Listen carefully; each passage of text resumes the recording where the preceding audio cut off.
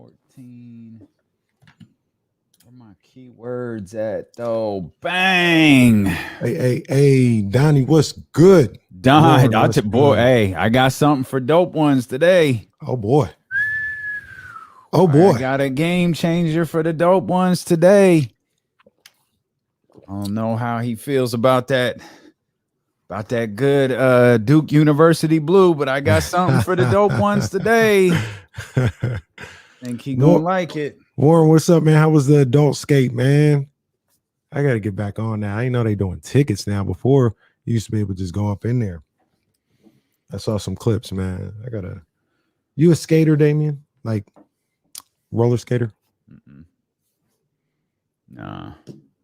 I don't do, like I said, I don't do my, I look smooth when I go forward. I be looking good, but I don't spin around, go backwards. Like I don't do all that, but I be looking smooth when I go forward though. I be looking real smooth. Rock skate. Warren, you appreciate you, David. Appreciate you and stuff. Rich, what up? Hey, Black Bottles 916. Yo. Okay. Yes, sir. I finally had some of that Vaillon last night. It's pretty good. Yeah, right. That, but it's pretty damn good. Right. Yeah, that's good stuff right there. That is good stuff right there. Go ahead and get that thumbs up message here.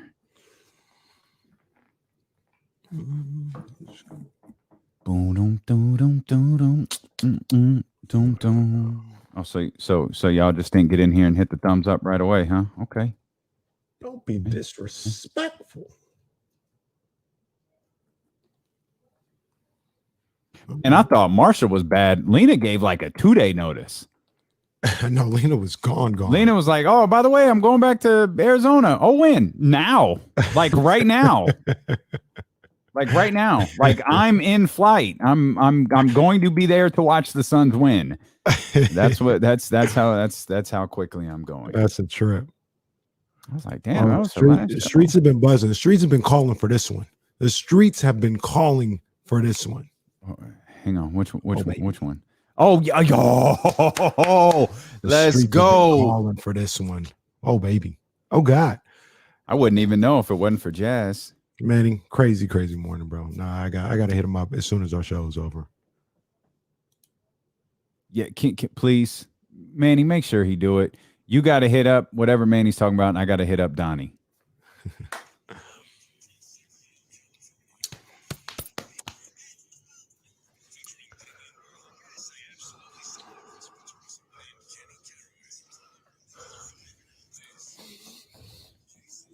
That's what I want. No. Hey. Hey, man. Hope you had a fantastic weekend. Welcome into the Monday edition of D-Lo and KC, where we pay you to listen. That's how we roll. We just throwing bribes at you, and we ain't got no shame about it. The Summer of Cash contest continues in 10 minutes. Your first of 4 opportunities today to win $1,000. We've got that code word coming your way again. 10 minutes past the hour of every hour. 1210, 110, 210, 310. We have got you covered with your opportunity to win $1,000. We welcome those watching on twitch.tv/ESPN1320, youtube.com/ESPN1320. We welcome those listening on 1320 AM. And of course, those listening on the Odyssey app. Partner, what's good? What's going on, man? It's Monday. Had a nice little weekend yesterday. Got up with my man Damian Lombardo with champagne and campaigning. Got outside. Marco Harris. Yeah. It was a good style. It was a good weekend for me. It was funny, man. It was one of those things where it was supposed to be a surprise because you know how Marshall is. Marshall don't want none of this, right? So like Sarah Hodges overseas, she was planning it. The CBS crew was planning it. It was we were telling everybody get there at 11. Of course, that didn't occur. Yeah, I got there at 11:45. But they told Marshall to get there at 11:15. So I'm downtown, and I kind of knew that. So I'm trying to find a parking spot. It's a mess. Oh my God. Oh my God.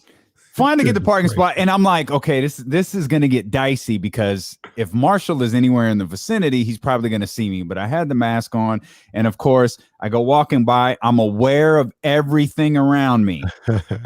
Nothing. All of a sudden, someone grabs me, and instantly I'm like, okay, I ain't been downtown. I see, okay, this is what we doing. And I turn around, and it's Marshall. And so there's this weird thing where I'm like, man, Marshall, what are you doing outside?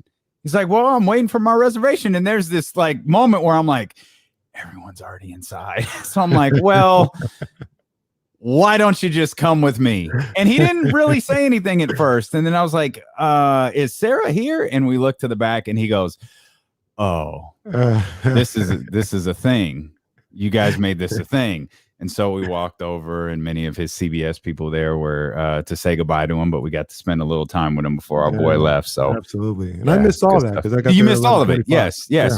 I got asked, is Kenny coming? I was like, yeah. Oh, Kenny on that CP time. Oh, Kenny's hitting like 10 because you sent me the text message. I text Kenny like, hey, we're inside. Walk inside. Go to the left. He says, bet. Be there in 10 minutes. And I was like, Kenny just hit every stereotype in one message because he said I'll be there in 10 minutes. I bet you $20 his ass ain't left the house. He ain't even in the car yet. I was on the road. Well, I shouldn't be saying I was texting and driving, but I was on the road. And yeah, like you said, when I got downtown, when I got around the spot, Cafeteria 15L, I mean, I had to make 2 trips around trying to find parking until I finally broke down and said, I'm going to go into this little parking lot. I didn't want to do it because it was Sunday. Downtown parking is free. I was like, I ain't paying $15 for this parking. But yeah, I would have to park by Go to One Center. So I broke down. But shout out to the Good Samaritan who was like, hey, man, here's my ticket. I'm about to leave. Here's my ticket. Put it in the windshield. I paid it forward. Did the same thing on the way out. Same thing. That's how we got to do as a community. Same thing happened to me. Brother came over to me. He was like, "Here, I'm leaving spot 42," and it wasn't even the $15. I don't mind paying for parking. Like that's whatever. It was the fact there was about 20 people there waiting to pay for parking. I was like, I ain't never gonna get inside because you don't take everybody 25 minutes to figure out how to use like a debit thing, how to pay for parking. Yeah, these things aren't easy. These things aren't easy. So. I guess we're all getting reacclimated to being outside. We're all getting. That's exactly what it was. That's exactly like whether there's people, there's parking. It was a lot of stimulation. Even Marshall was like, "This is uncomfortable. Like, I haven't been around this many people in a really, really long time." We had a good time, man. But look, I gotta say, Damien, as a rookie, I'm a rookie in this game. I'm Tyrese Halliburton in this game. Had me feeling like Triple H. I was in the Sacramento Media Elite yesterday. I'm in the club now. Yeah, he was there. Yeah. No, we were. Yeah, Ashley Williams. We were on the bottom of like that totem pole. By the way, like it was Sarah, Marshall. I was getting everybody's bags. I was getting donuts. Yeah, that's me. We were the ones who were fronting the bill for the bottomless mimosas. Like that was us. We had rookie duty yesterday out there with the good crew over at CBS, man. But shout out to Marshall. Shout out to Lena. It's a shame we lost them on the same freaking day. That's terrible. I thought Marshall was bad giving us a 12-day notice. Linus gave us about a 2-day notice. It's like, yeah, some personal notes. I'm headed back to Arizona. When? Now. Like now. She sounded like me at my old job. Yeah, I won't be here on Monday. It's Friday. I won't be here on Monday. I'm out of here. I ain't gonna be here. And neither are the Denver Nuggets. They gone. Your MVP is off to watch the rest of the playoffs now, at the house. Before we do that, he did get his celebration at home, so I'm not gonna. Okay. Yeah, no, I'm not gonna disparage him. Oh no, that's no disparage. No. I mean, I think the last two. Make sure I have this right. I know the last one was Magic Johnson. He got swept in the finals. I think he had half a hamstring, which seems to be a problem in today's NBA. And I think the one before that, this could be wrong, I think it was Kareem. So it's not exactly bad company that Jokic is in terms of MVPs being swept out of the playoffs, but I think in both of those cases they were in the NBA Finals and not the conference semis. But the story, we talked about this last week when the Suns went up 2-0. You were like, this could be a short series. It's one thing for the Denver Nuggets to have a nice little run after Jamal Murray goes down at the end of the regular season. It's a whole different ball game when you get to the playoffs. And we weren't too far into this series, KC, before we knew this isn't a knock on Jokic. It's certainly not a knock on Michael Malone or the Denver Nuggets at all. You get to the point where your second best player is gone. it's going to be a little bit too much for you to try to catch up. Yeah, it was too much for him. I saw the writing on the wall after game 2. I was like, they ain't got it. It's too much. This is a bad look for them. I thought best case scenario, it would end in 5. But, I was definitely open to the possibility of being a sweep, get the brooms out. And that's exactly what it was, man. So, they fought. They did whatever. They lost on the court with dignity. They didn't lose in the stands with dignity. Did you see that? Oh, on goodness. Friday night? Oh, yeah. Yeah. Now, okay. Yeah. I just want to be clear. We don't condone this type of behavior. No, we don't. However, when a dude tries to sucker punch you, and you just Floyd Mayweather out of the way, throw the dude off balance and hit him with a succession of uppercuts, and then have the presence of mind to look at his boy and say, "Son's in 4." Come on, man. Before hitting him one more time. His boy caught one too. That's an L that you just got to take. Yeah, that's embarrassing. Young punks out there trying to start something. I'm not sitting here saying it like I'm damn Bones Jones or anything like that. That dude ain't gonna just have me hemmed up and I'm just there, doing whatever. Jesse, get some swings in. Jesse, go ahead and mark this one down. Monday, June 14th, 12:08. A UFC reference from Kenny Caraway. Wow, Monday's bringing all sorts of surprises. Yeah, no, the Nuggets took multiple L's this weekend. We're gonna spend a lot of time today talking about Chris Paul and the Phoenix Suns turnaround and how one perfect offseason can take you to the conference finals. Now, obviously, this is unique, and I would go so far as to say maybe it's something we've never seen before, and we'll dive into that in just a little bit. But let's get this out of the way because it was a talking point last night. It's going to be a talking point probably for the next day or two. Jokic getting tossed, I think it was in the third quarter after a flagrant 2. You and I are almost always different when it comes to hard fouls, flagrants, different things like that.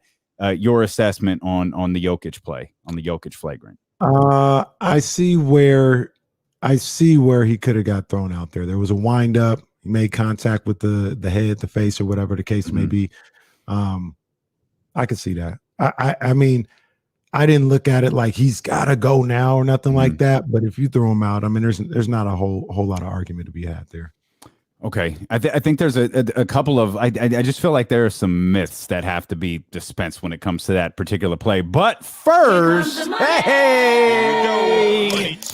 here comes the money. It's the Summer of Cash contest. Here's your chance to win $1,000. Your first of 4 opportunities today to win $1,000. Text the code word POST to 72881. That's POST, like Kenny is lethal in the post, or he was in his younger days. POST to 728. Text POST to 72881. This is a multi-state contest. Message and data rates apply. And remember, don't text and drive. Also, don't pay message and data rates. All right. So that is your first of 4 opportunities. Make sure that you are locked in with us 10 minutes past the hour. Every hour that D-Lo and KC are here on the air. One argument that I hated is you can't throw them out in this situation. It's elimination game. It's the playoffs, blah, blah, blah, blah. That to me is the same concept as, well, you don't blow your whistle. You swallow your whistle at this point. I've never understood that. Like, it's either a foul or it isn't. Right. If it's a foul 1 second into the game, it's a foul with 1 second left. If that's a flagrant 2 in a 3-0 situation, that's a flagrant 2 in game 40 of the regular season. To me, the officials called what was a flagrant 2, and they threw him out. You can't wind up. You can't hit people in the face. And I hate the argument that he was trying to make a basketball play. Like, he even acknowledged in his post-game press conference, I wanted to change the momentum and create a hard foul. So let me understand this really quickly. In that moment, the play gets broken down, shot gets missed. In that moment, you go, you know what I'm going to do? I'm going to change the momentum of this game by fouling him really hard.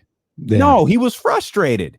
He was frustrated, and he fouled him. That's and the way he fouled him is a flagrant 2. You got to go. That's what it is. I don't have much of a problem with that. I don't even have a problem with Cameron Payne too much. Although Cameron Payne, I mean, Cameron Payne got hit in the nose. He did. I mean, I just look at kind of the aftermath. I mean, he's crawled up in the fetal position. All right, campaign. All right. All right, man. Well, okay. I'm not gonna do all that. I mean, come on, man. Hey, come on. I don't know. I ain't campaign. I don't know. Come on, man. The guy got up. He was fine. No blood. Nothing like that. I'm just saying, when he was crawled up in the fetal position, come on. I don't know. Man, maybe his favorite player is LeBron. At least he wasn't staring off into the sky. At least he wasn't doing all that. At least he wasn't withering on the ground, holding his shoulder. I heard some more LeBron stuff over the weekend too. If I remember it, I'm gonna bring it up again. All right, let's talk. I want to talk more about Chris Paul. I want to talk more about the Phoenix Suns, and I want to talk about the Bucks. The momentum has obviously shifted in that series. But what about the pressure with Kyrie and James Harden both being out, likely for Game 5? We'll talk about that. We're just getting started here. Get comfortable. Put your phone nearby. We got more chances for you to win $1,000. Here is D'Lo and KC. Roll along on Sacramento's #1 sports station, ESPN 1320.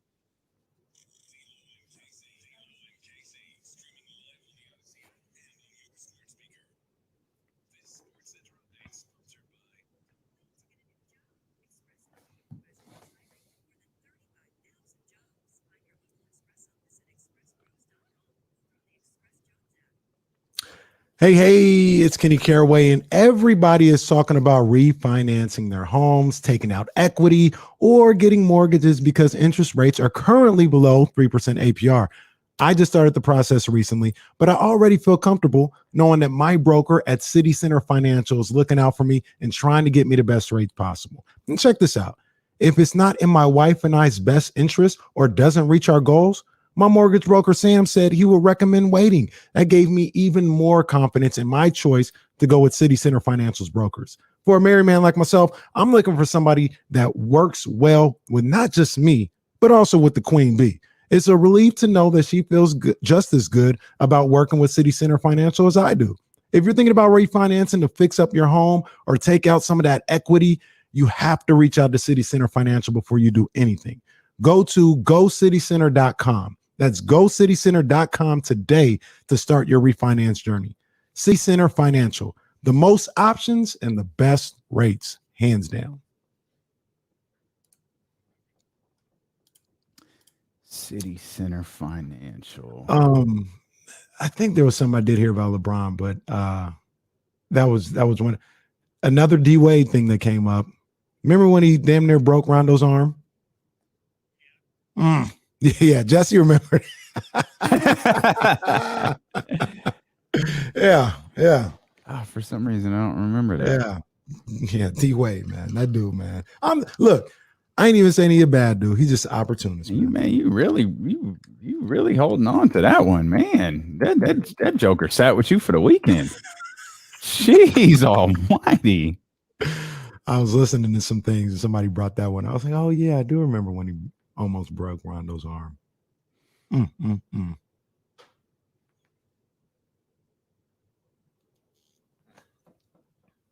Well, wasn't Dwayne Wade the one who fouled the hell out of Kobe too in an All-Star game? Didn't he bust Kobe's nose up in an All-Star game? Wasn't that Dwayne Wade? That might have been Wade. Uh-oh. It might have been Wade. Yeah, that dude, man. Okay. That dude, I just got to keep my eye out for that dude, man. That's all it is. So we'll talk about that, Leezy. We'll talk about that. It's much to do about nothing, to be honest with you, but we'll talk about it.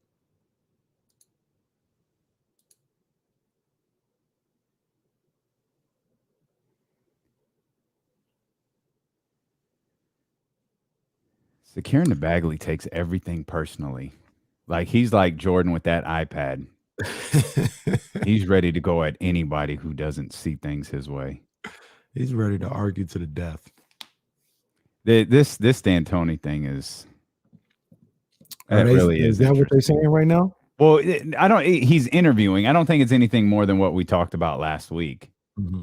I don't know why it's getting so much traction today, but we talked about that last. If you go on brace not playing defense, then we were. Oh yeah, here's the clip right here. Yeah, I don't need to see the the Kobe. No, the Kobe clip. Yeah. Yeah, I was about to say I don't need to see the Rondo joint. I don't need to see that. Let me see here. I'm gonna let you know if Wade was out of pocket or not. That's actually one thing I never held against him was his Kobe thing, but let me revisit it. Maybe I'll find a way to hold it against him now.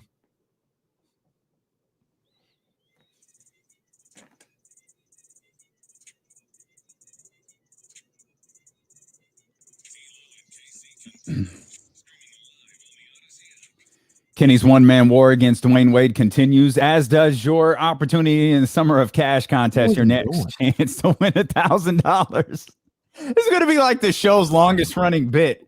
Like every week, Kenny's going to find a way to further dislike Dwayne Wade. Things just keep popping up every time. We talked about how he almost broke Rondo's arm. All right, we talk about that. And then Jesse comes up with the clip of when he busted Kobe up in the All-Star game. What the hell was he doing?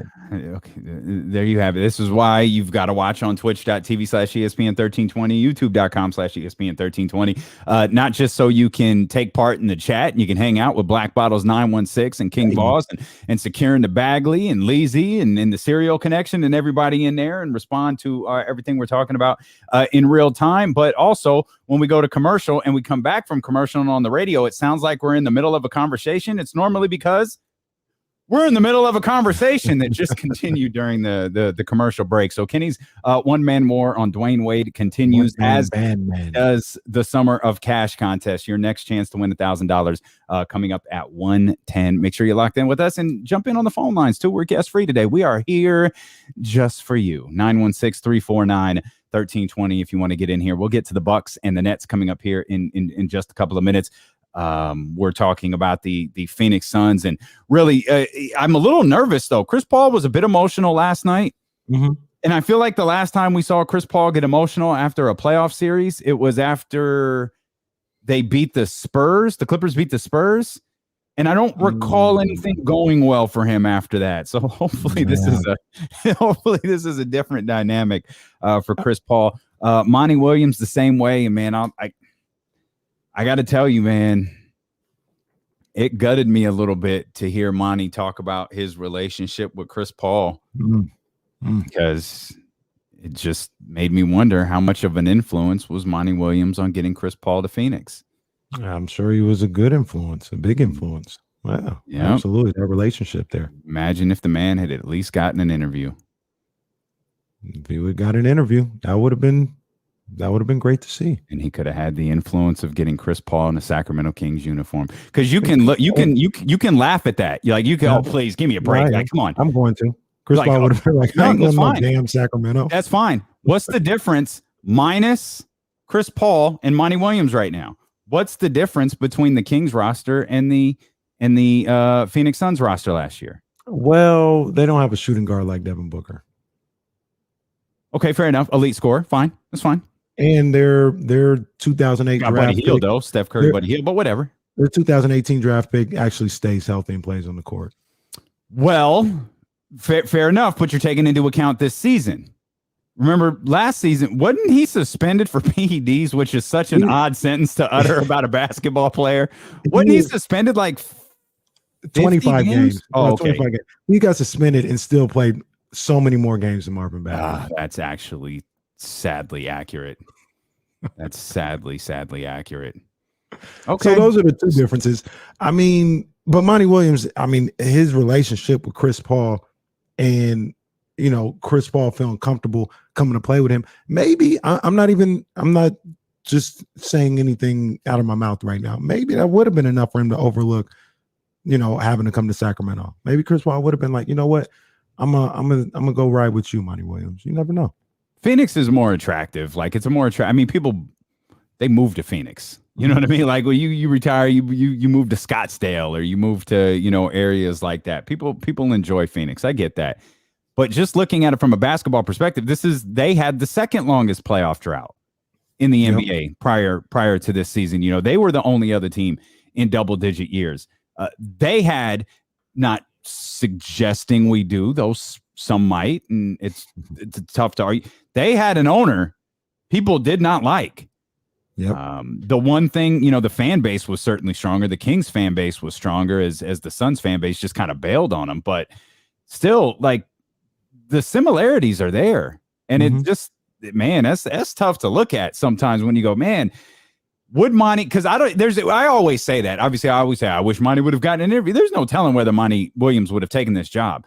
And I'll have to look this up. Did Monty turn down the Lakers job? I don't think he turned down. Okay, I don't think. Okay, all right. I couldn't remember if maybe they didn't interview him for it. I feel like there was something surrounding that Lakers job with Monty Williams.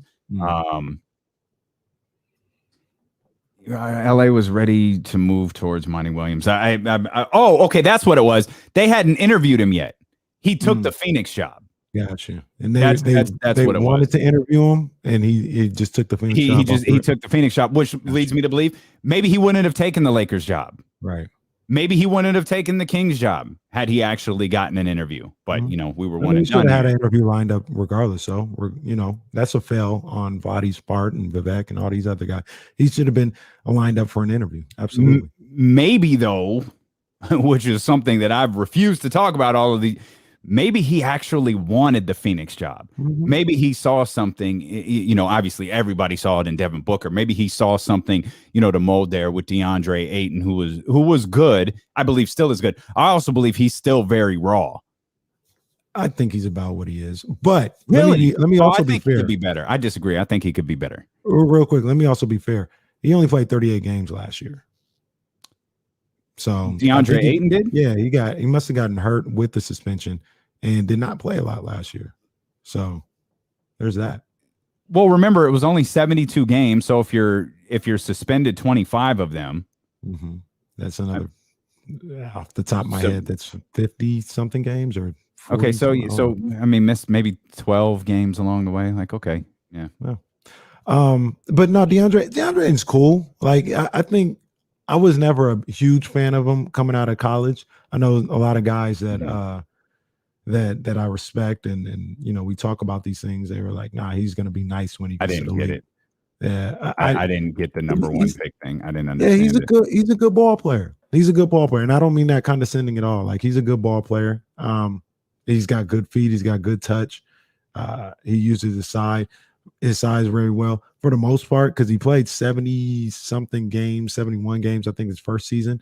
He's pretty durable for the most part. So, you know, he's a good ball player. He can definitely get better. I don't see DeAndre Ayton without Chris Paul being like a all-star type guy, but I could be wrong. He sprained an ankle almost immediately after the PED suspension. Which took him out an additional 5 games. So that right there off the bat was 30. He continued to deal with kind of injury. He continued to deal with like that same ankle issue. That's ultimately what kept him out those handful of games the rest of the year. But this season was completely different. He played this season. He played a lot this season. His role was a little bit different this season, obviously, with Chris Paul in place, you know, Jay Crowder stepping up. And I just can't say enough positive things for what Jay Crowder has done for this team as well. Chris Paul absolutely deserves, you know, the credit as the focal point for it. But Jay Crowder, you know, we talk about it here in Sacramento. That dog, you need that dog. Jay Crowder is exactly that. And he can back it up. Like, his play backs it up. And when he gets a block on Jokic and can send the break the other way and get his team behind him, man, those are momentum swings. Those are big, you know, emotional lifting plays. Those are big deals. And Jay Crowder is capable of making them. He's done them in big situations before.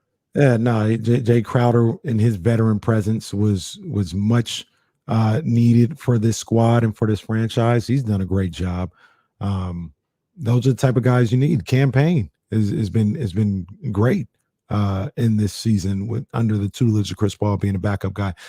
Look, I can't understate enough the fact that people thought Campaign was going to be in the G League, was going to be overseas. Mm-hmm. You know what I'm saying? Yeah. And for him to, be as effective as he's been, that's a testament to him, man. He's worked on his game and he's done some really good things out there, man. So shout out to him, man. They have some guys on that roster who stepped up. You know what I mean? When people might have thought their career was a little iffy. You know what I mean? Like in campaign is one of them. Mm-hmm. Nobody thought Mikal Bridges' career was iffy, but he wasn't looked at in the light that he is right now. Right. Before the season. And he stepped his game up. He's gotten better. He's done some really good things. One thing I will take umbrage with real quick, though, is Leezy says that Ayton has outplayed Anthony Davis and Jokic. Let's calm down. Let's relax. All right. DeAndre Ayton in this series against the Nuggets, 14.3 points, 10 rebounds. Good numbers. Jokic went for 25 and 13. Yeah. Let's calm down. Let's relax. Let's be careful. Like let's calm. Let's be careful. We don't put too much into the fight. Jokic is still the MVP just because he's eliminated. Like you could argue if anybody took it away from him, it was Chris Paul took it away from him last night or over the course of this series, but he still had a hell of a series. And DeAndre Ayton played his role. His role isn't to be Joel Embiid right now. His role isn't to be Nikola Jokic. They've got Devin Booker, to carry the scoring. Chris Paul had 37 last night. Oh boy, 14 and 19. We're talking about the mid-range game being dead. This dude shot from the same part of the court over and over and over again. Yeah. And Denver was just standing there like, I don't know what to do. Who shoots from the mid-range anymore? Who shoots twos? Chris Paul does. And he does it rather effectively. He's money, too. He is money. He gets to his spot and is money. I think of so many vengeful things coming out of that. Because now I sit here and look at this like, was Chris Paul really, like, if you had let Chris Paul play the way Chris Paul plays in Houston, would that team have won? But, of course, the injury conversation derails everything. Yeah, so I think they're about to win till that hamstring exploded.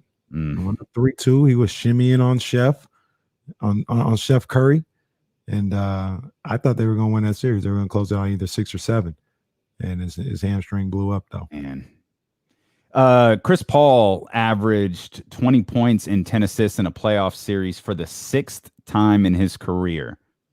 One other player in NBA history has done that.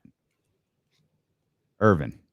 Magic Johnson is the only other player to have done that, and I think he's done it 15 times according to my notes from ESPN stats and info.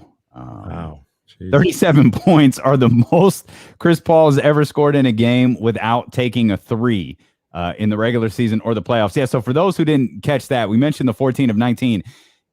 He was 0 for 0 from three-point range. That's, again, NBA 2020-21. Chris Paul was 0 of 0, and he scored 37 points. 0 of 0 from three-point range, and he scored 37 points. Wow.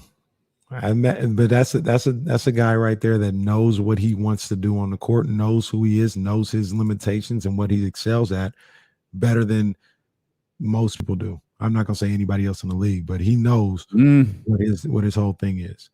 You brought up a great point, as we were preparing for today's show, and I think it's worth exploring.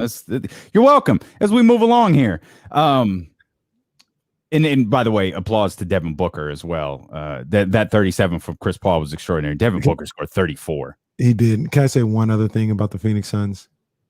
29 of 31 from the free throw line. That's what the hell you do. That's the Kenny Caraway line right there, baby. 93% from the line on the night. 29 of 31. That's what the hell you do right there. That's what I'm talking about. First time the Suns have been in the conference finals in 11 years. They're also the first team in NBA history to reach the conference finals after entering the season with a 10-year playoff drought. Well, get ready for company next year, Phoenix.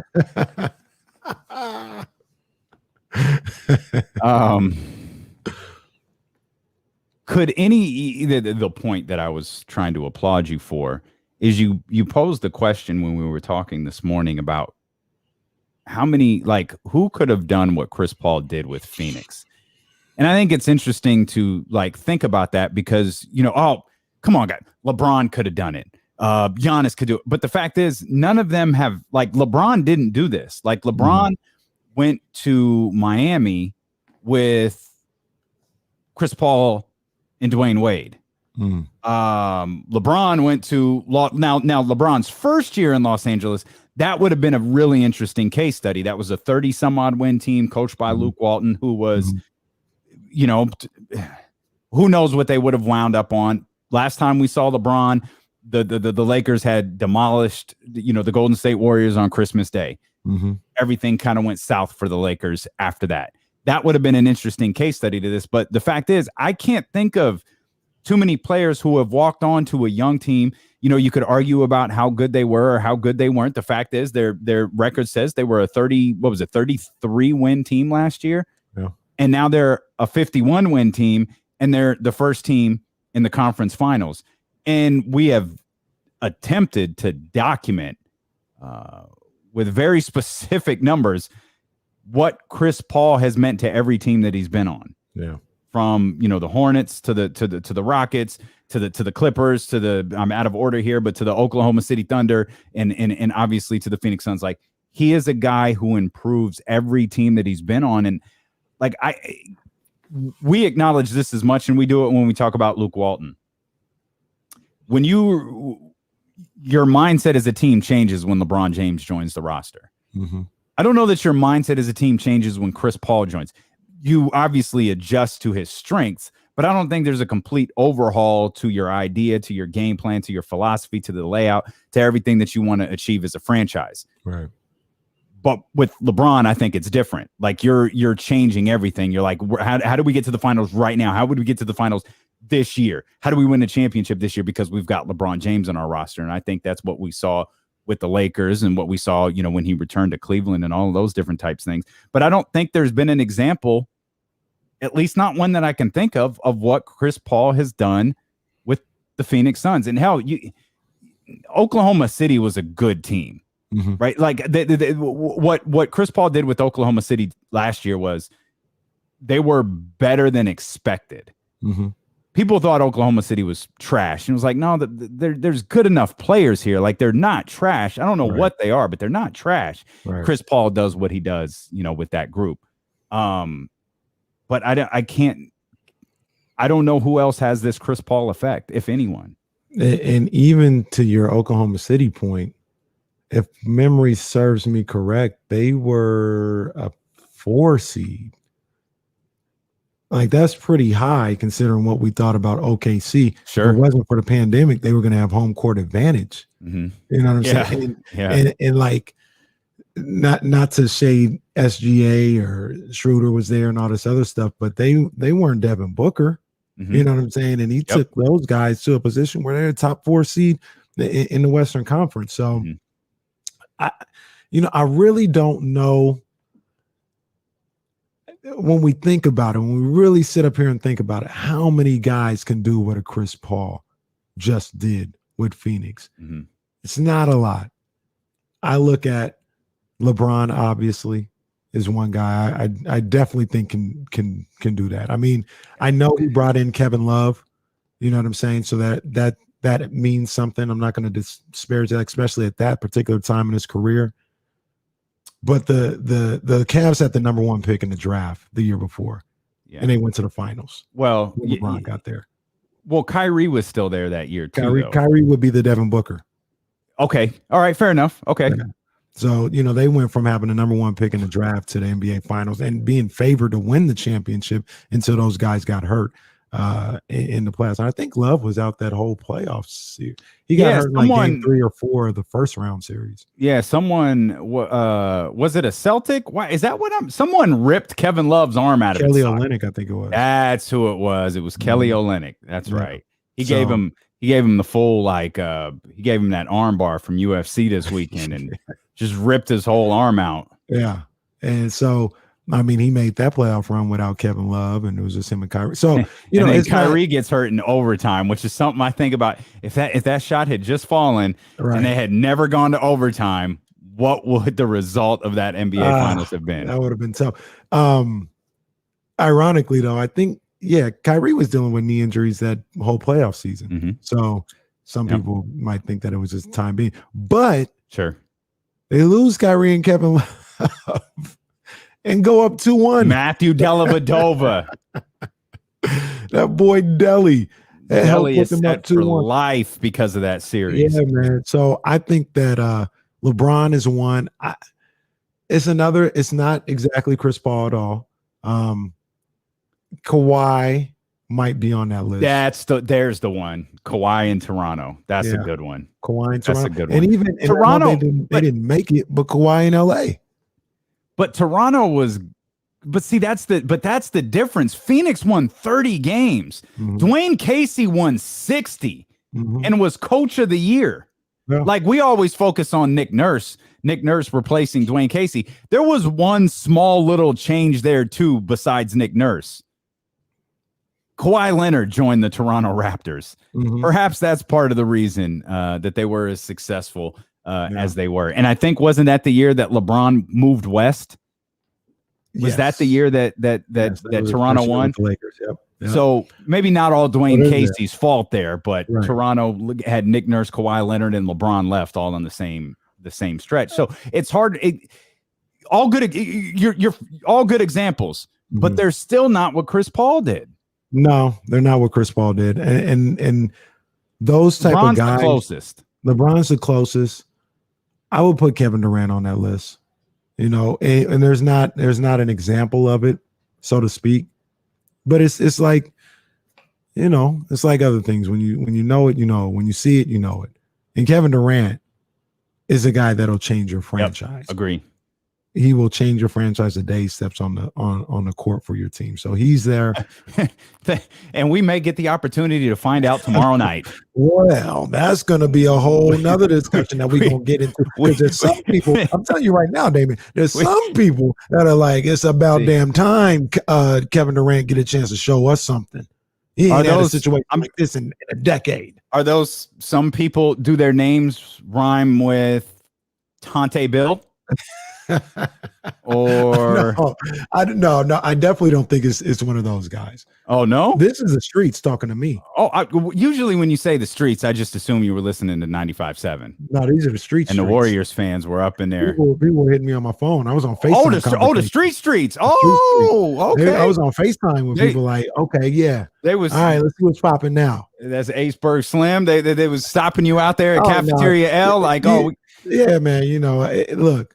The streets are talking right now because we're going to get into it a little later, but they're like, yo, shoot, KD ain't had nothing to worry about for a long time. I want to see this. I want to see this. You want to talk about the streets, and we're absolutely going to dive into that. We've got another opportunity for you to win $1,000. You talk about the streets. Can I tell you, I'm just minding my own business, right? Had a great lunch with KC and Marshall Harris. Said goodbye to our boy. Got a chance to spend some time with my partner. Doesn't happen often. We're walking back to the cars. I'm minding my own business. I'm in a good mood. Right, it's a beautiful day outside, and like, we just walking to our cars, and I'm looking around like KC and I are like walking right next to each other. Normally, when you're walking to a spot you expect to break off, we ain't breaking off until I look up to where my car is, and I look at the car next to it, and I go, you just parked next to me. Not only did Kenny show me up by parking next to me because his car is significantly nicer, he went fast and the furious and backed in to the parking spot. So I'm feeling great. Like, I'm feeling great about myself until I walk up and see my car next to KC's, and it's like, oh, okay. Hey, man, look, I guess I got to call City Center Financial and get a setup here because I'm behind. The wife got new McQueen and the Violet Fog robes. I ain't got one of those. We got City Center Financial hooking us up here. I got next to the car. I was like, I ain't got one of those. Look, like, man, Kenny, show me up. I'm just trying to get to point A to point B.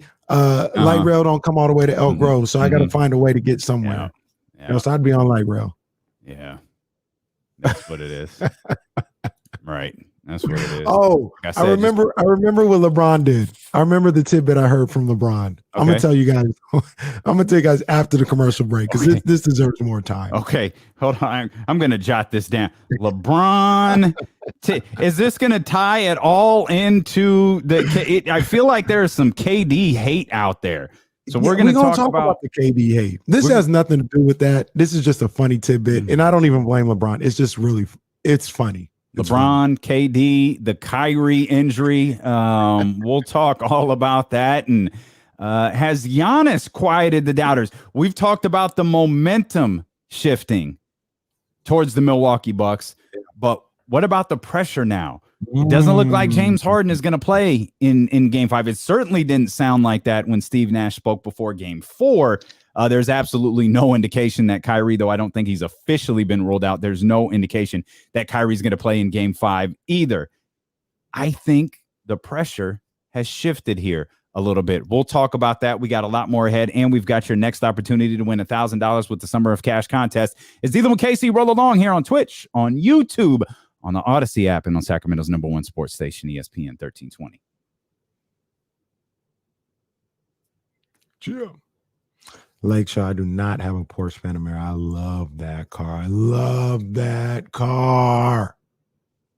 I don't have it. No, sir. Somebody was talking about here is what they say. Cole got a Corolla. First of all, we will not disparage the Toyota. We talking about, man, Corollas. That was my first car. Same. Toyota, an 88 Toyota Corolla. I love that car. Oh, he has a Camry. That's what he's saying. Corollas are for teenagers. Camrys are for adults, I guess. Camrys be popping. 2019 too? Come on, man. Stop playing, Cole. Stop playing. Probably tried to. He probably tried to. Again, just minding my own business. Leezy, calm down, man. Calm down, man. I'll just relax.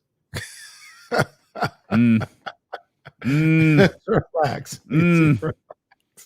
I mean, anybody on IG knows. I don't have a Mercedes, Bryce. No, that's too low. That's complete Mercedes. I think I told you guys one day about the legend Gary Radnich, and the stick was always the Bentley. He'd get on the radio and he'd be like, "Yeah, I had to get the Bentley washed this weekend." They're like, the Bentley, or whatever. No, he really had a Bentley. And I didn't know that for years. I thought it was a stick. I thought it was a bit. And then he did some kind of some video for the radio station. And yeah, he was rolling around in a Bentley all these years. Gary Radnich. Frankly, Floyd with the realest IG comment or with the realest YouTube comment ever. Get out of our pockets, frankly, Floyd. Rich driving around in a windowless white van. Come on, Rich. You don't know what's going on. Why you ain't got no windows in here? Oh, you don't know what's going on. Oh, man. No. Some good stuff. Good stuff. Somebody mentioned Jimmy Butler. Yeah, I saw that. Jimmy Butler in Miami. I was trying to think of what Miami did the year before. The year before Miami, let me see off the top of my head. The closest is definitely because that was a lottery team. Cleveland was a lottery team when LeBron went home. Yeah. That might be the one. Jimmy in Minnesota ended the playoff streak. Still, I mean, they had Towns and Wiggins. They got to, but they were a young team. That's the Ayton in the Booker. Jimmy in Philadelphia. Maybe Jimmy's on that list. Maybe Jimmy's on the list 4 times, 3 times. Maybe Jimmy in Chicago. Huh.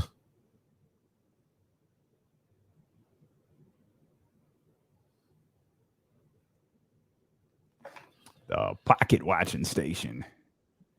Peyton, we don't even know what you're talking about. Y'all hyping this up. Better be something nice. What do you mean? Honey, what are we hyping up? Like, what are you talking about? Up. If it's up, then it's stuck. What you want me to say? Oh, up. Yeah. Yeah, Cafeteria 15. Now that was the first time I had been there since it's the first time I've been there for that. First time I've been in that building in probably a decade. Went to the park one time. The park ain't for me. Yeah, that's not for us. I ain't coming back. Yeah. Yeah. Yep. Yeah. I was looking around nice vibe up in there though. I was looking around yesterday, like I'm not 100% sure this place is for us. Then we got outside and it was like, okay. It was like, okay.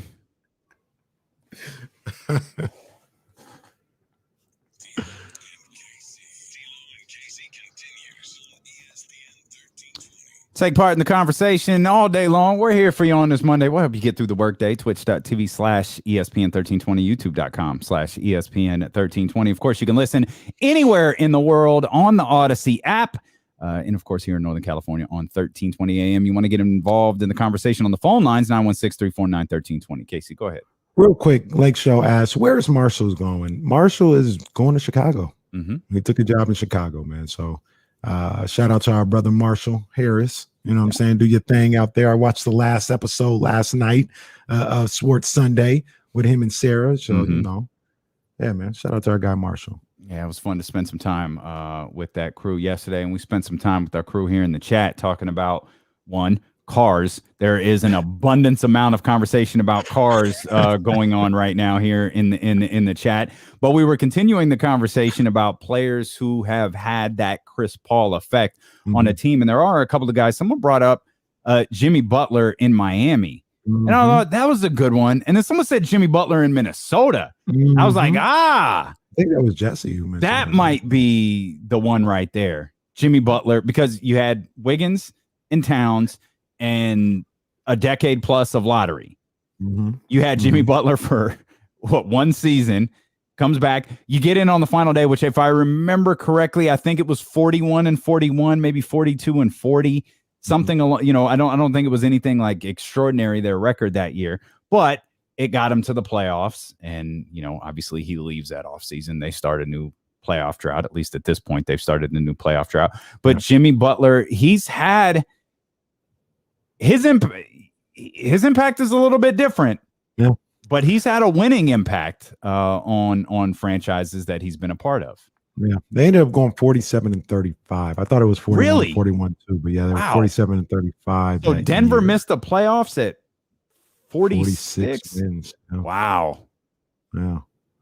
Now and they were like the 2 seed the next year or something like that. Who? Denver? It wasn't Denver like the 2 seed the next year? I think it was a 3-6 they lost to Portland. Okay. I think that's what it was. Game 7, CJ McCollum goes off in Denver. I think it was a 3-6.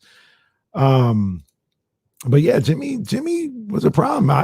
Leezy brings it up. I'd say Jimmy and Philly was a big thing as well. Sure. You know what I'm saying? He got them to the second round, or helped get them to the second round of the playoffs that year, pushed Toronto, the eventual champions, to a Game 7. So Jimmy may be on that list. A couple of people, I see Max bringing this up. He several people have brought up Chris Webber to the Kings, and the difference is the Kings. You know, you were talking about LeBron going home. The return to the Cavs, that was a lottery team. The team that Chris Webber came to wasn't a lottery team. Right. I mean, they had been for the most part, a losing franchise. But they had started to kick out, right? The big Hulkamania comeback was coming. And that's when Chris got here. No argument that they took him to another level. There's no argument that Chris took the Kings to a different level. That's not the conversation. But it wasn't 30-50. Right. You know what I mean? It wasn't that big, drastic turnaround right away like we saw with Chris Paul in Phoenix, like we saw with LeBron James that first year in Cleveland. Yeah. But Jimmy definitely gets some consideration. Sure. It's crazy. I don't know if I'd put him on the list, but he gets some consideration for sure. You're not sure you'd put Jimmy on the list? There's so many different factors I think that has to be like Jimmy has to have all-star caliber players. And you could probably say the same thing about Chris Paul and LeBron James, but SGA isn't on the same level as Cat at that particular time in Minnesota, or Joel Embiid or something like that. Devin Booker is, you know what I'm saying? So there is that. But I don't know. Jimmy might be in there. Jimmy might be in there. I'm not feeling that per se, but when you put everything out there, I mean, why wouldn't he be on that Perhaps list? He's a number of different times. The reason the Chris Paul effect is a thing that you've heard about so much this year, and it's a thing that we've talked about, is because it really stands out with Chris Paul. And for a guy who has meant so much in terms of winning to the team that he's been on, it's weird that he's been on so many different teams. You know, the Hornets is one thing. He won it out. Fine. You go to the Clippers send him to Houston. You have all of these different things, you know, that kind of happen along the way. But Chris Paul is absolutely a winner. And we'll talk about rooting for and rooting against here as we go on. There's a couple of other things that I want to talk about here as we got the Summer of Cash contest coming up in less than 20 minutes, 10 minutes past the hour, your next opportunity to win. You had a LeBron. Yeah. No, that's what I was going to talk about.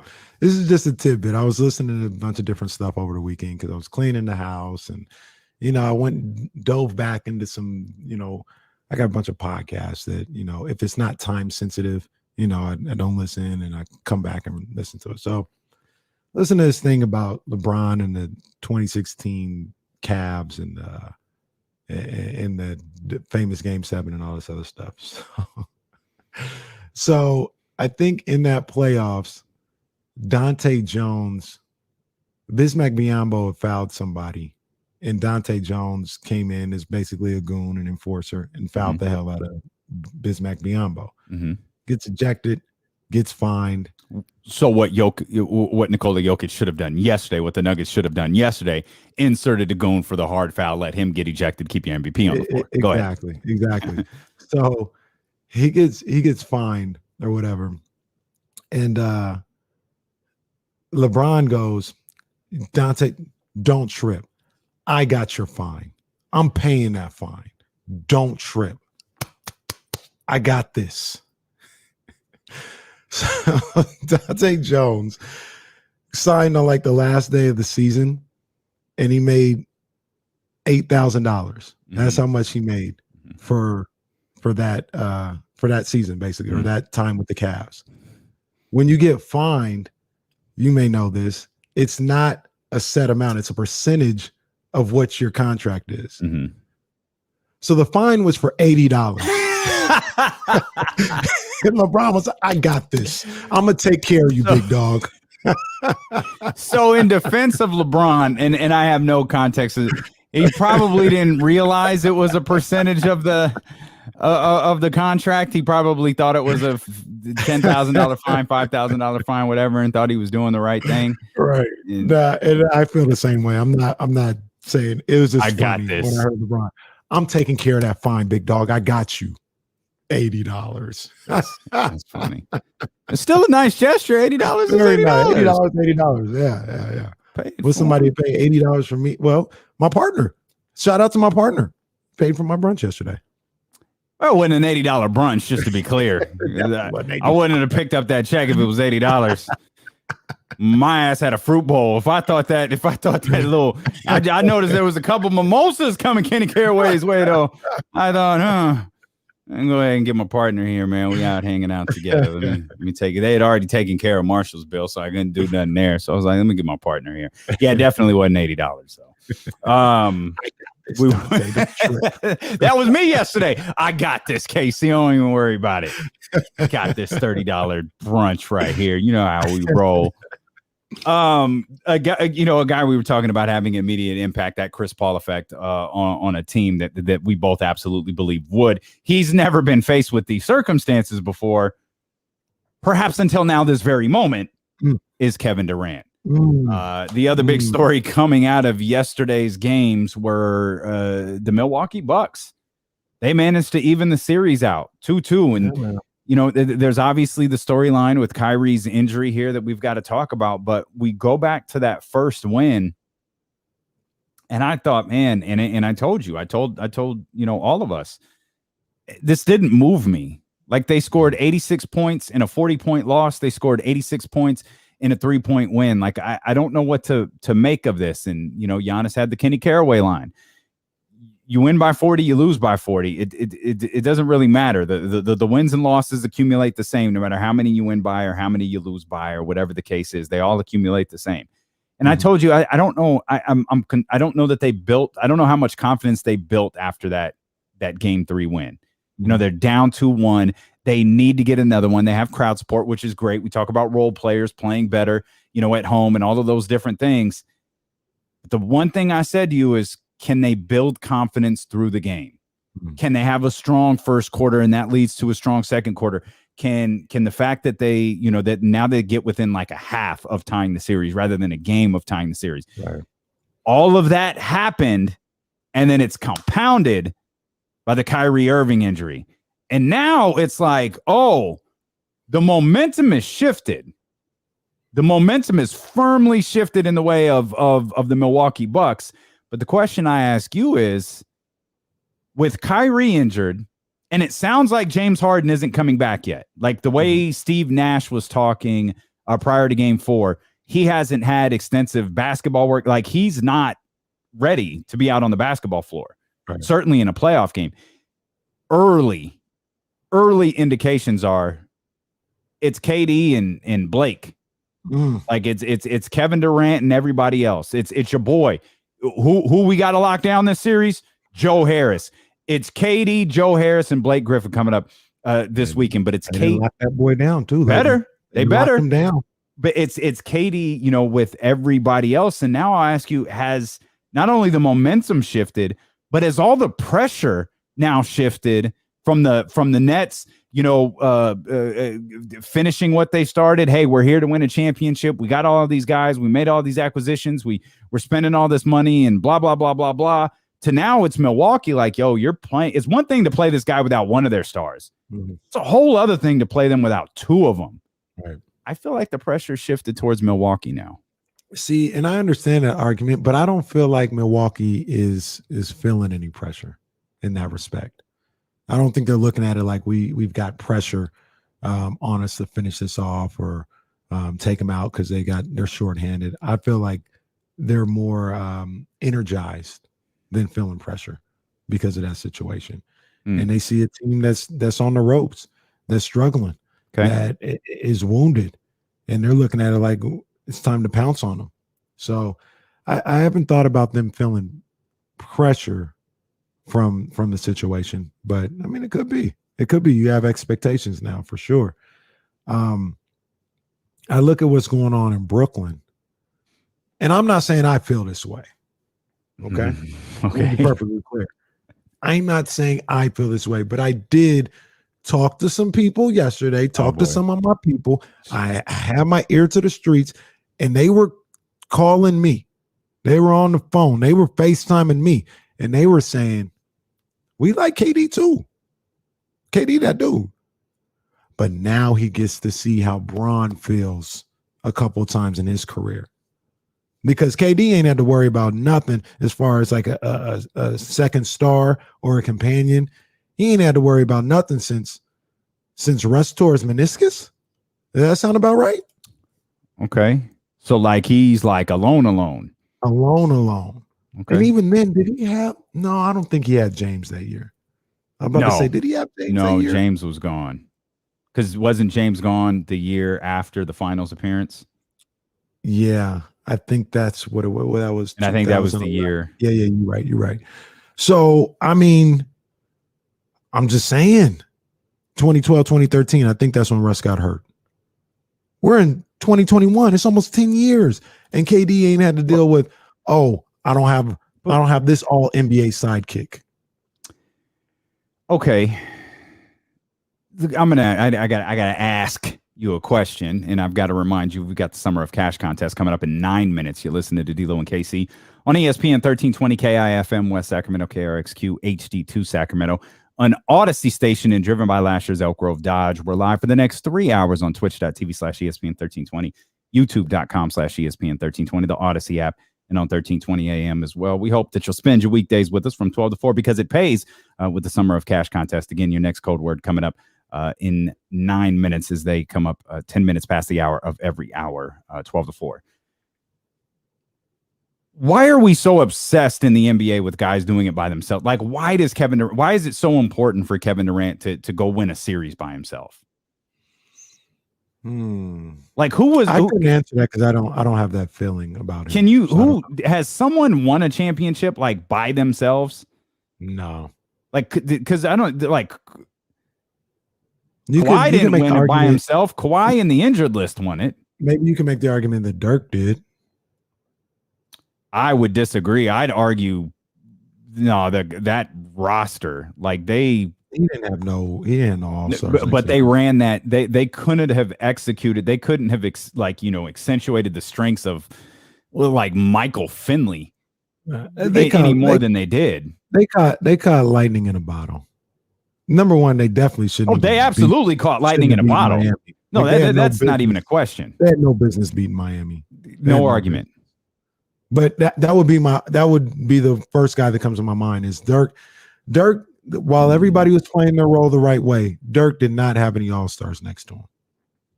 Okay. So there's that. But this is why I don't disparage LeBron for going to Miami or going back to Cleveland and setting that up the way they did. I disparage KD for going to Golden State for different reasons, not for playing with all-stars. It's just playing with those particular all-stars.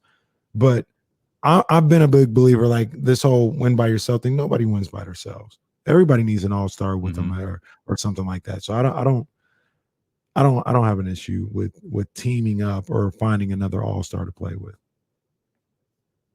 Was Jason Kidd on that team? He was. Okay. That was like a year before he retired, but yeah, he was on the team. Was he still getting them 10, 10, and 10s? All triple doubles matter. But he had turned into a pretty good spot-up three-point shooter at that point in his career. I do remember that. Like, what the hell? That was a team that knew their role, and that was also a team that was out for, like, they had that chip on their shoulder. Like, few teams ever acknowledged it. Like, San Antonio didn't acknowledge it until after they beat the Heat following the Ray Allen 3. When they beat the Heat the next year, they acknowledged we needed to get back here. We needed to kind of rectify what happened the year before. I think even though it was a different team, I think the Mavs felt the same way.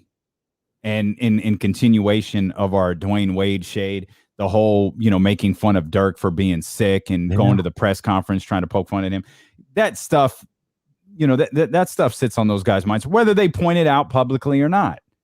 It does. And I think that played a factor in that series as well. Asia was on that team too. Damn. Wow. Yeah. Good for Peja. Damn, that feels like an eternity ago. I know, right? Jeez, well, it was almighty. Years ago. Yeah. They had no business winning that finals. They had no business. Miami, that's a lost ring right there. You have a ridiculous memory. Who did they beat in the conference finals? Let me see if I can get this off of the top of my head. It might have been OKC. Because they beat the Lakers in the second round. They swept them. That's when Phil Jackson slapped Paul Gasol in the chest in the middle. In the middle of the series. Andrew Bynum knocked JJ Barrera on his little ass in game 4 when they were getting blown out. So they beat the Lakers. They might have beat Oklahoma City. Yeah, it was Oklahoma City. They beat San Antonio in the first round in 7 games, I think, in that series. In that playoffs, I think. San Antonio, you say? They beat Portland. Okay. Maybe Dallas beat Portland in the first round. They beat the Lakers in the semis, and then OKC. I have zero recollection of any of that. I don't remember any of it. OKC series. I can't say that. I don't remember much about that. I remember Miami, Boston. I remember Chicago, Miami. I remember that. Yeah. Chicago, Miami. I almost don't. Well,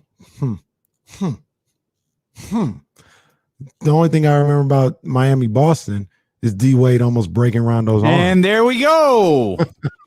As our hate for Dwayne Wade continues. We are here to expose Dwayne Wade, apparently. That's the new trend here on. I will say this though. Dwayne Wade is one of the great players in NBA history. I'll never take that away from him. I remember one time somebody was like, "Is he, a top 3 2 guard of all time?" My first thought was like, "Are you out of your mind?" And then I would see some of the seasons that he put up and some of the numbers he put up, and it was like, damn, like he's on that list. If he's not top 3 or top 5, like he's in that conversation. He's a great ball player. I just wouldn't trust him as far as I could throw him. He's in a weird spot because he falls into, like, he's in the LeBron era, but Kobe is still great. Like, it's like the LeBron, like he falls behind those guys. He's always he's overshadowed by LeBron James and Kobe Bryant during the early part of his career. One of the first times I took notice of D Wade's little shady character is when in 2012. I love that this is continued all like from Friday all through the weekend here into Monday. It was when in 2012 when they were struggling or whatever, and D Wade went on this press tour and was like talking to Stephen A. and Rachel Nichols and all these people, and he's like, "Yeah, I just had to tell LeBron, like, it's okay. It's your team, bro. We're only going to make it as far as you take us. Like, and I had to relinquish what I had. I had to take a step back to make sure he knew it was okay to lead us." I almost cursed like Doris Burke. LeBron, the best player in the world. What are you talking about, D Wade? I remember what the hell are you talking about? But no, he wanted to get it out there. He's like, I had to let him know. It's okay, LeBron. It's okay. I'm giving it to you. It's okay. Shut the hell up. I remember that well. And I remember, didn't Boston, I know Jesse will know this, didn't Boston beat Miami the first game of the season? Like the first game of the Big Three? And Dwayne Wade goes to the podium and says, "Yeah, well, we're not going to go, like, sorry to everyone who thought we were going to go 82-0 or something along those lines." And it's like, oh, the pressure is getting to him. Like, I thought game 1, these dudes are going to crack under the pressure. Like they weren't ready for this level of heat. Yeah. They got heat. Anyway, like I said, man, great ball player. I just wouldn't, I don't trust him as far as I could throw him. Okay. As Stone Cold would say, as I watched his biography this past weekend, I wouldn't touch him with a 10-foot pole. There you go. It's one of Stone Cold's favorite sayings. Like, all right, let's come up with a new one, Steve. That's pretty antiquated, fam. But so, and we'll dive into this after we pay some people. You know what I'm saying? Oh yeah. KD got a situation right now. He's got a situation. And like I said, I don't hold nothing against him. I'm not saying, "Oh yeah, KD, now your legacy's on the line." I'm not going that far. He is who he is. He's one of the great players we've ever seen in our lives, and nothing's going to change that, in my opinion. But he hasn't had to deal with a situation in the postseason without a second superstar since Russ tore his meniscus. And to be fair, they end up losing that series, I think. Is this his biggest like playoff moment about to happen right here against Milwaukee? Don't answer. Think about it. Because here comes the money. Here we go. Money talk.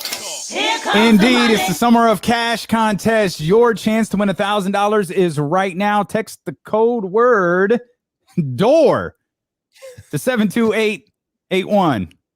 That's door, as in Kenny Caraway's just slamming the door on Dwayne Wade.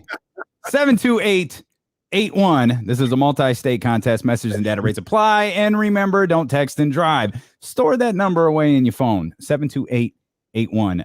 Remember, that's not an ESPN 1320 text line. That is not for you to text your hot takes. That is not for you to text, "You guys are a bunch of idiots." No. That is the company text line. And if you're texting anything other than the keyword, they will block you with a swiftness. So just use that for the cash contest. 72881. Store that away in your phone because we've got another opportunity for you to win coming up. You know the deal. 1 hour from now, 10 minutes past the hour of every hour that D'Lo and KC are here on the air. So no, I could tell by the look on your face, this isn't KD's biggest playoff moment tonight. Tomorrow. I don't want to say that. I don't want to say it because that would get into like people talking about, "Oh, this defines his legacy." I don't feel that way. I don't feel that way. But like I said, this is the first time in almost 10 years of playoffs where he can look to the side and how LeBron had to deal with Kyle Korver, you know what I'm saying, and Tristan Thompson. Kevin Durant never had to do that. He never had to do that. Now he does. Katie Will Smith at the end of Fresh Prince of Bel-Air. That's how he's looking. In the living room looking around. Him and Sarah Hodges looking the same way. Just looking around. So, Sean Cunningham, too. They looking around the sports departments like, it's just me. I'm here. I'm all alone. So, I mean, I think you mentioned this on here or on the show call. I don't expect to see Harden. I'd be surprised if I saw Kyrie in Game 5. I think if I was Steve Nash, I might try to steal an extra day or two and just not play him Game 5, regardless of what's going on, and see if I can get him for 6 and 7. That might be like we talked about with Chris Paul on the shoulder and everything in round 1. I don't know. Oh boy, I think we've got the James Harden rule on the way. Oh my.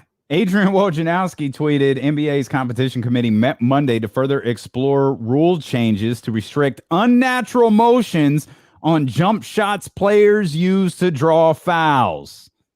NBA wants to limit players, including stars like Trae Young, James Harden, from leaning backwards and sideways to draw fouls. That's the Trae Young for sure.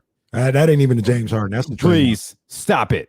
No, Trae Young. I know what they talking about. Where Trae dribbles and you're guarding him, and then he bumps his butt backwards, bumps into you. He goes flailing. That's the Trae Young. He perfected So that. if Trae is leaning backwards, James Harden's leaning forwards. See, the James is where he sticks his arms out, and everybody does it now. De'Aaron Fox, he sticks his arms out under your and goes like this. The difference is De'Aaron doesn't get the call. Yeah, that's De'Aaron doesn't, and they're just like, oh, sorry, kid. Too bad. We'll step out. We'll come back. There are other series that we've got to talk about, including the Clippers. Oh, and dissension in the Dallas Mavericks organization. Oh, my. Yeah, dude, that article. I'll tell you what I thought about that article when D'Lo and KC return here on Sacramento's #1 sports station, ESPN 1320.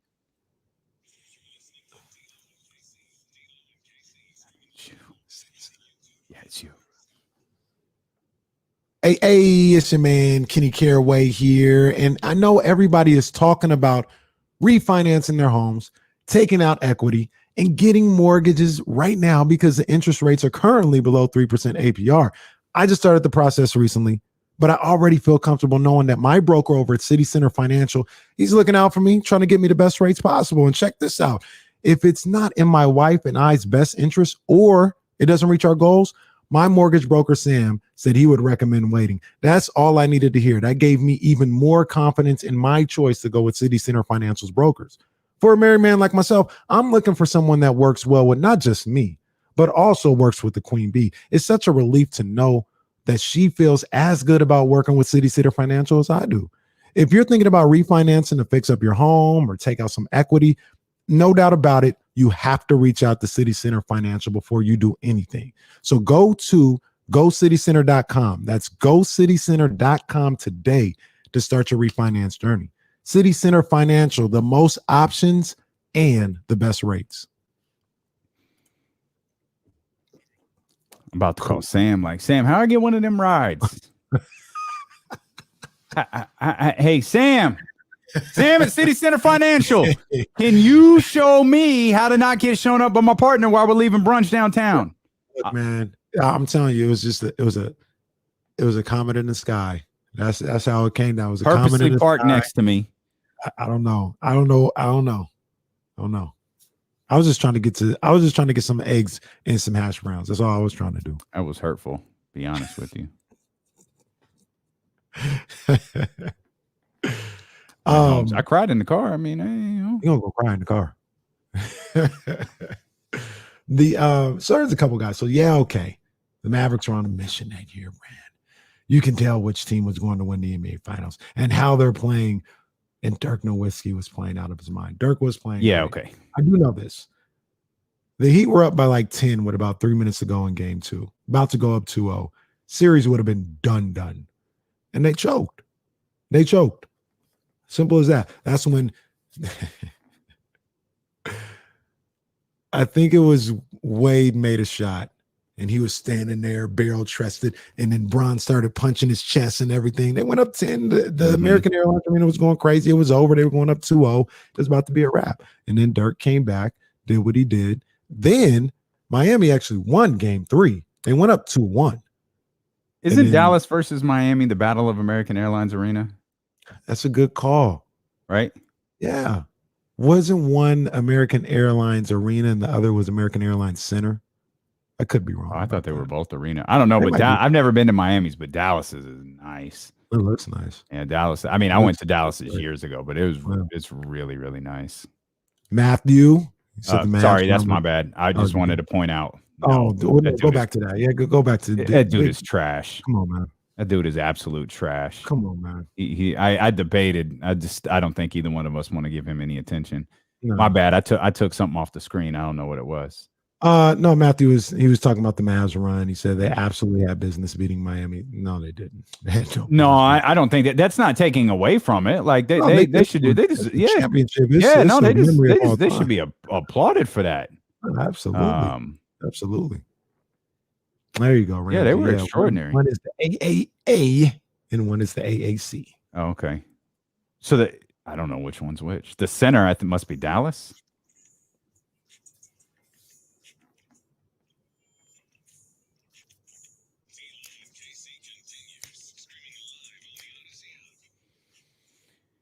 Odyssey app, twitch.tv/ESPN1320, youtube.com/ESPN1320. You want to get in on the conversation, you can. 916-349-1320. Plenty of NBA to discuss here with the Bucks evening things up with the Brooklyn Nets now at 2-2. Kyrie's ankle injury seems to have changed the complexion of that series. Not necessarily on Kyrie alone.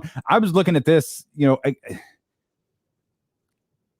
if James and Kyrie are both out, obviously that's a big deal. Mm-hmm. If you remove one of those, to me, it doesn't matter. And it's not to minimize Kyrie. It's not to minimize James. They're both elite players. Mm-hmm. But for me, like if you talked about a series shifting injury, again, if both of them are out, the conversation is different. If one plays and the other doesn't, the only series shifting injury involving those three, to me, is Kevin Durant. If Kevin Durant's playing with James Harden, it's hard for me to see Brooklyn losing. If Kevin Durant is playing with Kyrie Irving, it's hard for me to see Brooklyn losing. But if Kyrie is playing with James Harden and Kevin Durant's out, I have an entirely different view of the Brooklyn Nets. Right now, I think my mentality about Kevin Durant is bordering on irrational. Like he wasn't particularly great yesterday. Like he took a lot of shots. Like it never felt like he was in the flow of the game. And that was before the Kyrie injury. It just never felt like there was a good flow there. But I look at him and go, who's going to stop him from scoring? Even though we clearly saw it yesterday, we saw it not really going for him. But as I said, like my view of Kevin Durant right now, I think is irrational. No, he's got it all, man. He's got the juice right now. And I get what you're saying. I understand. And like you said, you prefaced it. If two of them are out, it's all out the window. I think James and Kyrie might still be able to get it done if they were both there and KD was out. Okay. Maybe. Well, that's not even the conversation because right now the big three is Kevin Durant, Joe Harris, and Blake Griffin. And by the way, that's not a bad lineup. It's just a far cry from Kevin Durant, James Harden, and Kyrie Irving. Well, yeah, that three though might get you in the playing game. Well, I disagree on that, but what it won't do, in my opinion, is get you past the Milwaukee Bucks. I don't think so either. I feel like what stops Milwaukee now is Milwaukee. They have all of the momentum. They have all of the, everything is going in their direction. And I disagree with you. You and I see this differently. You think that they have confidence. And I believe that too. I think they have confidence, but I also think there's I think there's pressure there on them now. They've got to be the ones to to eliminate the super duper team. Like, we needed a new term for the Brooklyn Nets. Super team wasn't strong enough. They're the super ooper team or the super team or whatever they are. No. It's now on the Bucks to where, like, look, the super duper part of that is out. Now you've only got one super left. Like, you've just got Kevin Durant. Like, it's your job now with Giannis, and it's your job now with Chris Middleton and Drew Holiday. Chris Middleton played again better. Giannis was really good yesterday. As we've seen, role players play better at home. Well, the series is shifting back to Brooklyn. To me, the pressure's all on Milwaukee now. Because if Brooklyn loses, it's like, well, James Harden and Kyrie Irving were hurt. What do you want? But if Milwaukee loses, you lost to the Brooklyn Nets without James Harden and Kyrie Irving? So you think you would say the Bucks are the favorite in this series right now? They should be. I don't know. How could they not be? Well, if Harden or Kyrie come back, it's still. So I think the only logical conversation and maybe I'm wrong. Maybe we shouldn't consider them the favorite for the series, but they should be the favorite for Game 5. Because I think one working belief could be Kyrie and James Harden don't play in Game 5. Mm-hmm. One of them or both of them, and given what we saw from Kyrie yesterday, I can't imagine he's back in 4 days or 3 days or whatever it is. So the most likely being James Harden. Maybe Game 6 is where you march Kevin Durant out there with one of the other guys, and you hope to just extend the series. You monitor things again in Game 7, whether you could pull it off or not. I don't know if Game 7 is a situation where you put Kyrie out there at all costs, and that would be a decision that Kyrie would have to make. But for Game 5, I feel like Milwaukee should be the favorite. Do you feel they should not play Kyrie in Game 5? If he's not, I can't believe he's even remotely close to being able to play. Dude, we saw him. Like, we're not doctors, man. We say it at a Holiday Inn Express once, but like, come on, man. Like, you can't tell me, given the ankle. I think the worst one that I saw live was Donovan Mitchell's. Donovan just. I don't think Kyrie's was worse than that, but I think it was second, and Donovan was out for a while. Yeah, I think it was 40 days. Yeah. And maybe they held him out like a few too many. So even if, or in his mind, I think they held him out a few too many. So even if you took 40 down to 30, that's Game 7 isn't 30 days from now. Right. Hell, you're well into another series 30 days from now. Looked bad. Like, that looked tough to me. I'm trying to think, and I know I was in college, and this is the NBAs and all this other stuff, but I'm thinking back to the worst rolled ankle I ever had. And I have no problem comparing it to Kyrie's. That was the only time I felt like I heard a pop when I did it. Oh, heard it on a Friday.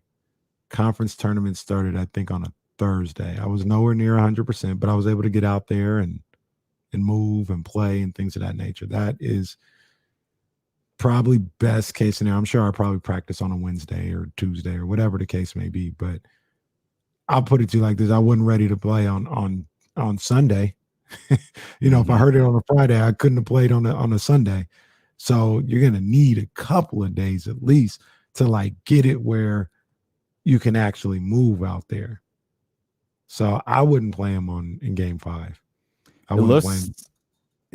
Sorry, partner. It looks like most books are giving the Bucks 3-point favorites. They have the Bucks listed as 3-point favorites. BetQL, they've dropped that down. They're going 1.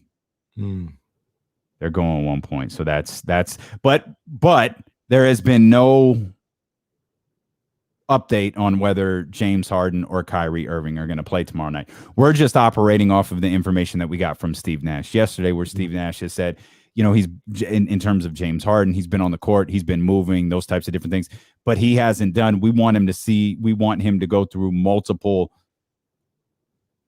like full speed workouts. He hasn't done one. He had to go through multiple full speed workouts. Now, this was during the regular season, but he had to go through multiple full speed workouts before he came back the first time. And you see it ultimately wound up with him out again. So there's no right way, or right way is the wrong phrasing. There's no good way for Brooklyn to deal with this situation moving forward. It's going to be difficult because they're going to be second guessed. They're going to question themselves whether they put him out there risking further injury. You're going to probably hear the line, well, he can't hurt it anymore. It's just going to be pain tolerance, which seems to be the case with every single injury every time an injured player gets on the floor or the field. Oh, he's not going to hurt it anymore. It's just a matter of what his pain tolerance is going to be. That's what they said about Kevin Durant. How'd that work out? I think that's the case here with the sprained ankle, though. That typically is a pain tolerance thing. And then, you roll it, maybe tweak, like it's weak. So sure, if he kind of steps the wrong way and rolls, like it's more susceptible to that. But absolutely, until you overcompensated on the other leg. Yeah, I mean, like Tamika Catchings comes to mind. Has left ACL surgery, comes back, tears her right Achilles. Yeah, those are overcompensation injuries are not rare. No, they're not rare. But I was saying, like, those are surgeries, right? Those are sure. things, Okay, I something got you. was torn on one end, and then you're overcompensating for that. The rolled ankle, you're really just kind of how much you can take, and sometimes you can't take it. Like sometimes you just can't move. You know what I'm saying? Like you can't cut, you can't go side to side, you can't jump or anything like that. So that's what's going to be all right. I wouldn't play him in Game 5. I'd reevaluate him for Game 6, which would be Thursday, and you hope for the best in Game 5, and hope that these others can go back home and give you a boost and get over Milwaukee. But yeah, I wouldn't play him in Game 5 if I was Brooklyn. Sucks that you got to be in that situation. Real quick, let me ask you, any issue with the play itself? No issue with the play. In full disclosure, I never looked at it closely until you pointed it out to me. Kenny wrote a note in our rundown about, was that a dirty play from Giannis? And like, I never saw it that way. I went back and looked at it. So what sparked that thought in your head? Because I looked at two different things and didn't see either of them egregious. It looks like he kind of bumps him, like maybe throws him off balance with his backside. No, it's being underneath him. Yeah, Okay. his foot being underneath him. I don't think it was a dirty play. I don't think Giannis was under there. I think I'm gonna put my foot here or anything like that. He was just there. He was just playing. But there were a lot of people that was like, "Yo, what are you doing underneath him in his landing spot?" They got clips of Kyrie earlier in the series, somebody taking a three, and he's cognizant and aware to get his foot out from under Drew Holiday before he lands and things of that nature. So, I'll be honest. I watched. I don't think it was at all, but that has been out there. When you pointed that out, I watched the replay a ton of times. I just didn't see it. Yeah, I didn't see it. Yeah, I mean, I'll defer to the basketball minds more on that, but I definitely did not see that. Well, there'll be a lot more to talk about with Milwaukee and Brooklyn for sure in the coming days. I imagine we'll have an update on Kyrie and James Harden potentially this evening. Obviously, we'll absolutely have one tomorrow morning with D'Lo and KC take the air here on ESPN at 1320.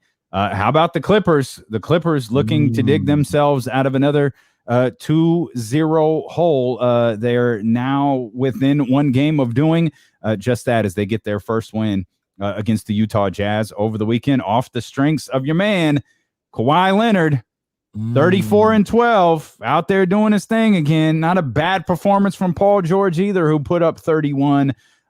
Didn't have the rebounds that he had in previous games, but certainly his highest scoring output. And you look at this, and I think it was Lisa Salters even asked the question to Paul George, why do you guys keep getting down 2-0? Like it's clear you're capable of playing a certain way. And credit to Paul George, he didn't have an answer. You know, he didn't try to manufacture some nonsense. He was just like, we've got to play with the same intensity, you know, day in and day out, and we've got to approach these games as if they're elimination games. I don't think he said that to Lisa Salters. That part to Lisa Salters. He said that in the scrum later, the Zoom scrum later, but. They're capable, and they do it. They get a win versus the Utah Jazz. They put up a ton of points, 132. So how you feeling now? How you feeling about the Los Angeles? How you feeling about our Los Angeles Clippers, our Western Conference champion, Los Angeles Clippers? I feel the same way because it all depends on tonight. They got to even the series up. Yeah. They have to even the series up. That goes without question. One thing that I saw on Saturday between those two teams, though, is that's what I like to see from Paul George and Kawhi Leonard, and not just the point total, which is I definitely like to see that. Kawhi Leonard went 14 of 24. Paul George went 12 of 24. It is, to me, in this situation moving forward, it's mandatory. It's mando, as some people like to say, that they take 25 shots or more every single night. Like the situation that happened the other night when I think Reggie Jackson had taken 20 shots and Paul George had taken like 15 or something like that. That can't never happen again. Those dudes need to be taking, I'm saying 25 shots, but if you want to put it anywhere between 22 to 25 a night, that's what it needs to be. That's your best chance of winning. Those are your two guys. They need to be putting up the shots. Simple as that. So that's what I want to see more of in the coming games. Those guys putting up shots. You've been consistent with that in your assessment of a lot of teams, including the Sacramento Kings. Yes, you want those shots coming from certain players and not others. Kawhi Leonard's 34, Paul George's 31, 30 plus points for them. That's the fifth time that they've scored 30 plus points in a game since becoming teammates. That includes the regular season and the playoffs. The Clippers are now 5-0 in those games. Big game tonight, man. Big game for them boys tonight. Kawhi Leonard and Paul George have each scored 20 plus points in all 10 games this postseason. They're the third different duo in NBA history to accomplish that, and their first since Kobe Bryant and Shaquille O'Neal did it back in 2003. Excuse me. So these two they've been effective on the floor. You know, to use the running show joke. Paul George and Kawhi Leonard are effective together, but the Clippers need to be them. They need them to be effective. The 20 points, the 20 points for them, the 20 plus points in all 10 games. That's great. What you need to win is the 30 points from each of them. Yeah.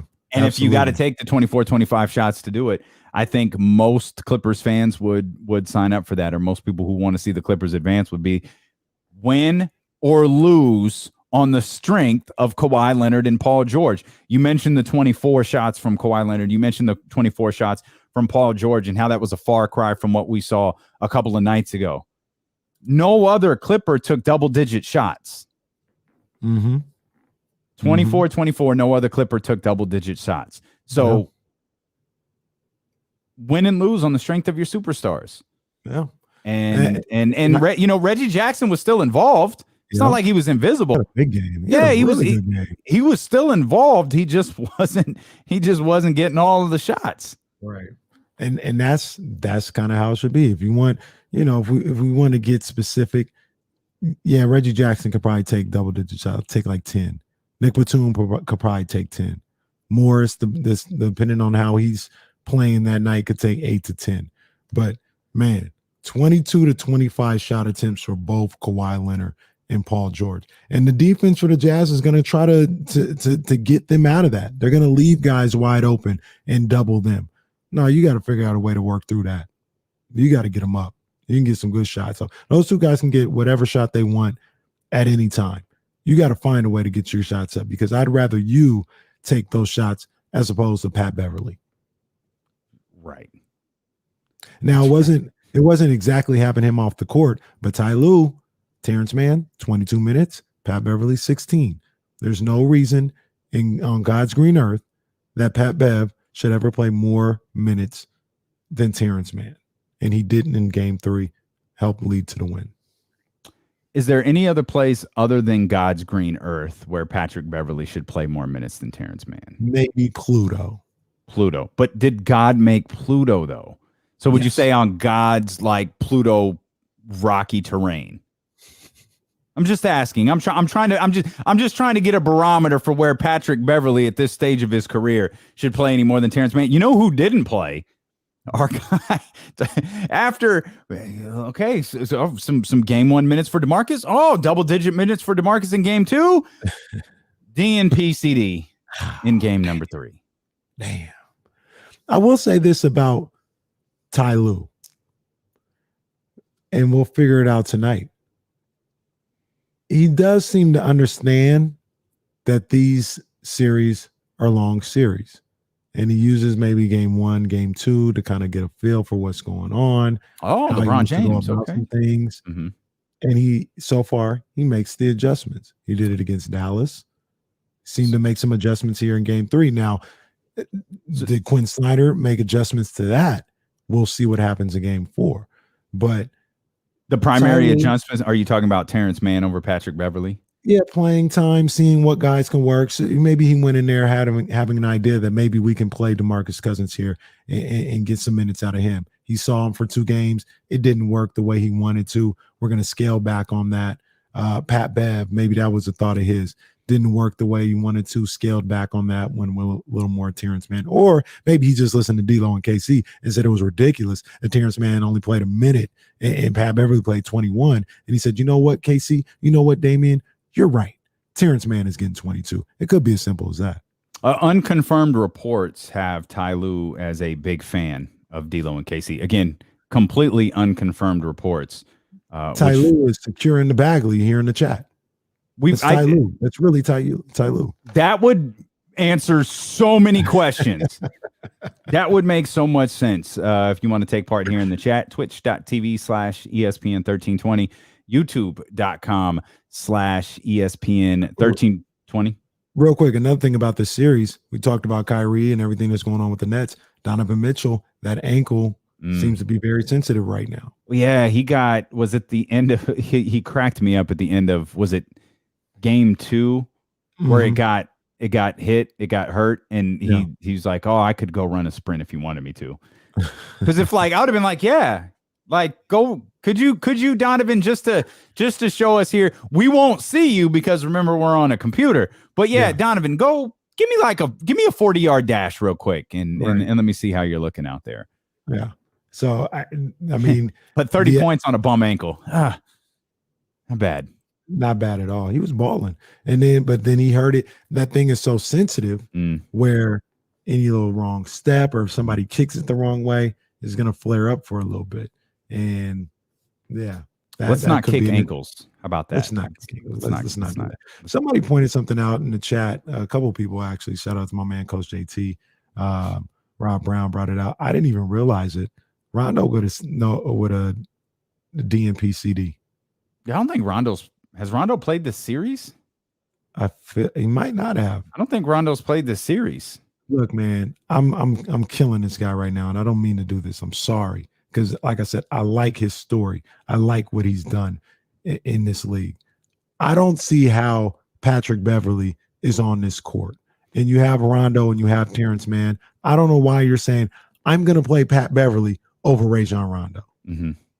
It's more of that Ty Lue stuff. I just gave him some love, but that don't make no sense to me. How did okay.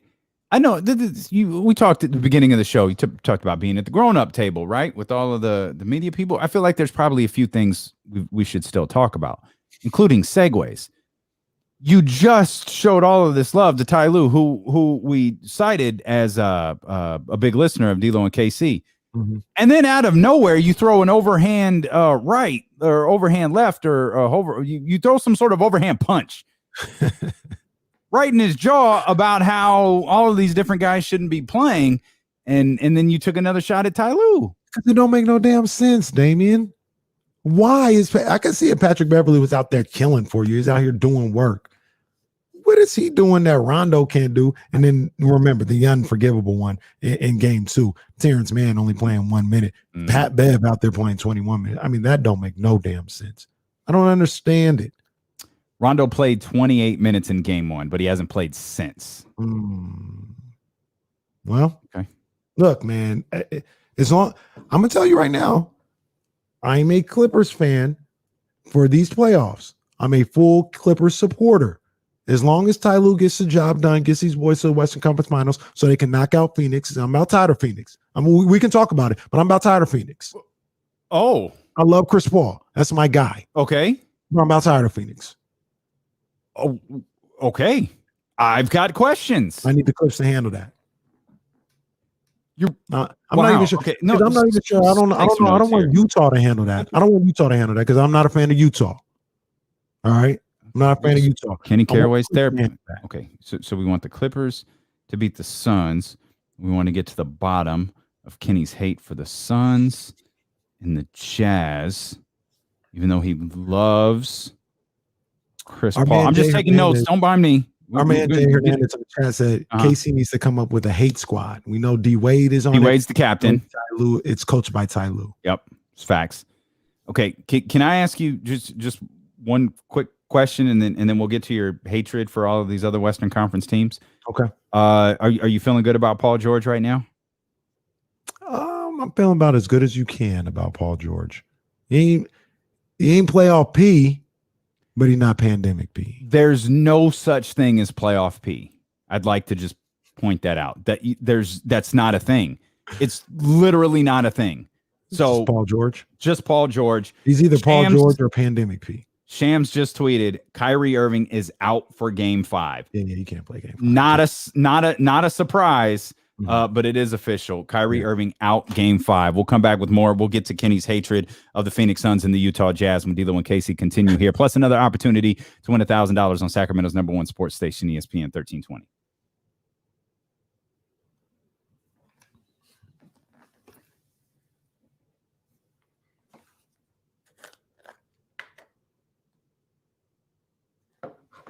Oh, man. I'm almost back, guys. I'm almost back. My hamstring is feeling better, but I'm super cautious. I don't know if I'm ever going full speed again. I'm just saying it like that. They never go full speed. See y'all in here talking about champagne. Y'all in here talking about that Luke Belair. Someone asked D'Lo for the promo code for the discount code during the break. Is this for the dope ones? Because yeah, we don't have a discount code for drinks. Yeah. The actual price is the discount code. If you've ever seen the price. I saw Tim Moore. Who was it? Tim Morris. He's like, man, they wanted $35.99 for that McQueen. That's a good deal, bro. Yeah, you got to hop on that. That's a good deal right there. Yeah, that's high end. Dope ones. Okay. Yeah, good call. I can't wait to tell Donnie about what I got lined up for him. Go to thedopeones.com. Use the promo code DLOKC, DLOKC for 10% off your order. Peruse around the website, grab your favorite hoodies, grab your D'Lo and Casey gear, and do that all over at thedopeones.com. That's promo code DLOKC, not to be confused with D'Lo and Casey. Just D'Lo KC. That's DLOKC for 10% off your order. Thedopeones.com. Yeah.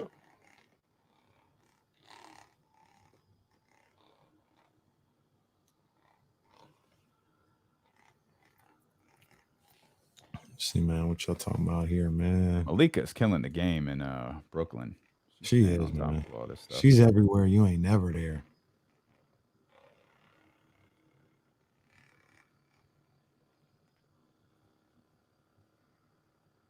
Oh, shout out Rob, man. Appreciate you, Rob. You know, support, showing that love, showing that support, man.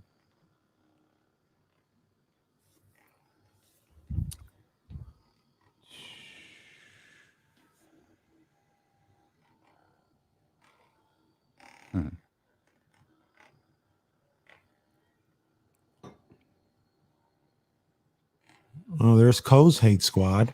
Yeah, I was looking at Co's. What's funny about it is Co's came together rather quickly. Cole wasting no time. Draymond, D Wade, KD, Luka, and AD. I mean, 3 of those guys will probably be on my squad. I don't know if Buddy Hill's on my hate squad. I don't know. Buddy? No. Yeah, I don't think he's on my hate squad. There you go. Redacted. Hey, mix it up. Make it happen. I'm working on something for this weekend. Hey, McQueen. I'm mad. Dang. Because that's gonna be popping. That's gonna be popping. Disappointed. Dope One City shirts. No, we haven't hit those yet. Not yet.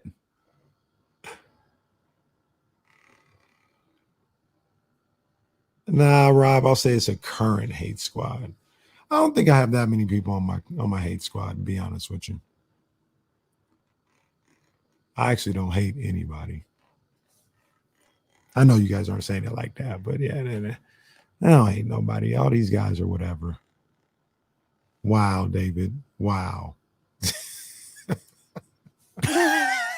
Wow. Wow. Did you see the poll question from earlier? Was Casey late or not?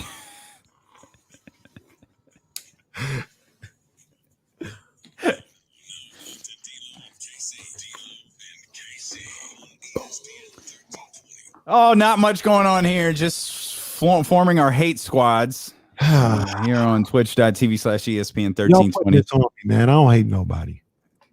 Okay. Now Rob needs like some clarity here. Is this an all-time hate squad or just a current hate squad? Current hate squad. Okay. So Dwayne Wade doesn't fit into that. That's a good point. Nah, he wouldn't fit into it. Okay. He wouldn't fit into it. If I had a hate squad, I don't have a hate squad. The crowd is the chat's very much disagreeing with you because it started.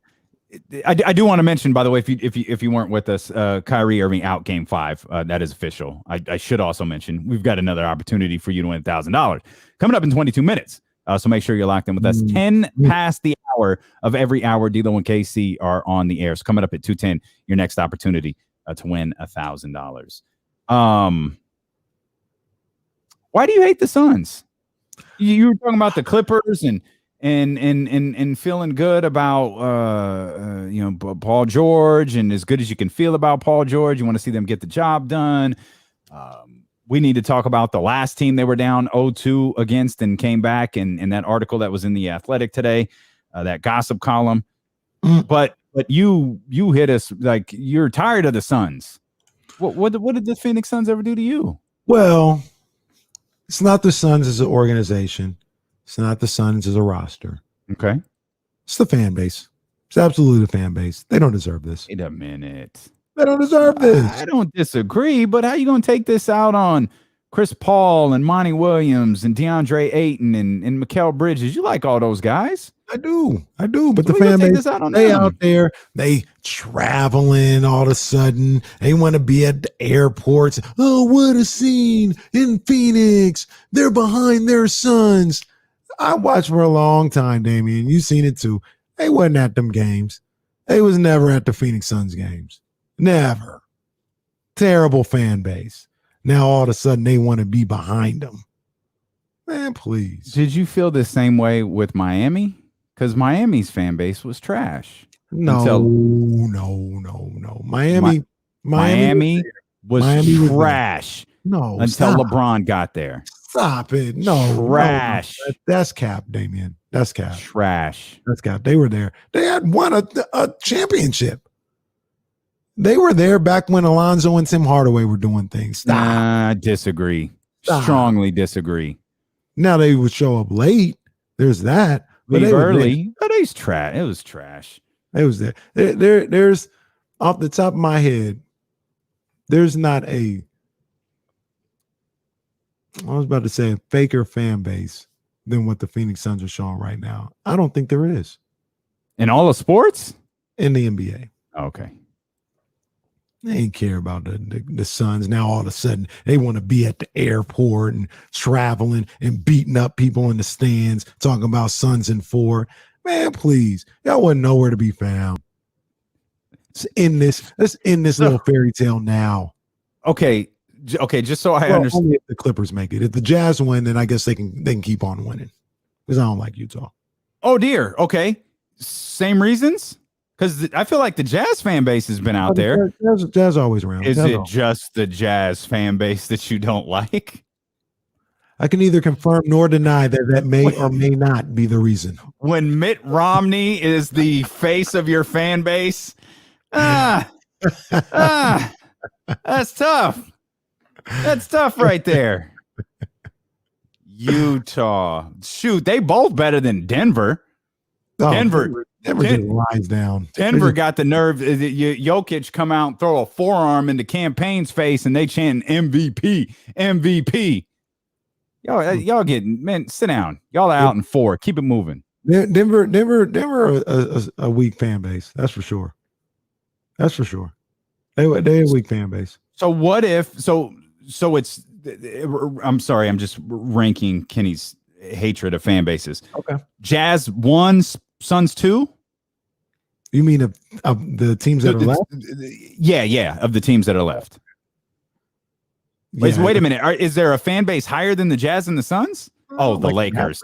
The Mavericks too? Probably number 1 for me. Brother, you got a lot of hate. Oh, you're going to love this Athletic article that came out. Yeah, I would if it was real. It was, dude. Okay. We could if it was real. We could have some fun with Kenny's hatred of the Suns and the Jazz all day, but let's talk about this article that came out in the Athletic today. So the big play, Luka Doncic's future in Dallas unknown. Well, they didn't mean like the future like right now. They meant like the future later. Come on, man. We talking like 7 years, bro. They're talking years and years from now, because according to this article, they want you to believe that there is a figure within the Dallas Mavericks who has a strong influence on Mark Cuban, which I found laughable, because if you've watched the NBA for, I don't know, 2 to 3 seconds, you know there aren't probably very many people who have Mark Cuban. Like Mark Cuban, like you talk about a guy who kind of does things his own way. That's why people dislike Mark Cuban. And then you read this article and it's like some like gambling guy that they put in charge of some totally made up position has influence on what free agents they sign. Like even DeLon Wright's name is mentioned in here, and an alleged like blow up with Luka Doncic at courtside, where apparently this Vulgaris, I think is his last name, told Luka to calm down, and multiple league sources say Luka said, "Don't tell me to effing calm down." Luka's future in Dallas is now unknown. Give me a break, man. This dude qualifies for the super max, and he even cracked a little grin when asked about that contract extension in his postseason, media scrum. He's going to get offered that extension. He's going to sign it. He's going to be a Dallas Maverick for a very long time. Yeah, man, he ain't going nowhere. I was intrigued. Even if he wanted to go somewhere, Dallas controls his rights. I was slightly intrigued. Again, the entire article, and maybe this is all NBA news. This isn't a knock on the people who wrote it. This is probably all NBA news. This felt like a giant gossip column. Oh, it was Chatty Patty written all over. And having like, never mind. This I wanted to like relate something, and then I just decided it's better like I don't. But don't press send. Yeah, exactly. Don't press send. The one part that did intrigue me was the Rick Carlisle stuff and the alleged relationship between Rick Carlisle and Luka Doncic, and whether Luka Doncic and Rick Carlisle get along, whether Luka Doncic tuned out Rick Carlisle. And it didn't really intrigue me because I give a damn about the future of the Dallas Mavericks. It intrigued me because of the conversation we had like a week ago where we were talking about playing with Luka Doncic. And if Luka's tuning out Rick Carlisle, Luka's absolutely turning out teammate A, B, C, and D. You know what I mean? And it just brought, like, again, whether it's gossip or not, or there's any, validity behind this isn't relevant to us because this is the Dallas Mavericks. Who gives a damn if the whole organization blows up? The idea was, though, man, we were just talking about this. Maybe people don't want to play with Luka Doncic. So I didn't get a chance to read this. And hell, let's gossip, Damian. You didn't miss anything. What did you get from that? So you mentioned something about him tuning out Rick Carlisle, teammates. What was it saying about him? Well, it didn't say anything about tuning out teammates. It said there was a point last year, excuse me, in the season that just finished, that internally there was a belief that perhaps Rick Carlisle's future was in jeopardy. Now, as recently as like last week, I thought Mark Cuban said no, it's not, and Mark Cuban has already shot down this entire report. He's called it an opinion piece, and that was just before the show went on the air. I don't know if he's tweeted about it ever since then, but there was a belief that maybe the Mavericks would have to change coaches to better equip, I guess, or Luka Doncic. And again, Mark Cuban has seemed to have shut all that stuff down. But again, it was just one of the rumors that was put in here. Doncic's relationship with head coach Rick Carlisle has been publicly scrutinized since he's joined the team. It's expected Carlisle will return next season after Cuban publicly voiced his support. He said, "I don't change coaches just to change coaches." One source with intimate knowledge of the situation, oh boy, said it was very much up in the air. Okay. Jesus. I will say this. Luka seemed like a cool dude. Like, he seemed like a cool dude. Like, chalk that up as a sentence I didn't expect to hear from Kenny Caraway today, but okay. He seems like a cool dude. He cries, he whines, but that don't mean off the court or in the locker room or anything like that he's like a jerk. He seemed like a cool dude, pretty chill, whatever the case may be. I still wonder who would want to come and play with Luka the way things are currently put together. Doesn't pass the ball a whole lot. Unless he wants the pass, like, unless it's for him getting an assist. I'll put it to you like that, which is fine. But he's not into the hockey assist. He's not into the hockey assist. Doesn't seem like he's into any kind of offense or being a decoy or anything like that. It's about, I'm either shooting or I'm getting this assist. And look, if it leads to more wins, and all, that's great. That's great. I'm just asking a question. If I'm Dame Lillard, I'm looking for a new team. Is that where I want to go? No, I don't think so. Which is and that to me that raises another question, but an entirely different one. Why has no one, like, during all of these free agent things, like, everybody remembers the DeAndre Jordan fiasco, because once upon the time DeAndre Jordan was a coveted free agent, kids, if you're old enough to remember that. But we all remember that fiasco, one of the greatest stretches of Twitter behavior, maybe the unofficial birth of NBA Twitter was the DeAndre Jordan fiasco and the use of emojis and Paul Pierce clearly not getting it and all of the different things that went on over that stretch, and the famous Chris Broussard report, which is ridiculous to this day. But I've always wondered, Dallas is a solid organization. It's Dallas. It's a massive city. Have they ever landed a marquee free agent? No, not really. Not really. I don't know what the deal is. And why is that? You would think on the surface, people seem to like Mark Cuban. They like him a lot more than maybe I do, and they talk to him more. So he seems to be cool within the players, and he gives them first class everything in that locker room and everything. I'm not sure why that is. Mark Cuban, I've met him a handful of times, and spent like a little, hours, a little time with him. He's a very charming, engaging person. And you don't feel like, and again, I have these are all separate days, separate times, all this different stuff. It could all be a work, but he feels like a genuinely good person who very much cares about, like, he seems like a genuinely nice guy who cares very much about his basketball team. He could be. Of course, I don't work for him, so it could be totally different when you work for him. I would believe that Mark Cuban, at its core, is a good dude. He's just always giving me bad vibes. I'll just put it to you like that. I'm going to need you to explain. You're listening to D'Lo and Casey on ESPN 1320 KIFM, West Sacramento, KRXQ, HD2 Sacramento, and Odyssey Station, and driven by Lashers, Elk Grove Dodge. He's Kenny Caraway. I'm Damian Barling. We appreciate you so much for being with us. We've got your opportunity, your next opportunity to win $1,000 coming up in 9 minutes. We'll give you that code word that you could text out for your chance to win $1,000. So again, that's coming up in 9 minutes. Okay, let's leave Mark Cuban out of this. Is it Rick Carlisle?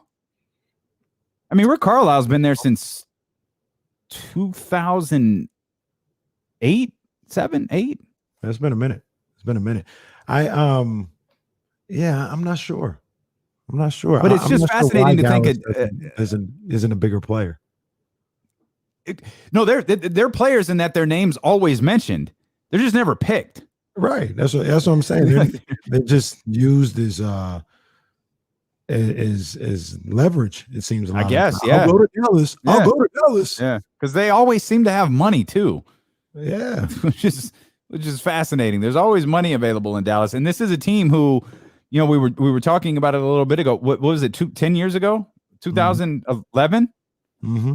They haven't won a playoff series since then, right? No. Yeah, it's had some bleak years too. Not bleak, but not too many. They missed the playoffs for like 4 or 5 straight years. Did they? Damn. Yeah. I didn't realize it was that long. Yeah, it was. I wouldn't consider it a drought here in Sacramento. As we know what a damn drought is. That ain't a drought, but they had they had a little situation where I did not realize it was that long. It didn't make the playoffs. So what was it? Let's see. It's funny. I'm looking at Wikipedia and it says the Luka Doncic era, and I'm just like, whoa. Okay, I don't know how to respond to this. Yeah, no. And to clarify, it was only 3 years. Okay, all right. That's fine. 2016, 17, 18 is what I have, and then they lose in the first round. And last year they lose in the first round. This year, both times to the Clippers. Mm-hmm. Something's got to change there, though. I don't think the change is Luka Doncic. No. Unless, of course, you want to just right the world, put everything back on its axis, and trade him to Sacramento for Marvin Bagley. We'll call it even. All is forgiven. We could do that. You can even have the rights to Vlade Divac as a beloved player. Like we'll Photoshop all of Vlade's highlights in a Kings jersey into a Mavs jersey. You can have that too. Damn, that's how y'all feel? Not y'all. Y'all just gonna erase Vlade's memory forever. If it gets the deal done. Well, I mean, I'm not throwing myself in front of the Golden One Center to make sure it doesn't happen. I'm just saying. Okay. He did come. Okay. We'll keep Vlade the player. Y'all can have Vlade the general manager. Oh, that's for sure. Y'all can have that. And again, we'll just right the world. Just sit everything back on its axis. We'll give you Scotty Barnes too, probably with the pick. Scotty Barnes. Man, if Scotty Barnes is a king, dude, we're in big trouble. I hope we get the first interview because I want to talk to the young man and like, look, man. Sorry, first of all. Congratulations. No, first of all, sorry. Second of all, congratulations. Sorry, because your name would just come up. It wasn't you, the player. It was a situation. It was the player who constantly seemed to be in 9. And your name kept coming up as the player in 9. By the way, the lottery's next week, right? Yep, next Thursday, I think, right? Or Tuesday. Maybe it's Tuesday. I don't know. Thursday or Tuesday. I know it's coming up. And I hate that that's a big day. Absolutely hate it. Yeah, we need to get past that. It's the biggest day. It's the biggest day of the year for Kings fans. Every year. Every single year. We definitely need to get past that. So the Dallas thing, something needs to change. I think they're headed towards a situation where you want to talk about hot seat. I think Rick Carlisle is a little bit on that hot seat. I think he's a little bit on that hot seat. He's going to need to. They're going to need to advance with Luka next year, and if they don't, I think Carlisle's out. I wonder if he could be an in-season hot seat candidate. He could be. He could be. If they are in a situation where they're struggling and, they're in that play-in scenario, they're like 9 or 10 or something like that, and they're underachieving, and Luka is giving a little pouty, whining, crying face every time out, looking like somebody that stole his toy. Oh, yeah, that could be the case. And Luka good for that. He'll give you that little crazy look, a little stupid look on his face. Indeed he will. Indeed he will. That I really hope they re-sign Tim Hardaway Jr. You do? Oh, because of their cap money. Oh, yeah. Because you want to give him 18 to 20 million. Carlisle will be fired in a heartbeat. You love Tim Hardaway Jr. What are you talking about? He's a good ball player, but that situation, that ain't going to get him no better. That ain't going to get the Mavericks no better. What situation does get the Mavericks better, though? Getting rid of Kristaps Porzingis and not signing Tim Hardaway, and then having your money and being able to make trades and all this other stuff. Porzingis flexibility. Porzingis's name might as well be Buddy Hield at this point, because everyone's talking about moving on from him, as if it's just as simple as like Dallas going, Sacramento going, okay, we're moving on, and then like floods of calls come in, and with Porzingis compared to Buddy, it is substantially worse. The first number in his salary begins with a 3. Oh, jeez. Buddy sits at 2. Like, man, it is way, way worse for Kristaps Porzingis. And I don't. You talk about, okay, that's step one for them getting better. Cool. How you going to do that? You're gonna have to take somebody else's 3 in front of their contract. So we're looking at a John Wall for Russell Westbrook situation. I think so. Still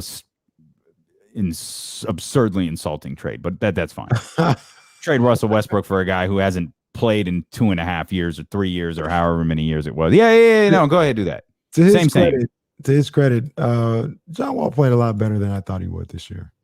Yeah. How high were your expectations again? On the floor. Okay, cool. So he played at like the belly of a cat, and it's like, oh no, it's better than I expected. It was though. Right there along those, Kenny had him like at the height of like the snake legs that he was talking about a couple weeks ago. He got up to like the height of like a cat's belly, and like, oh no, he was better. And to his credit, he was better than I expected too. But I expected him to be really bad. Still doesn't change the fact that that's an absurd trade. But Porzingis money signed matches. a 5-year, $158 million deal. Still got 3 years left. And Luka's about to get 200. Yeah. Keep driving that salary up. Keep driving that thing up. Leave them in a spot where they can't do not a damn thing. How many teams have a young superstar, like legit superstar like Luka Doncic, and you're legitimately questioning, do they even have a future? No, I know.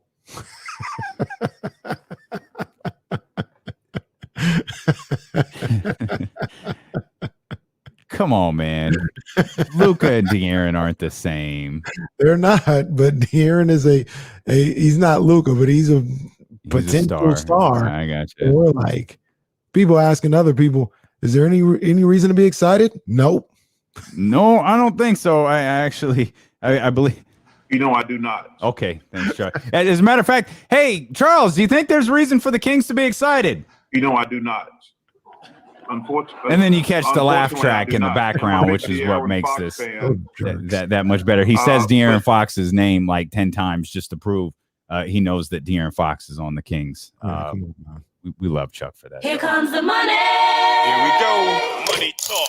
Here comes the money. Your chance right now, the Summer of Cash contest continues. Your chance to help buy out Kristaps Porzingis' contract here. Just pull your money together by texting the code word BLAST to 72881. That's blast, as in Kenny is putting the Dallas Mavericks on blast. That is fire.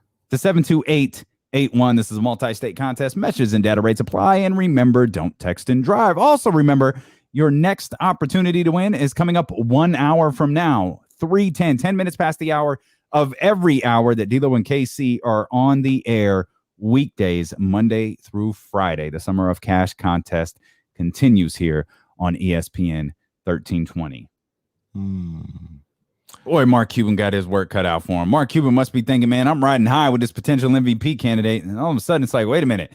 What am I going to do with Porzingis? Like, imagine I know I tell this story.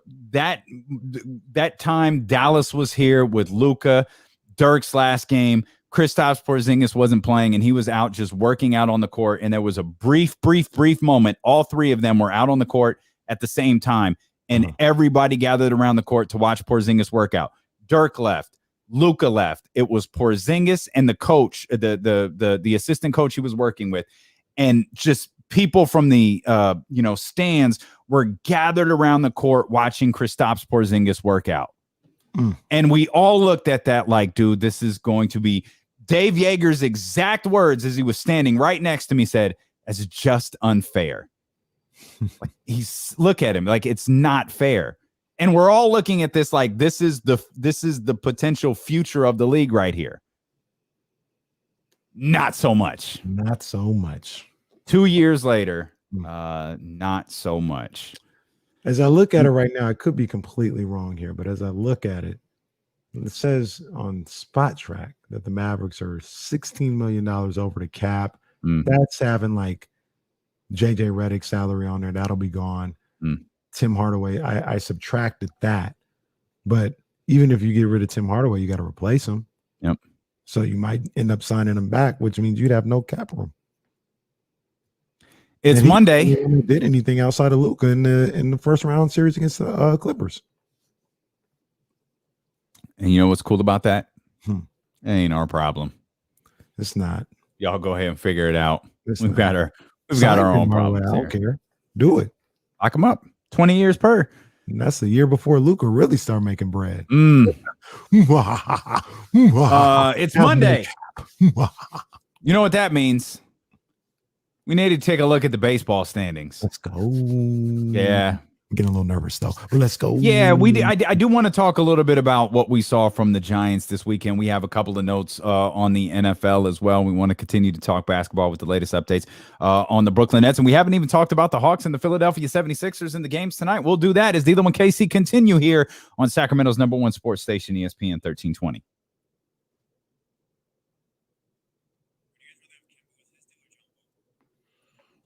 Oh, Kemba. Damn. Can I get a minute? I'd rather have Kemba. That's a tough one. That's kind of crazy. Jesse asked, he said, would you rather have Kemba with his deal or John Wall with his? That's pretty tough. John Wall looked pretty good, man. Yeah, like it seems like I mean, it could go at any second, but it feels like Wall's injury concerns may be behind him where Kemba's might be just starting. Yeah.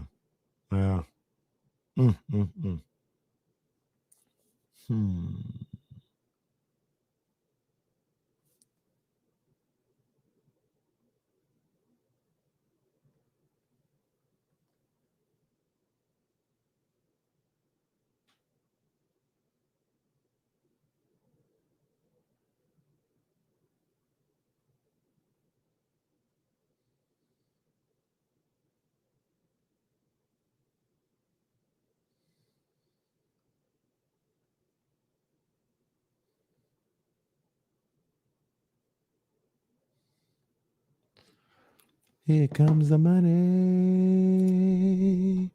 Here comes the money.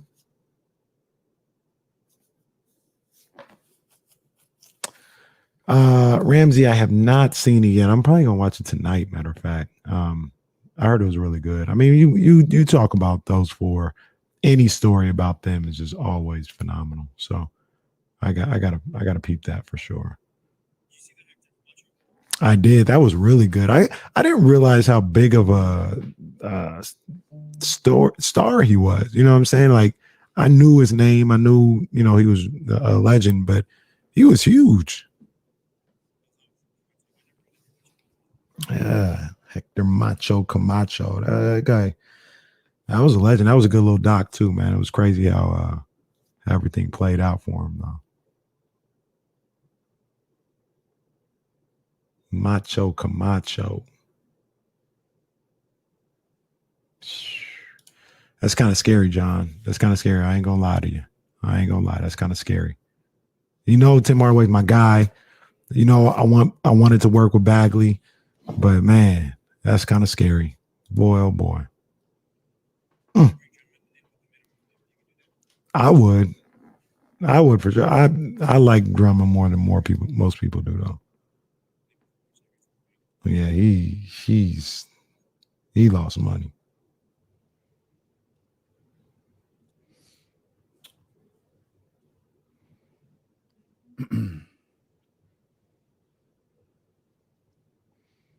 James Ham do an interview with Tyrese.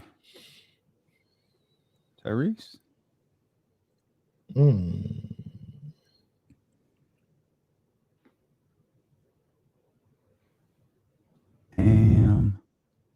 Whoa, Ham. Mm-hmm.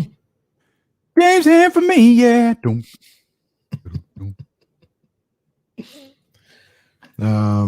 Well, this is I don't know if it's breaking or what, but he was on a podcast. Mike Conley still out tonight for Game 4.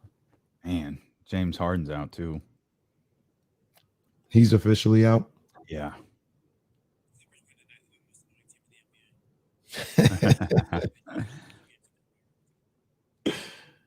Yeah, I think that Mike Conley thing is hurting him.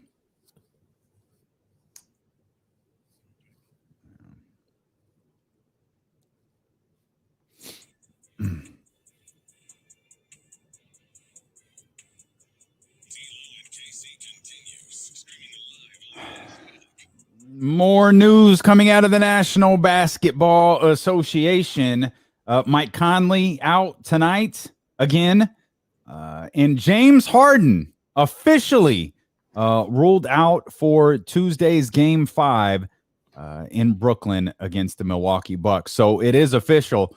James Harden and Kyrie Irving both out Game 5 tomorrow night in Brooklyn, KC. Well, KD, what you got, big dog? What you got? Can you do the unthinkable?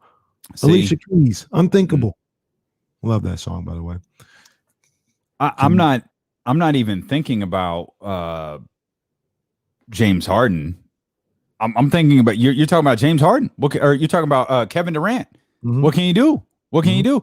I'm thinking about Brooklyn. I'm thinking about Milwaukee. I'm thinking about the Bucks. Like, okay, Milwaukee. What can you do? Yes. Yeah. Yes. You have to win. Yeah. Wow. What a difference a couple days, man. Jeez. Man. Jeez. And they were you hear people talking about, oh, you know, I know they were talking about, oh, the NBA rushing back, you know, all these injuries or whatever. I mean, come on, man. Kyrie rolled his ankle on somebody's foot. And Kyrie Irving is probably the last person that has to worry about being worn down over the course of the season, all the PTO days he took. There's something to be said for that, though. Like, how many guys, like Mike Conley's out tonight. I don't think he falls into this category, though. But how many guys are like, you go from a season where maybe you're not playing. I don't want to say you're not playing a ton, but you have selective days off, right? Well, now in the playoffs, you can't have those days off anymore. Like, you're playing every other day, or close to it. You're playing on a pretty regimented schedule here that you can't load manage. You can't take time off. Maybe there's something to be said for you can, if you load manage properly during the season. It's one thing. We joke about Kyrie's pay time off. Maybe it's affected him a little bit. Maybe less Kyrie because of what happened to his ankle. Yeah, like his was impact. But James Harden, who was his wasn't an impact. His was like lingering. And I felt like with him, he hit Brooklyn trying to go from 0 to 60. In Houston, he was going 0. In Brooklyn, he was like, look, I'm still Kyrie. I'm still James Harden. I shed my fat suit and everything. I'm ready to go. Look, I got in shape in one day. Second, the trade papers were signed. I lost like 20 pounds. It was fascinating. Yeah. But all of a sudden, he's back to, oh, that's MVP James Harden. And I wonder if that has played any part in his hamstring issues. I wonder that with hamstrings, period. Because I think I associate so many hamstring injuries with like track and field. Mm-hmm. And those are guys who are, that's a constant accelerator. Right. I wonder with hamstring injuries sometimes if guys are ramping up too fast, so to speak. I mean, essentially that could be essentially what it is. I don't want to act like, the shortened condensed season had no, or the condensed off season, I should say, had no bearings at all on injuries and stuff of that nature. But in the words of the great Cameron Giles, people get hurt every day, B. I mean, pulled hamstrings didn't just happen this off season or this season in the NBA. It feels like there's a lot of them, though. Torn ACLs didn't happen just this year. No. I mean, they I'm looking specifically at strains, hamstrings. I'm like Kyrie doesn't fall into this equation with an ankle roll. Mm-hmm. I'm looking strictly at hamstrings. Those happen all the time, though. Okay, it doesn't feel like every time someone's out, it's because of a hamstring. Maybe I'm just paying extra attention to it this year. I don't know. I think we could. It's almost like that argument where you make, is the world like a worse place today than it was 40 years ago, or do we just see everything? Why are you getting on, man? It's Monday. We getting all deep for? What are you doing? That's a Friday conversation when we got the Villan or the Bamboo or the McQueen and the Violet Fog. There's a rumor, allegedly, sources close to D-Lo and KC say that Bamboo Cream is going to hit the streets on Tuesday. Oh, God. That's, you bring that type of conversation up when you got the Bamboo Cream with you. You just up here throwing stuff out on a Monday as if we ain't got other stuff to do. My bad. Man. My mistake. Everything is awesome. Speaking of injuries, Tyrese Halliburton was on the Old Man and the Three podcast and told JJ Redick, man, I'm 100%. I'm doing all my workouts 100% right now. I feel perfectly fine. I'm reading an article from James Ham to give him credit. I'm obviously not listening to the Old Man and the Three podcast as we're doing the show. So shout out to James Ham and his work over at NBC Sports. But Tyrese Halliburton, 100%. He said at the end of the season, this isn't going to be something that's going to be able to hold me back long. Like I'm going to be able to have a full off season. I'm going to be able to do my work. So this is good news for Kings fans. Absolutely. I'm glad to hear that. Now, this is almost in relation to what you're talking about, but what workouts is he doing here? I mean, did your body heal? Did you give the time body heal, Tyrese? Come on, we need you. Your dad said we're making the playoffs next year, and the way we're going to do that is by having you in the lineup for most of the year. I can guarantee you that's over. Yeah, playoff. That's Mr. Halliburton said the playoff drought is over. I can guarantee you that's over. I like that. I mean, he had what's the date? June 14th. He had like all of May off, didn't he? I mean, he's had some time off, didn't he? He has. Yeah, he has. I don't know. I'm just nervous. Okay. I mean, there's plenty of off season. Like, don't worry. Hell, we've got the lottery next week. Mm-hmm. We haven't even kicked the off season into high gear yet. Like, but it's good that he out there getting that work and feeling strong. Okay. In my opinion. I mean, I'm glad that he's healthy. I'm glad that he feels good. He feels strong. That is absolutely great news. But I know you're talking about taking time away from basketball, which is a good thing, I think, for all athletes to do. But given the fact, I'd rather have him, being the medical expert, the kinesiology expert that I am, I would rather have him rehab, get back to a place where he feels good, then maybe take a little time away and then start to ramp up his training according to, whatever his trainer sets out there for him. But everybody's different, man. Do what's best for you. I'm just happy to hear that he's feeling 100%. Yeah. And I'm sure every single Kings fan listening to this is happy that he's back at 100%. Tyrese Halliburton said, I think more than anything, it was a scare for me. I just kind of felt that in my knee, and it was just an action that your knee is not supposed to do. I was very worried. I think I was more scared than anything.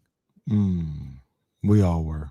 I'm glad he's okay. Yep. Let me ask you a question real quick. You've seen more of the playoffs. You've seen everything go. We talked to Marshall Harris. Do you feel any differently about the expectations that you had right after the season was over about this team making the playoffs next year, postseason? Have my expectations changed? Mm-hmm. No. Like not they better, but they're going to. Because I think we both said they're going to do it next year. Has that changed at all? No. Mm-mm. Last night, for whatever reason, I was like, it's gonna be kind of tough. What happened? I don't know.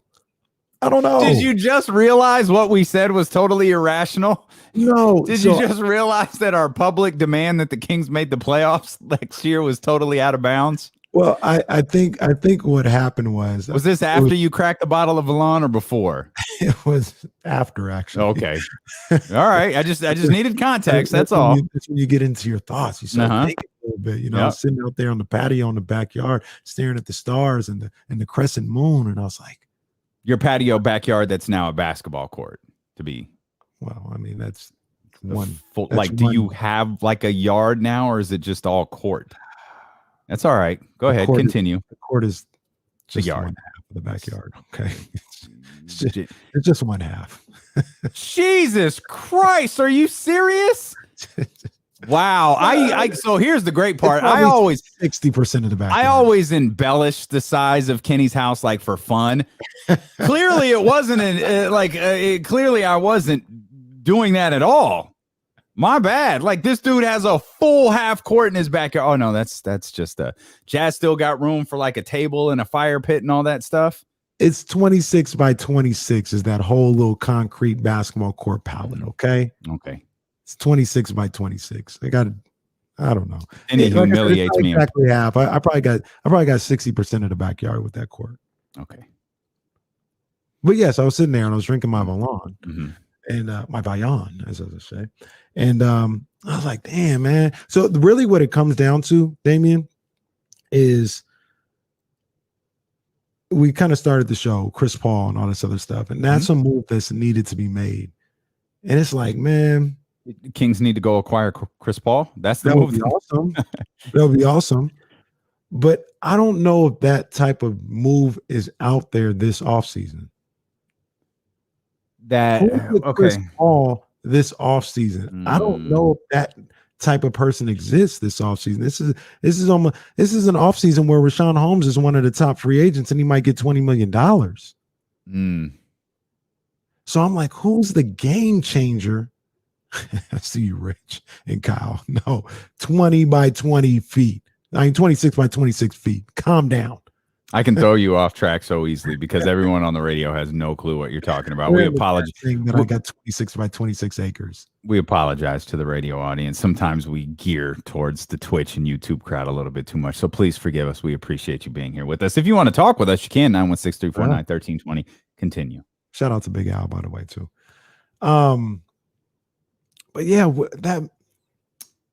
and these things happen out of nowhere. We've established it's not a free agent. Chris Paul wasn't a free agent. Like we've been over this. About trades. Who's available for trade? It's probably not someone that's available. It's probably someone it's probably a player on a team that you have to entice. Pascal Siakam isn't available. He's not, but though he might be given his shoulder situation now. But even above that, like even Chris Paul, it wasn't like he was available, so to speak, but we all knew he wasn't ending his career in OKC. Right. He was going to be moved. We thought during the season, but they played well. Before the season. Yeah, right. Before the season.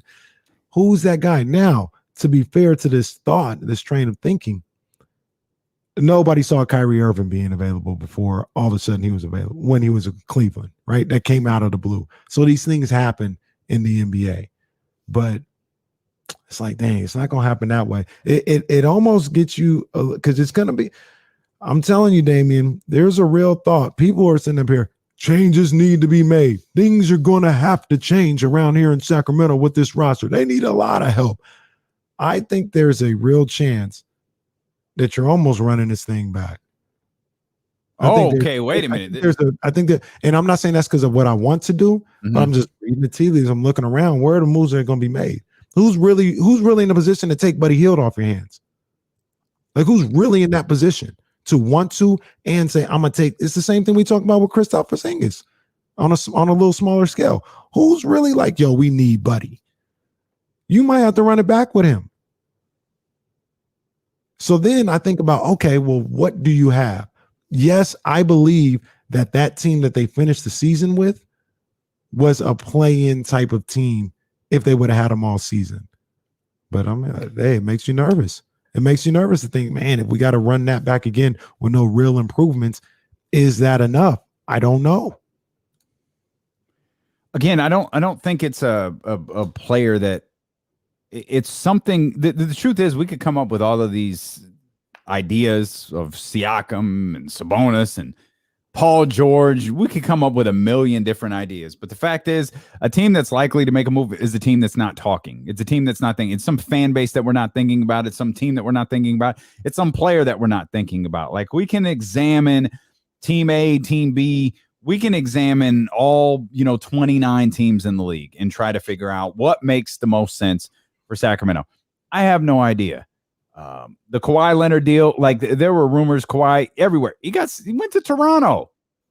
Well, we all knew he wasn't coming back. He wasn't coming back to San Antonio. We did, but I don't know that Toronto was high on that list.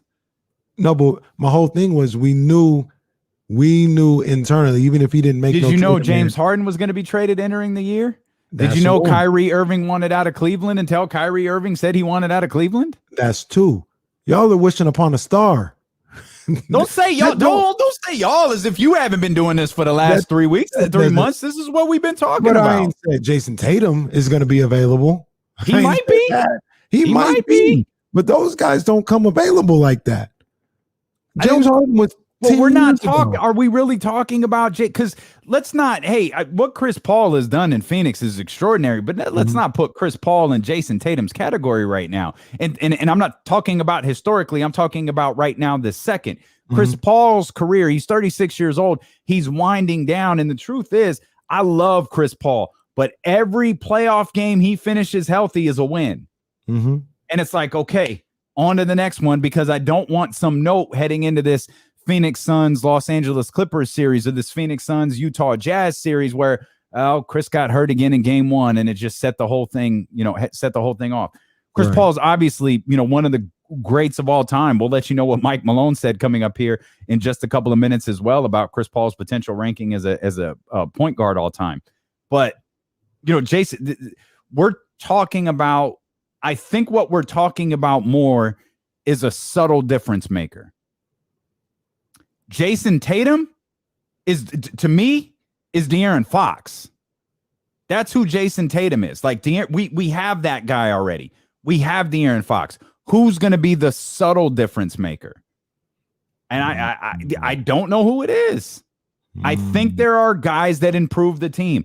I think Miles Turner makes the team better. No, it's not Sabonis. It's not a healthy Siakam. It's not, the Chris Webber, Chris Paul deal, but he is a guy who makes the team better. Maybe it's subtle changes. Maybe it's not the Chris Paul acquisition for the Sacramento Kings. Maybe it's the acquisition of, maybe it's more of maybe it's more like a DeMar DeRozan, Fred VanVleet, Kyle Lowry led Toronto Raptors rather than a Kawhi Leonard, Fred VanVleet, Kyle Lowry led Toronto Raptors. And also, to be fair to that point that you just made, we're talking about that'd be perfectly timed. We're not sitting here talking about a team to win the championship. We're talking about a team to get into the playoffs, and that's what DeMar DeRozan, Kyle Lowry, those guys were able to do consistently. Could be the case. I'm just saying, I was thinking, calm me down a little bit. Calm me down, because I was sitting here and I was like, man, where's the move that's going to be made? Okay, well, let's look at this. Let's hope there's a play-in situation. Because as much as I didn't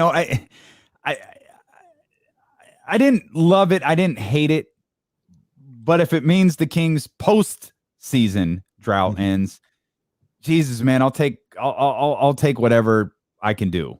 At the very least, to get that off of your resume. Right. So Spurs gonna fall out. Yeah, hell yeah. Okay. So there's the spot right there. Does that belong New Orleans? Well, that's what I was gonna say. Why are we quick to give it to the Pelicans? Because they got Zion. Oh, that's it. They also got Stan Van Gundy. Oh, They had. I'm sorry. Did they have Zion this year? They did. They had Brandon Ingram. Okay. They was 31 and 41, just like the Sacramento Kings were. Absolutely. So I'm not quick to give it to New Orleans just because the NBA wants us to anoint New Orleans as the team we're forced to watch because Zion Williamson is on it. They're going to get better. Zion's, no matter what New Orleans record is, Zion's really good already. But I'm not quick to give it to them. Oh man, Golden State, they're going to be right back up there. Are they? Sure. I mean, they are in theory. Klay Thompson's going to be back. Hell, they were 39 and 33. So what if Steph gets hurt? Steph got them to 39 and 33. They might be right back in the play-in scenario. If Steph gets hurt, they might not be in the play-in scenario. If it's Klay and Dre, they got Wiseman coming back too, though. Oh, my bad. Sorry, I forgot the juggernaut that is Wiseman. He's got to grow as a player too. And they get they might have a top 5 pick. Jesus they might not. And you hate the Memphis Grizzlies, so we can throw out the Memphis Grizzlies because you hate them. So we can that scenario for me. Portland. It's not impossible. Like Dallas, we just talked about Dallas. Like it's not impossible. It's not impossible, but they have to be better. That's what it all boils down to. Signing Harkless back, right? But what they have right now, I don't think it was an admiration the way they played the last couple of weeks of the season. I saw a group of guys that they were some professional ball players. They had a little grit to them. They knew how to play. They knew how to get things done with DeLon Wright, with Harkless, with Terrence Davis. I don't think that was an aberration. So if they came back with everybody and you put Buddy on that bench too, I think that's a team that can be right there, that can contend for a playoff spot or a play-in spot. Absolutely. But I'd feel a lot better about it if they were able to go out and get a Sabonis, a Siakam, or a Turner. Hell, they were able to get a Paul George or something like that. I'd feel a whole hell of a lot better. This one, I'd be like, they can. I want to see what they got. They can. They have to make even. Yeah. I can't envision just running it back. Like if running it back means, I think what we constitute running it back means Buddy's still here and Marvin's still here. I think people are waiting for that big move to be done. I'm concerned if Rashawn's not here. I'm only concerned if Rashawn's not here because why didn't y'all trade him? Like that's what I'll just kind of fall back on. And maybe it's easier said than done. Maybe it's like everybody knew like we couldn't trade him. The teams that wanted him weren't going to trade for him. They were going to roll the dice on him. It's not, oh my God, we got to get Rashawn Holmes on our roster right now. Again, we've talked about this fictitious number. Have the Kings or maybe it's not fictitious. It's only fictitious to us because we don't know if it's real. Did they set this number like we can't go past this number with Rashawn? And we've already talked about it with his people. My guess is no, because Rashawn Holmes' people are out there telling that they're going for $20 million a year, which is the right thing for Rashawn and his people to do. I don't think the Kings are offering that. No, I don't know that the Kings should offer that. I don't know either.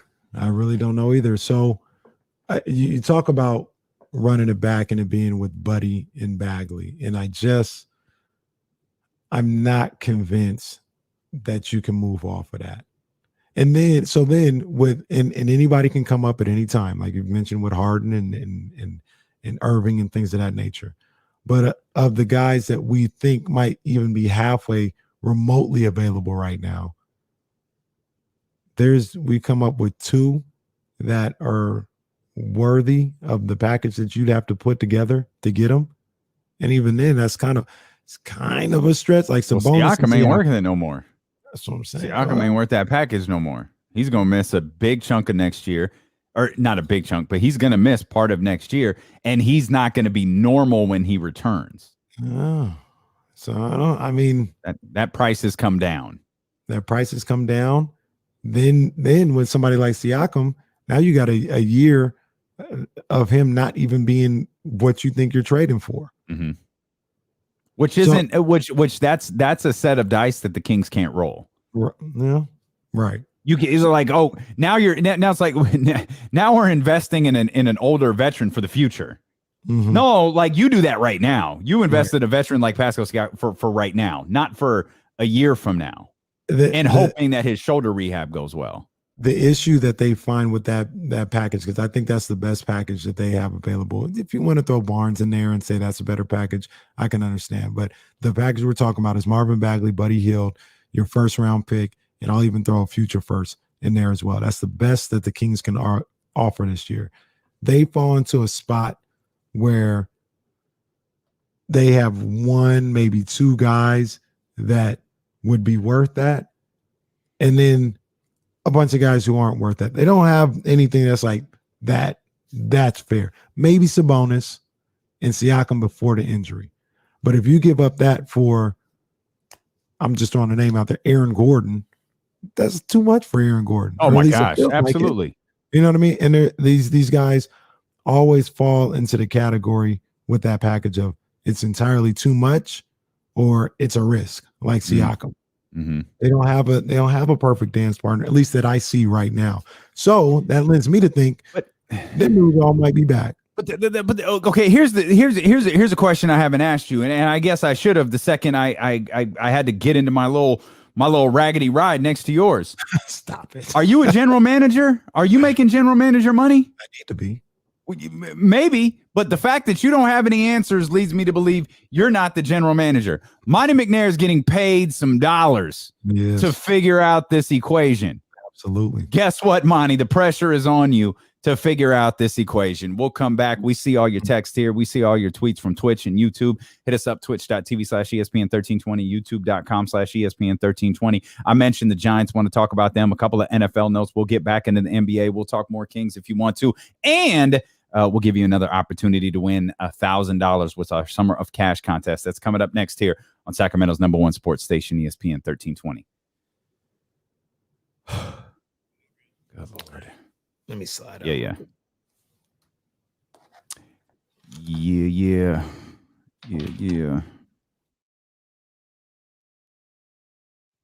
Our company has like these hangouts, and they always call them like adventures. Come hang out for our June adventure. It's always during our show. I never have any idea what any of this stuff is about. I feel like all these important announcements are made. Like, we can't like just, hey guys, got a meeting. Be back in an hour. They don't even include us. It's kind of hurtful, to be honest with you. I feel like that's true. Jesse's saying they talk about us the whole time, and I think that's probably true. Just talk trash. But it's whatever. We'll talk trash about them too.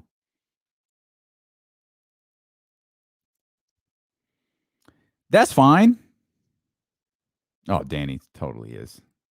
Like, Danny texts, we back from Twitch at the beginning of the show. We back. Like, Danny, we been here. You back. We all been here. And you notice Danny gone now. We ain't going to hear from Danny in San Francisco unless there's a major breaking news story. We ain't going to hear from Danny in San Francisco for a while. I'm good with Kelly Oubre Jr., but is that the move though? Like, does that get you like, aha, that's the move. I like him, but man, D'Lo, wouldn't you rather have vets with playoff experience? Yeah, that's literally what we were just. Leezy, where you been? That's what we were just talking about. Absolutely, but I don't want it to be like I don't want it to be like Siakam. Like, Siakam's a problem now because Siakam's not going to be ready next year. Dude, shoulder rehabs are brutal. Even if it's not your shooting side, it's going to be difficult. That's tough, man.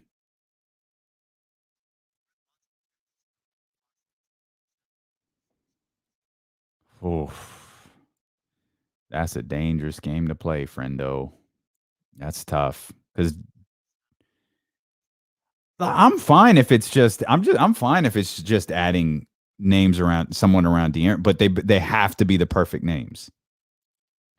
And that's as much as I like Rashawn. That's where I keep wondering, like, is Rashawn the right guy? I feel like with Rashawn, we accept certain, I don't know if flaws is the right word. We accept certain limitations. We accept his size. I don't know. Yeah. Yep. A lot. D'Angelo's making a lot. But that I don't know that he doesn't fit here though. Does he? I don't feel like he fits here. I'm more of the mindset 3-4-5. That's more my thought. 3-4-5. Peyton, you know the rule. Trade machine is the stupidest thing ever invented. And why would Miami do that? Why would they even consider it? Why would they not just hang up on Monty and then call every GM in the league and talk about what a dummy he is? I love how Shy Demand randomly capitalizes words. Yeah. I'm not arguably our best player last year. Did De'Aaron play? Yeah, did De'Aaron die? Was De'Aaron on the roster last year? No. But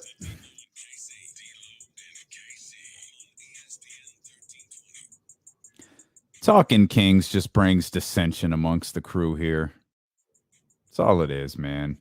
Now we're arguing about Rashawn Holmes. Shy Demand said Rashawn was arguably our best player last year.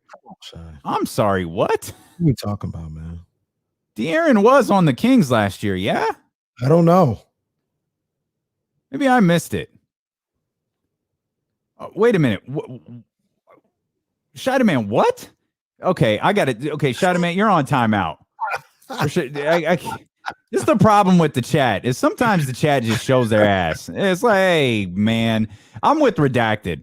Let's just go check on the availability of John Solomons. I mean, third time's got to be the charm, right? Or would it be the fourth? Yeah, no, it's definitely not the charm. No? Definitely not in this case. All right. I can't believe they brought him back when they did. Jesus. Jesus. Oh, man. We've got the Summer of Cash contest rolling along here coming up at 3:10, 10 minutes past the hour of every hour. D-Lo and Casey are on the air. We've got your chance to win $1,000. We'll give you that code word again coming up at 3:10. Make sure that you are locked in with us. It's Monday. It's late in the show, but we got to mention it because it's a Monday tradition. Your San Francisco Giants are still in first place. We are still in first place in San Francisco. But yeah, not the best weekend. No, it wasn't. Had a couple of games against the Nationals because of the rain out on Friday. Scored a combined 2 runs in the 3 games played against the Nationals this weekend. Well, look, they played 4 and they scored 2 runs in 4 games. Or no, wait, 3 runs in 4 games. They won. Did on they play Thursday. 4? Why don't I? They Thursday. Okay. Yeah, they won on Friday, 1-0 on a Buster Posey home run. Then they got shut out in the first game on Saturday. They got 2 in extra innings in the 8th. Against the Nationals. Don't say it that way. You said that like with a certain tone to it, and I don't like it. All right, got to clear. I actually could have said extra innings. And they do doubleheaders. I'm not against 7-inning doubleheaders. That's not the worst thing in the world. Okay. But that's just when it was. It was in the 8th. Unless a no-hitter is thrown, then it doesn't count. Definitely doesn't count. So there's that, and then they get shut out on Sunday. Mm-hmm. Offense is struggling a little bit. And worried? I am. I mean, the Evan Longoria injury seems to be rearing its ugly head right now. You got guys like Tachman, who is a damn good ball player. Is if he played every day, maybe a Gold Glove candidate with the way that he gets things done. But as bad as anemic, and yikes, they need offense. They need offense. Maybe what the doctor ordered though is 4 games against Arizona, which starts tonight. Okay, that may be what the doctor ordered. Need to see them bats come alive.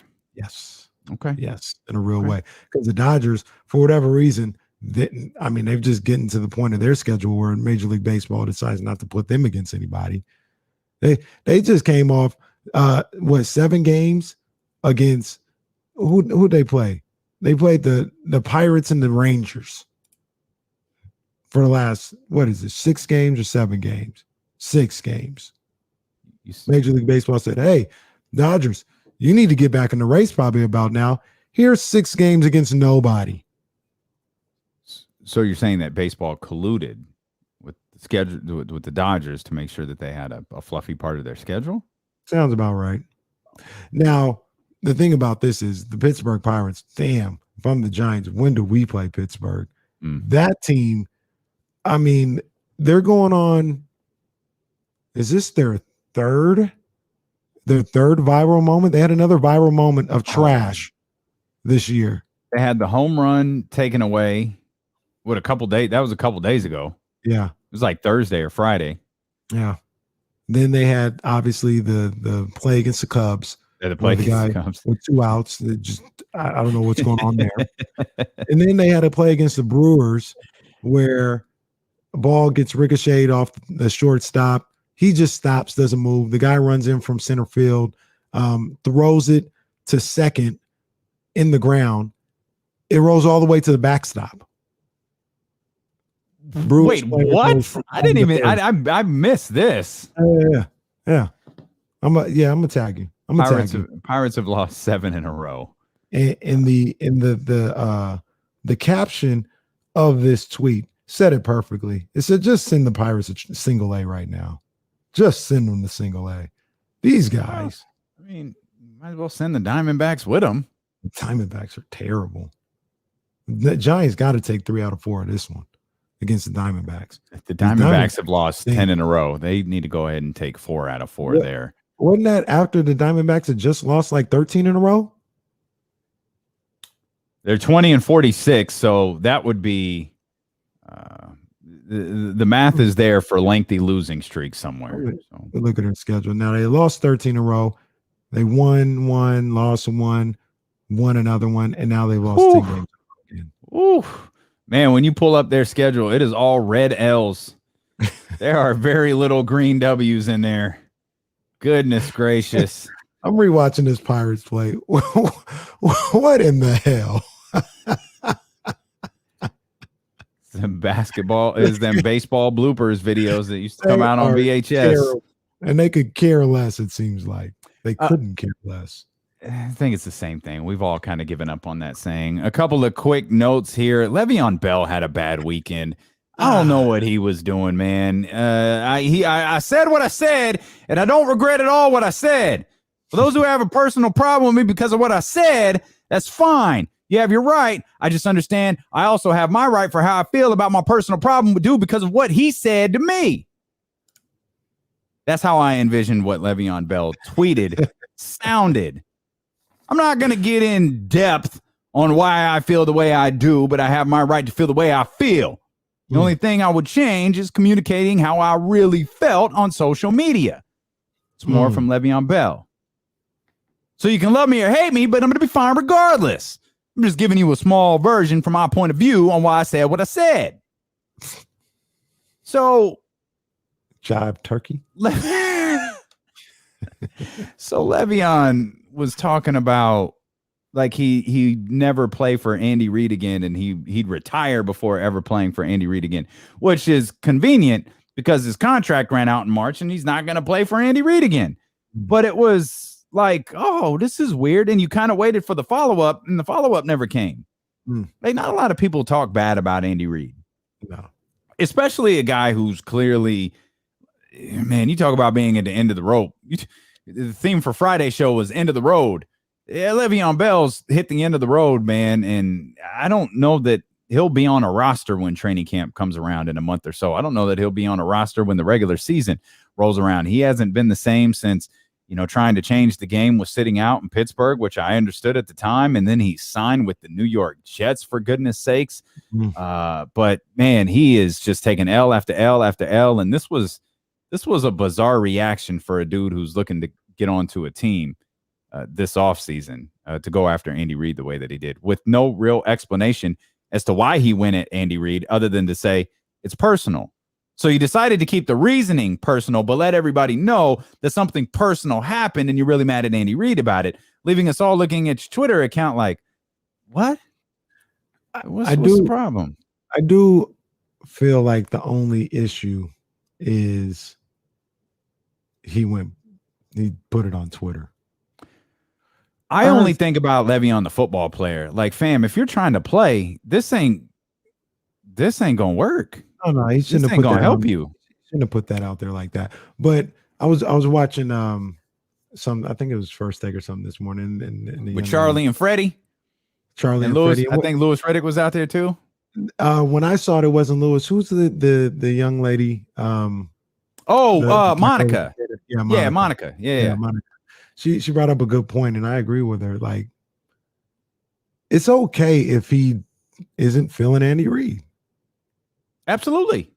You know what I'm saying? Absolutely. That's his prerogative. He have his reasons for saying that and feeling that way.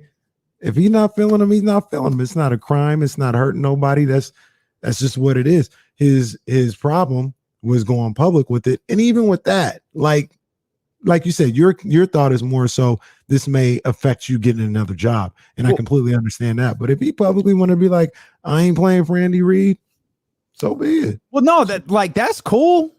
But I feel like you just kind of you have it. You can either jump in the deep end or you could stand on the steps. And I feel like he's standing on the steps of the pool. And we're all left like, man, you getting in or not? Because you said you made this big proclamation. You're not going to play for Andy Reid. You'd rather retire. But then you said, it's my personal problem. Well, what'd you bring it up for? If you wanted to say you don't like Andy Reid, then just what happened? Right. Tell us, what's the deal? That's what Twitter is. Twitter is your voice. Right. Tell us what happened. But it felt like he regretted it. And instead of delete, just kind of was like, okay, I'm this is what he said to me.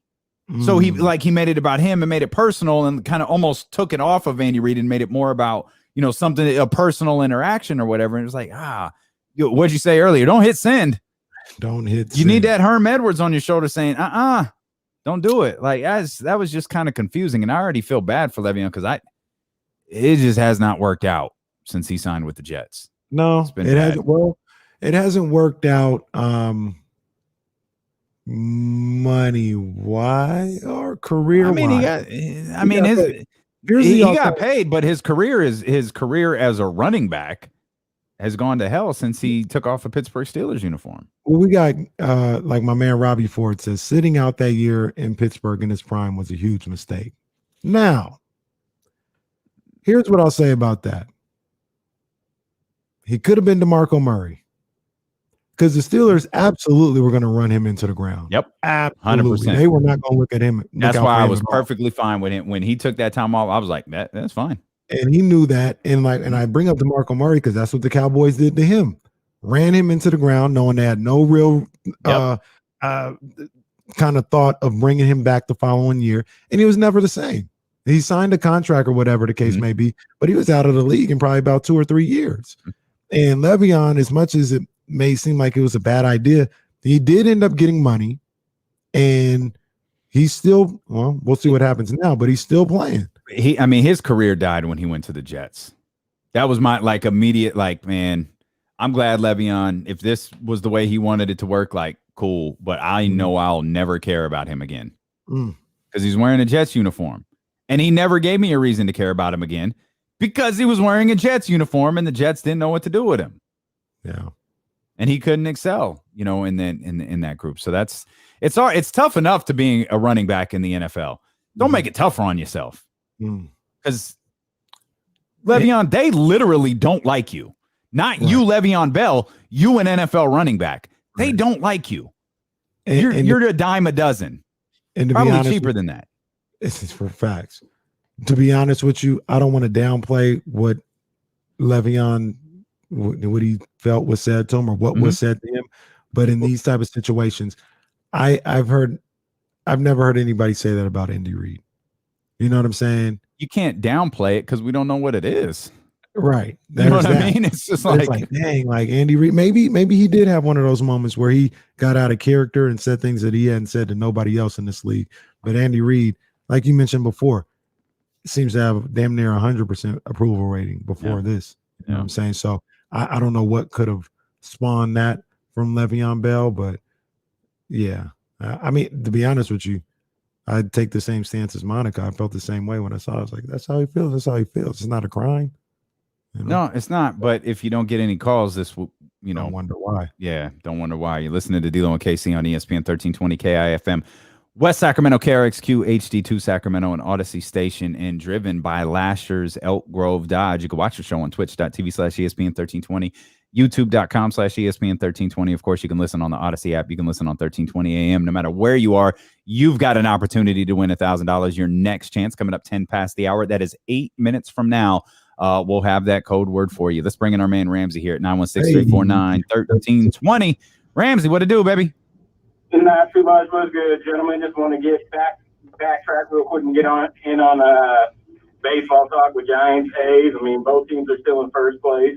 The Giants definitely struggled over the weekend, but like you said, Kenny, they got AZ for 4 starting tonight, and then they got a mediocre Phillies team coming in over the weekend for Father's Day weekend at home. Yeah. So I mean, if they can get right at home, which I believe they still have the best record in baseball, they can basically keep pace and stay where they've been all year. Phillies swept the Yankees in there over the weekend. Dang. Yeah, confirmed. They do have the best record in baseball. Did you wind up going to the A's game? I know you were talking about that on Friday. I didn't end up making it. I did talk to one of my friends there because we knew somebody who was pitching for Kansas City yesterday, and he got lit up. So see that yeah, I mean, he got lit up because you didn't go. How do you feel about that? Ramsey. There you go. Ramsey, and you couldn't even give it to him. It's messed up. Hey, team above friends. Team above friends. He wanted the A's to win. Appreciate you, Ramsey. No, go ahead. Sorry. No, I was just saying the A's got the Angels starting at home tonight, so they better do something to the Angels because we all know how the Angels are with no pitching. Yeah, and there's our baseball insider, our man Ramsey there. You talk about what'd you say? Team above what? What you just said that when Ramsey was talking about his boy was playing. Team above relationships, team above friends. He said he knew somebody was pitching. I said, you got to rep the team over the people that you know. You know, I always wonder how I would feel and what I would do. I know exactly how I feel and what I would do if Reese got drafted by the Major League Dodgers. Dude, come on, man. You don't wonder that. You're not that. It's not. It's bad with you, and I do believe you need help. Like, given the fact that you remember a series back in 1988 that still upsets you to this day, a pitcher like pissed you off with their reaction. I'm concerned about that in your long-term health, but there's no way you wouldn't be elated for Reese. I'd absolutely have a Dodgers hat. Absolutely. I would talk about you. I would talk about you if you put on a Dodgers hat, but I'd let it be known. They'd start calling me Big Ken, like we say Big Marv. They call me Big Ken. Oh, you'd be that guy. Like, hey, trade him. As soon as he got drafted, trade him. The sad, you know what? The sad part of that is, I absolutely believe it's true. I would only do that for the Dodgers, though. You would be big. Trade him. Trade him. What if he was drafted by the Dallas Mavericks? Trade him. Mm-hmm. Big Ken. Trade him to the Knicks. I got a list of teams. Knicks and Kings. First one ever demanding a trade to the Kings. I would angle the hell out of trying to get him into Sacramento. By that time, though, Sacramento might be the darling of the NBAs. Yeah, by the time Reese is in school, by the time Reese is ready to be drafted, 9. I'd say we probably got 9 championships by then. Can you imagine a time when the Kings are the darlings of the NBA? That'd be crazy. Jesse says, Big Marv, Archie Manning, and KC. KC gonna be up there on draft day. He gonna be like Archie and Eli were with the New York Giants or with the San Diego Chargers. I would just tell him straight up. I'm like, we ain't going here. How they doing baseball? I'm like, look, if y'all draft them, we going to school. Simple as that. Yeah, like John Elway. Like, I'm gonna go play baseball. I'm gonna go do something else. I would have a Dodger hat. I'd have a Caraway number 5 jersey. I'd have it all, man. Absolutely spectacular. Absolutely spectacular. Suns complete the sweep last night. If you're just tuning in, there is some important news headed into tomorrow night's games. Obviously the Suns, they don't have any games to worry about for a while. They're going to get some much needed rest and like a week off, I think. Chris Paul going to be rejuvenated for sure in that one. But for the Bucks and the Nets tomorrow, Kyrie is out. James Harden is out. Not surprising, but it is official, as Steve Nash at his media availability today ruled both of those guys out. Let's get Mitch on the line. We haven't talked to him for a couple of days. 916-349-1320. Mitch from New Jersey. What's up, baby? Brick City. Guys, I believe it's been a couple of weeks. How you doing, Casey? What's up, man? Pretty good. Not much. Solid work week. My Dodgers, they're doing it without quite a few injuries they've been hit with. But it's okay. It's a little too early. I'll wait I can talk when they're in first place. It sounds bad when they're in first place. It's so close to the Giants. By the way, that's all right, Mitch. Go ahead. All right, I want to rub this salt. You salt that room. You do stitch it up properly, and then it won't hurt so much. Anyway, the Suns game, that they've been drafting pretty well. That was, I think, Chris Paul was a signing. All those other guys have been drafted. No, I was a little scared. For a moment, I thought Jokic was going to twist Devin Booker into a pretzel there, which he reminds me of Kobe, but he's got to pick on somebody's other side. I was saying in the future. I love you, Mitch. Booker didn't want the smoke. He didn't. I love you, Mitch, and I think that's what he was saying. Did he say Chris Paul was a Sonic? No, he said he was a signing. Oh, a signing. Oh man. I was like, the other guys have been drafted. Chris Paul was a signing. Oh, I swore he said a Sonic, and I'm like, Mitch, no.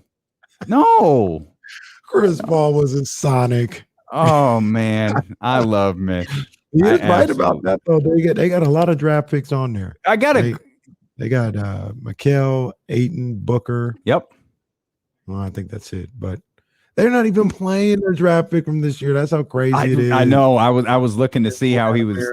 Yeah, I was looking to see how he was doing. As we really started to dive into, man, this thing with Phoenix might be real, and it was like, oh, Jalen, he's not playing.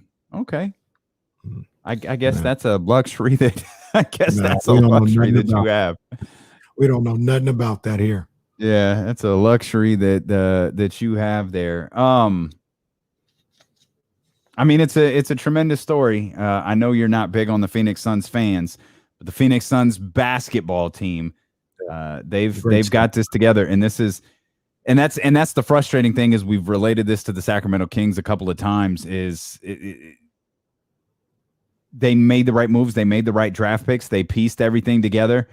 But it was Chris Paul that changed everything. And Chris Paul's not going to be available this offseason. A player like Chris Paul isn't going to be available this offseason. And I think, and you and I will probably fight till the day we die over this, similar to you, Marshall, and Ben Simmons. Oh, jeez, Ben Simmons, role player.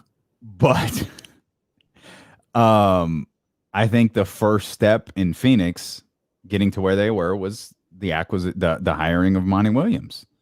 Mm-hmm. And that set into motion what we've seen then. Now, obviously, they've drafted well. They've put together a team that works for them.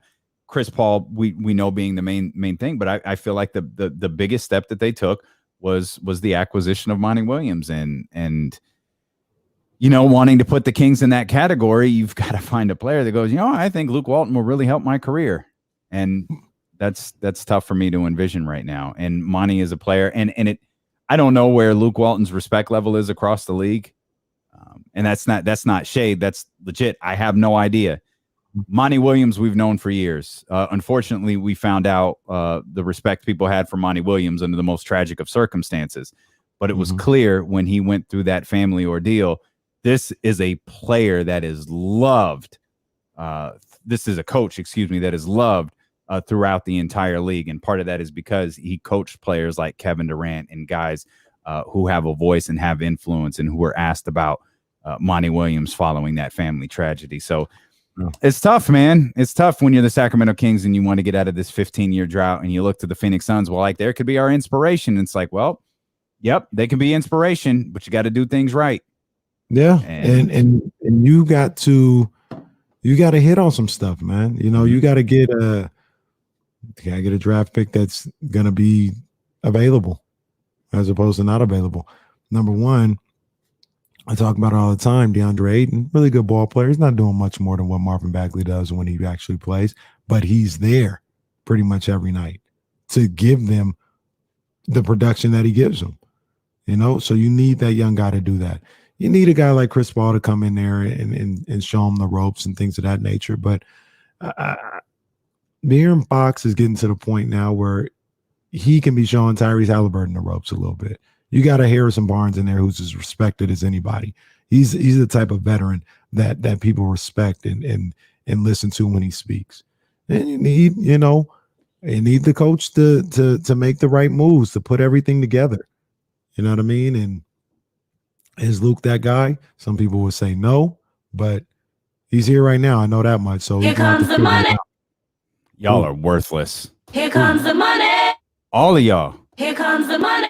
Look, I got a producer. I got a co-host. Nobody noticed the time. I'm looking at the damn chat. Here comes the money. Here we go.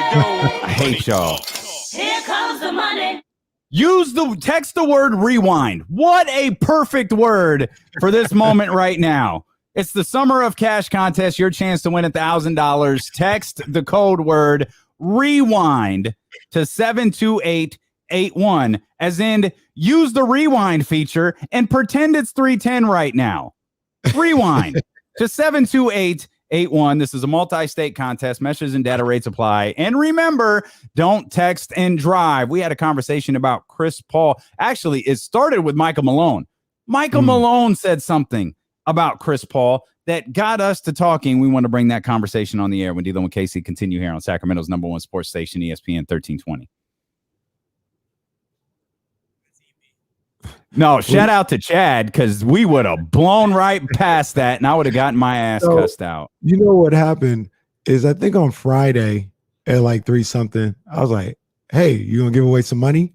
You're like, what? No, you didn't. No, you didn't. You made a Shane McMahon reference. And I was like, what? Yeah, it you was said like it's 310. I was like, oh.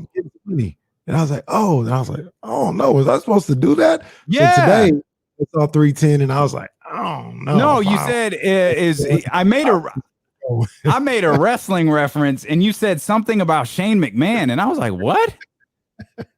You're like, it's 310. Oh. Here comes the.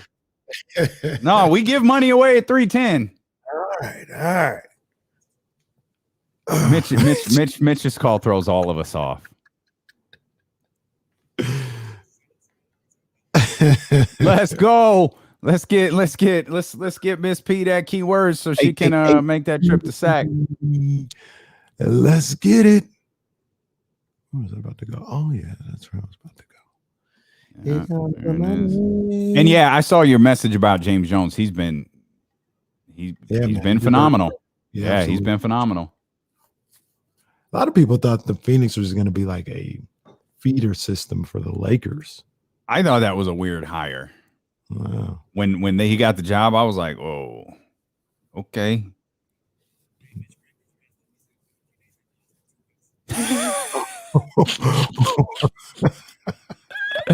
He's counting. Mitch got a calendar where it's just like, all right, Monday, check. Nope, not today. Oh man. gonna stand up real quick. Nah, it's still good for a few minutes after. It's still good. You have several minutes to text it, I assure you. Money.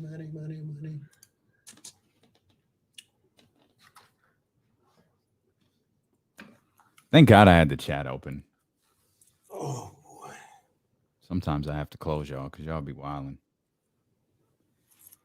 Here comes the money.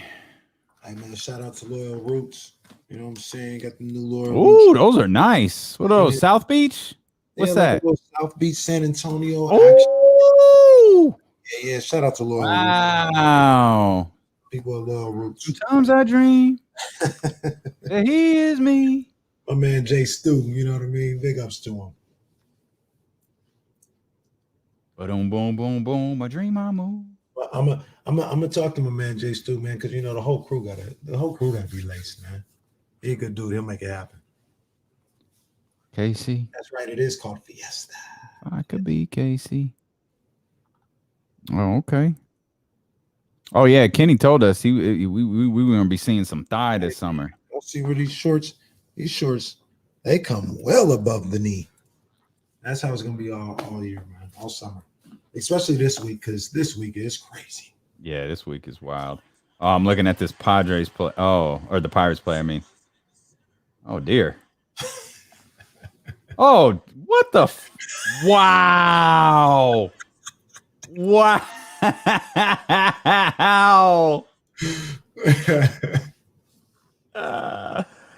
Oh man. That is terrible. Terrible. Hey, Miss P, shout out. Yeah, that's a cold color, man. That royal is hard. That royal is hard for sure. Yeah, you had those was it in the commercial? Yeah. Those are nice. Those are hard.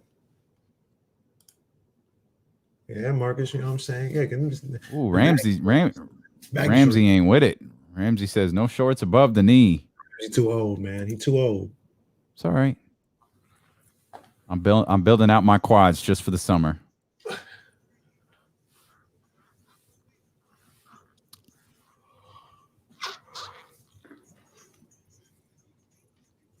I'll join you 10 to noon, Greeny. More likely though, I'll join you from 5 to 7. And it's become a running joke when my alarm goes off. I wake up, grab my amino energy, my caffeinated beverage, grab the computer, sit down to work on the show for a couple hours. And as I work on the show, I flip on Get Up. Mm-hmm. And so, you go through that whole process. You rub the sleep out your eyes, blah, blah, blah, blah, 5, 12, 13, without fail. This has to be segment 2. This might even be segment 1. They're talking about Aaron Rodgers. Oh, Jesus. Every single morning. We got Chris Paul. We got the Phoenix Suns. We got Kyrie Irving getting injured. We got the Bucks evening things out. We got Atlanta looking to go up 3, or we got Philly looking to go up 3-1 tonight. No. Let's talk about Aaron Rodgers. It's like, I feel like the Get Up producers go, okay, guys, what are we going to do today? What did we do yesterday? Aaron Rodgers, run it back. Jeez. I was singing the praises of Monica and Charlie and Freddie on First Take today. I was getting my workout in, getting ready, and I looked over at the screen to see what they were talking about. Is Ezekiel Elliott past his prime? Jesus Christ! What do y'all got 2 hours to talk about the biggest stories in sports, and you landed on is Ezekiel Elliott past his prime? Man, come on, guys. Man, I know the NFL is king, but holy crap. That's all right. Y'all do your thing. Another interesting tidbit I heard from that it was a Bill Simmons podcast. It was good though. Of course it was. You got Bill Simmons podcast getting injected into your veins. He's a clown, but I like the sports talk sometimes. I do.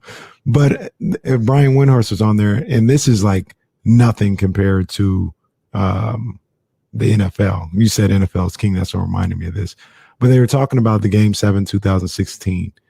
And they said, like, it did, like, I want to say like 20 or 30 million people. And they said for that fourth quarter, it went to like 43 million people watched that fourth quarter. Wow. I don't think I knew that. Yeah, that's a crazy number. Jesse, you're gonna have to look that up. That is insane. Yeah, they said it peaked in that fourth quarter at like 43 million people. That's more people than watched Hulk Hogan versus Andre the Giant back in 1988 on the main event. 43 billion people watched that. That's what I've heard. 43 million in the Pontiac Silverdome. That's those are the WWE numbers.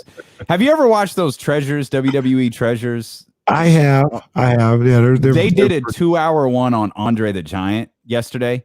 I think it's really good though, because it's more like Mark Henry's in it. He cries like 6 times, but it's like it has a lot of like documentary type components to Andre in it, and I'm always fascinated by he's so like unique.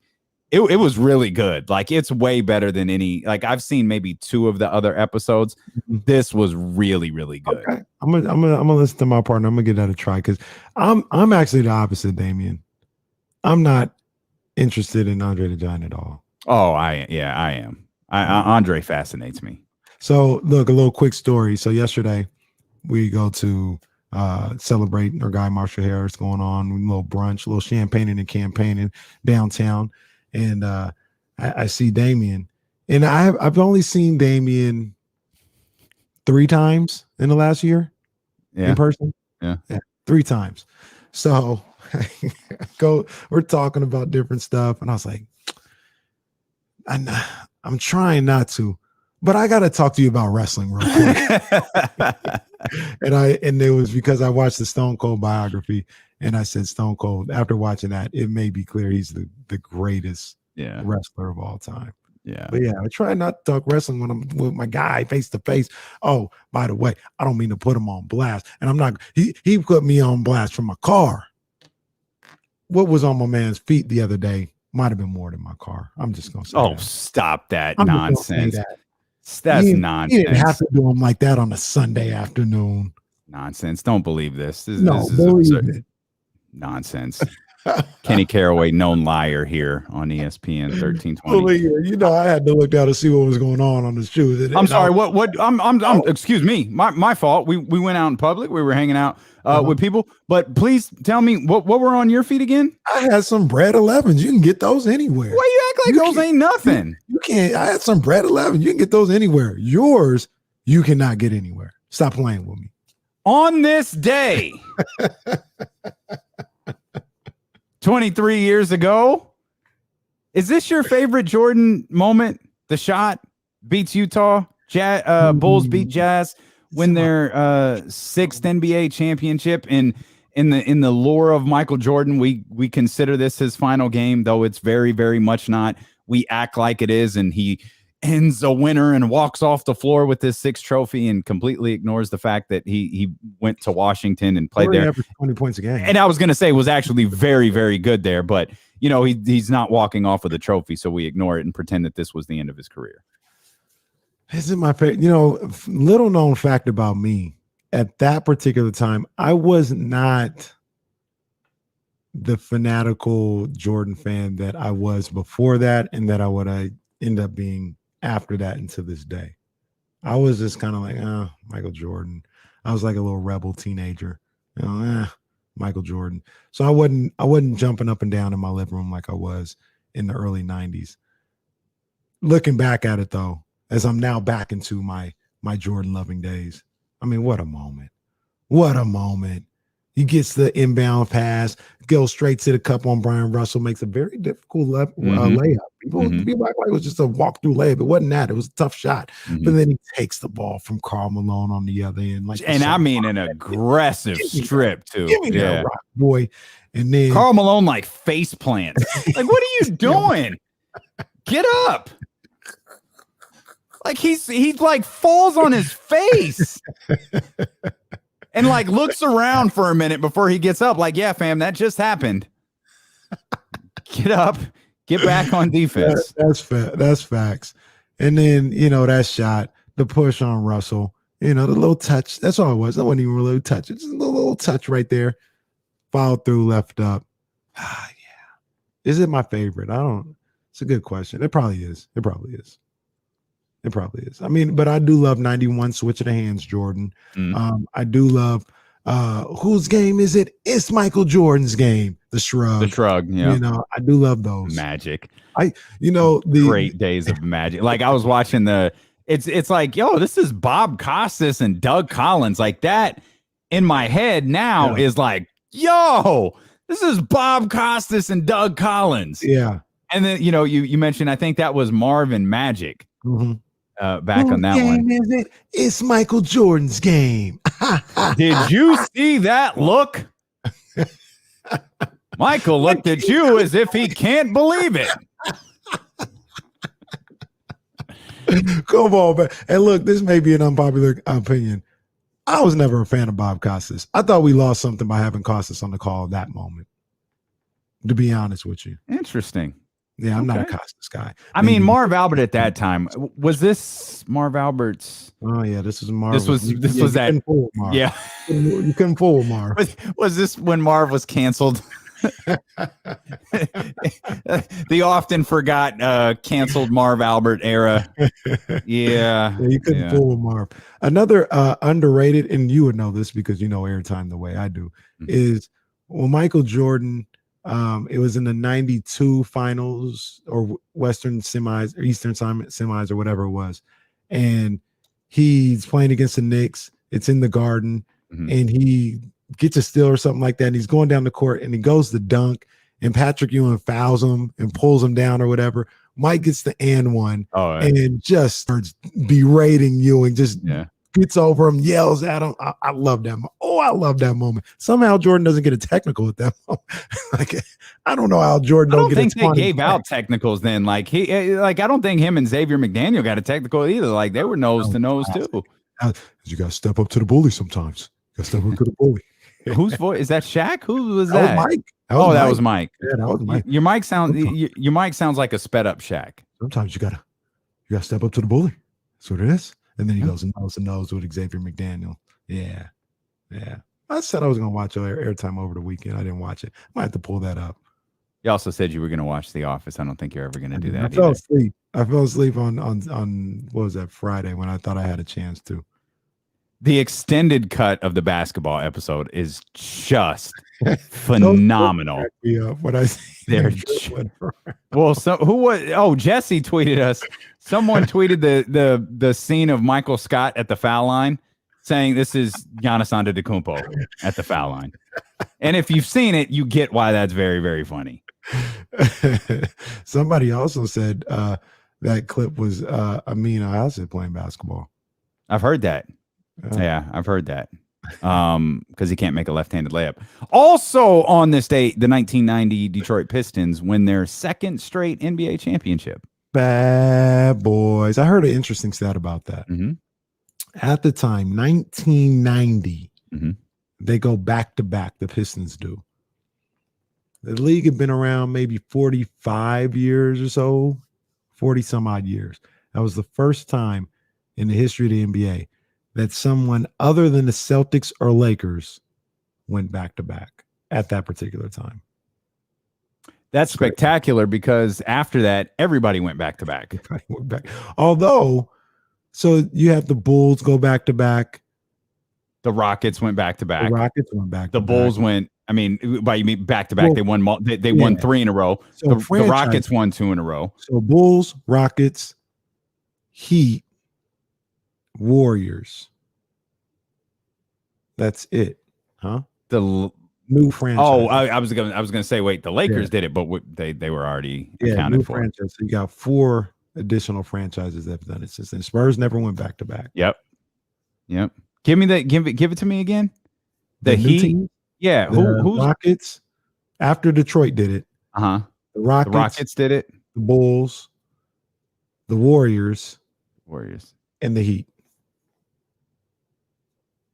Okay. So the Heat lost their first one, won the next 2, lost the last one. Yeah. Cleveland never went back to back. Golden State did.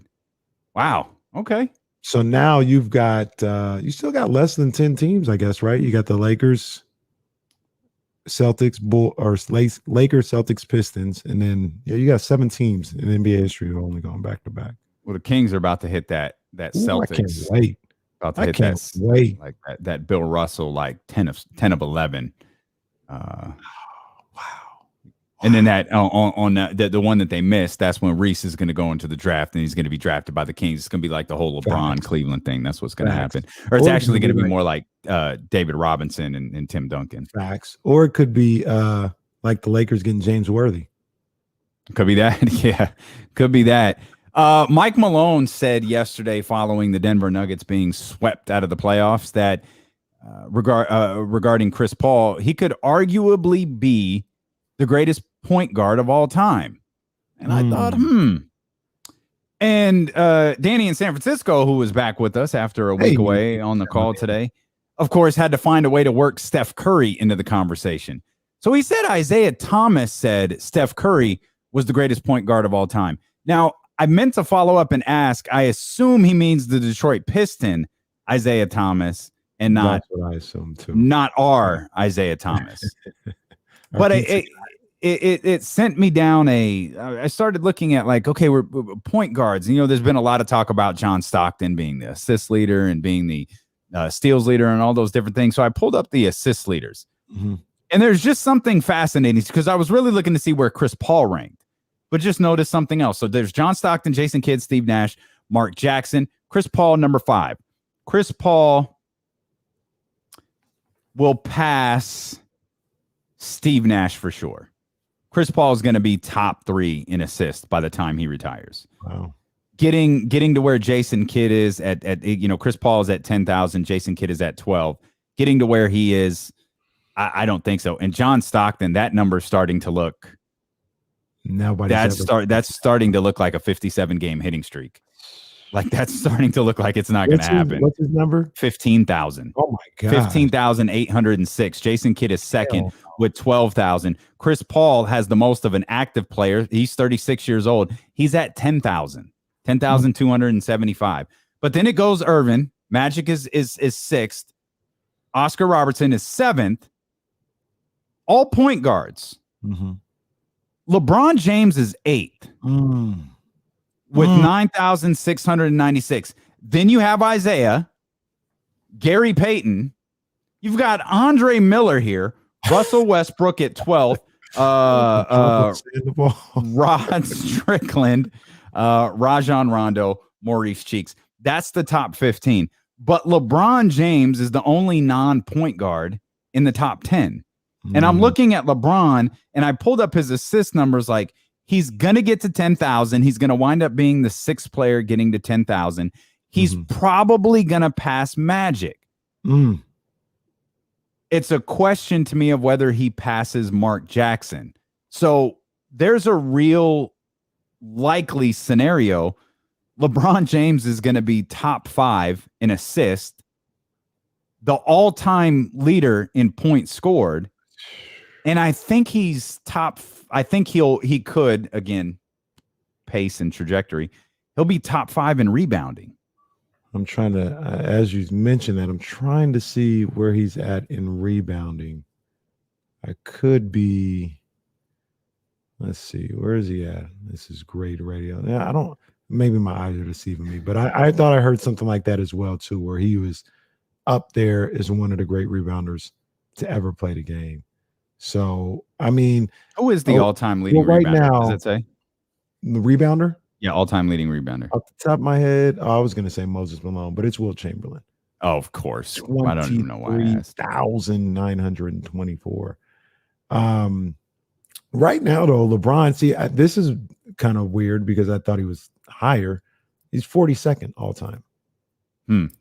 With 9,751. Wait, what was Wilt's number again?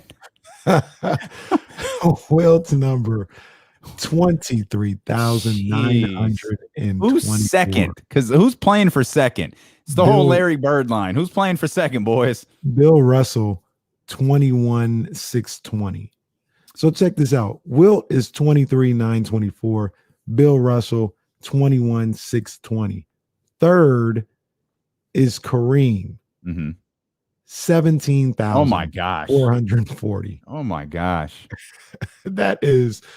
That's a hell of a gap, right? But is that the era of like those two guys were the tallest guys in the league for maybe decades at a time? Well, they didn't. They still didn't miss no rebounds. They didn't. But what's fascinating about this was the Isaiah Thomas line of Steph Curry being the greatest point guard of all time. And I think we often forget, and this came up in a conversation last week where we were talking about great point guards, and I'm sure it centered around Chris Paul as well. Mm-hmm. But do you look at Steph as a point guard? I don't, and then I got to check myself, right? I don't look at him as a point guard, but then it's like, I mean, he is a point guard. If you were trying to define his position in that league, it's that of a point guard. So, but he's okay, understood. Mm-hmm. But he's the greatest shooter of all time. Mm-hmm. Without question. I don't know what point I was trying to make by saying that. I don't even know that I had a point. Like I'm just, he's the greatest shooter of all time. His position is a point guard. I'll have to pull up to see. I only have the top 15 in front of me. I'll pull up to see where he is on the all-time, assist leaders. Where is he? Or all-time steals leaders. I don't even know that that's his bag. He's just. Oh, well, yeah. John Bull and a lot of these other guys are like this. He's 69th on the all-time assist list. Sophomore class that's tuned in here. By the way, if you're on YouTube, hit the thumbs up. So he's 69th. Okay. Slightly above Drew Holiday. Okay. I don't know. I guess when you have the attribute of a player and it's scoring, it's shooting, it's like, yeah, he should be defined as one of the greatest players in his position. It's just not an attribute that you particularly associate with that position. Right. You know what I mean? Like you immediately turn to assists. You immediately turn to like other things when you think about point guards. And again, Stockton, Kidd, Nash, Mark Jackson, Chris Paul, Magic, Oscar Robertson, they're all point guards. Then you hit LeBron. Then you got Isaiah, Gary Payton. They're all point guards. Russell Westbrook is on the list. He's a point guard. Yeah. Steph Curry, you look at the greatest shooters of all time, you go, yeah, it just happens to be a point guard. I don't know that John Stockton, Jason Kidd, I don't know. The best scorer of this bunch, I mean, I'm not going to pretend like I saw Oscar Robertson play and I'm all caught up on his. I know nothing past the numbers that are constantly brought up with Russell Westbrook. But is LeBron James the best scorer out of this group that we just went over? I mean, Stockton, Kidd, Nash, are they scorers? Was Mark Jackson a big scorer? Chris Paul, historically in his career, was he a big scorer? Magic. No. Oscar Robertson. I think he's probably the one you could argue was. Mm-hmm. But I'm not going to pretend like I know just because I read his points per game. Right. I think you're right. I think it is. It is LeBron. It's almost like you do one or the other. Right. Could I bring up something that might blow your mind? Okay, Eve, what do you got? Eve versus Trina. The next verses. Check that out. Better than Bow Wow versus Amarion, which I saw on that for. Now, that's a hard pass. I mean, I like Maybach O. I do like Maybach O. I don't know if I want to see him in the verses, but I like Maybach O. I'm sorry. Who the hell gave him that name? Is that similar to Playoff P? Like, did he just go, that's my name? Because that's not that dude's name. Absolutely not. I think that's exactly how that happened. Check this out, though. So Isaiah Thomas says that Steph Curry is the best point guard to ever play the game. Steph Curry, I just want to make sure I got everything right. Yeah, as far as points go in his career, right now he's 70th. Is that how I would say that? He's number 70. Okay, that's fine. He's number 70. Okay. At 18,434 in scoring all time. In assists, he's 69th with 4,984. Mm-hmm. Check out this guy. He is number 33 on the scoring list at 22,045. Make sure we got it all clear. Assist, he's 42 with 5,730. James Harden. I don't know what you want me to do with that because I'm not going to say anything nice about James Harden. I don't know what you want me to do. He is Hashtag Steph better.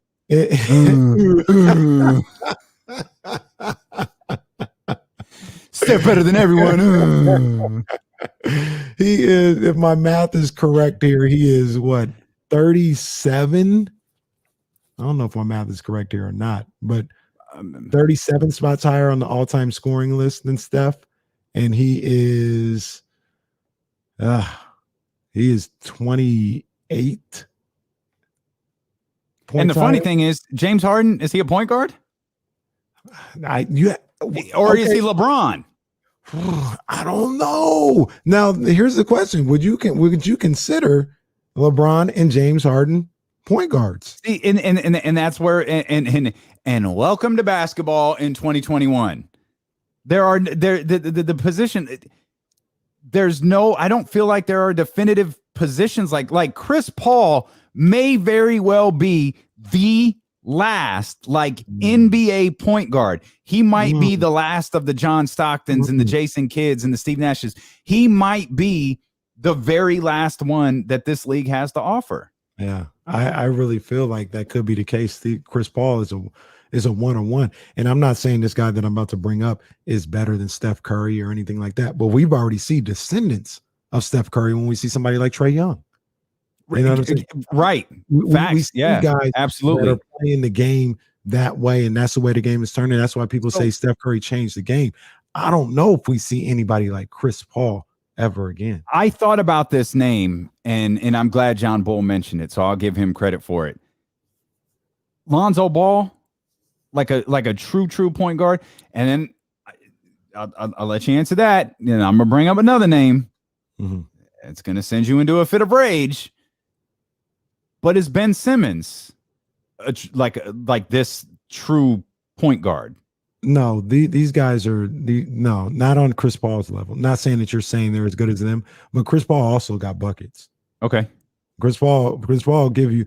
I'd have to pull up the career stats, but I'm even in New Orleans, he was probably giving you 19 and 13. You know what I'm saying? Like that's not what Lonzo does, and that's not what their sole purpose is to pass the basketball. That's not who Chris Paul was. At one point was this in 2007, 2008, Chris Paul went for 21 and 11. Man, that was his third year in the league. That ain't what Ben Simmons or Lonzo are doing. I see where you're going, but that's not. Are they more of the Jason Kidd variety? I don't feel like Jason Kidd was a bucket getter. They're definitely more Jason Kidd, but even Jason Kidd scored more than these guys do.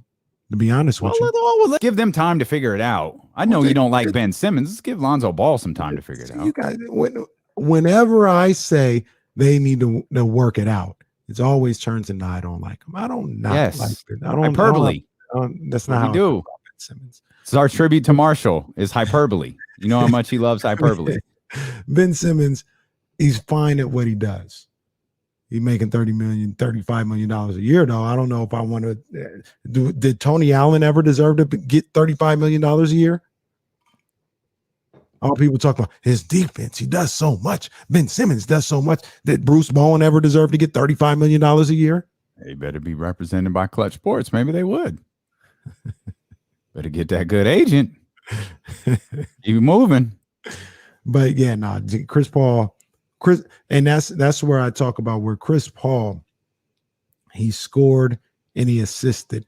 Steph Curry, he scores, he don't assist like Chris Paul did. Mm-hmm. LeBron James, they're close. James Harden actually did score and assist on a level absolutely greater than Chris Paul. So, but I would never think of James Harden as a point guard. Like if you just ask me off the top of my head, like, oh yeah, he's one of the great shooting guards, never played a game. But did we invent point forward with LeBron?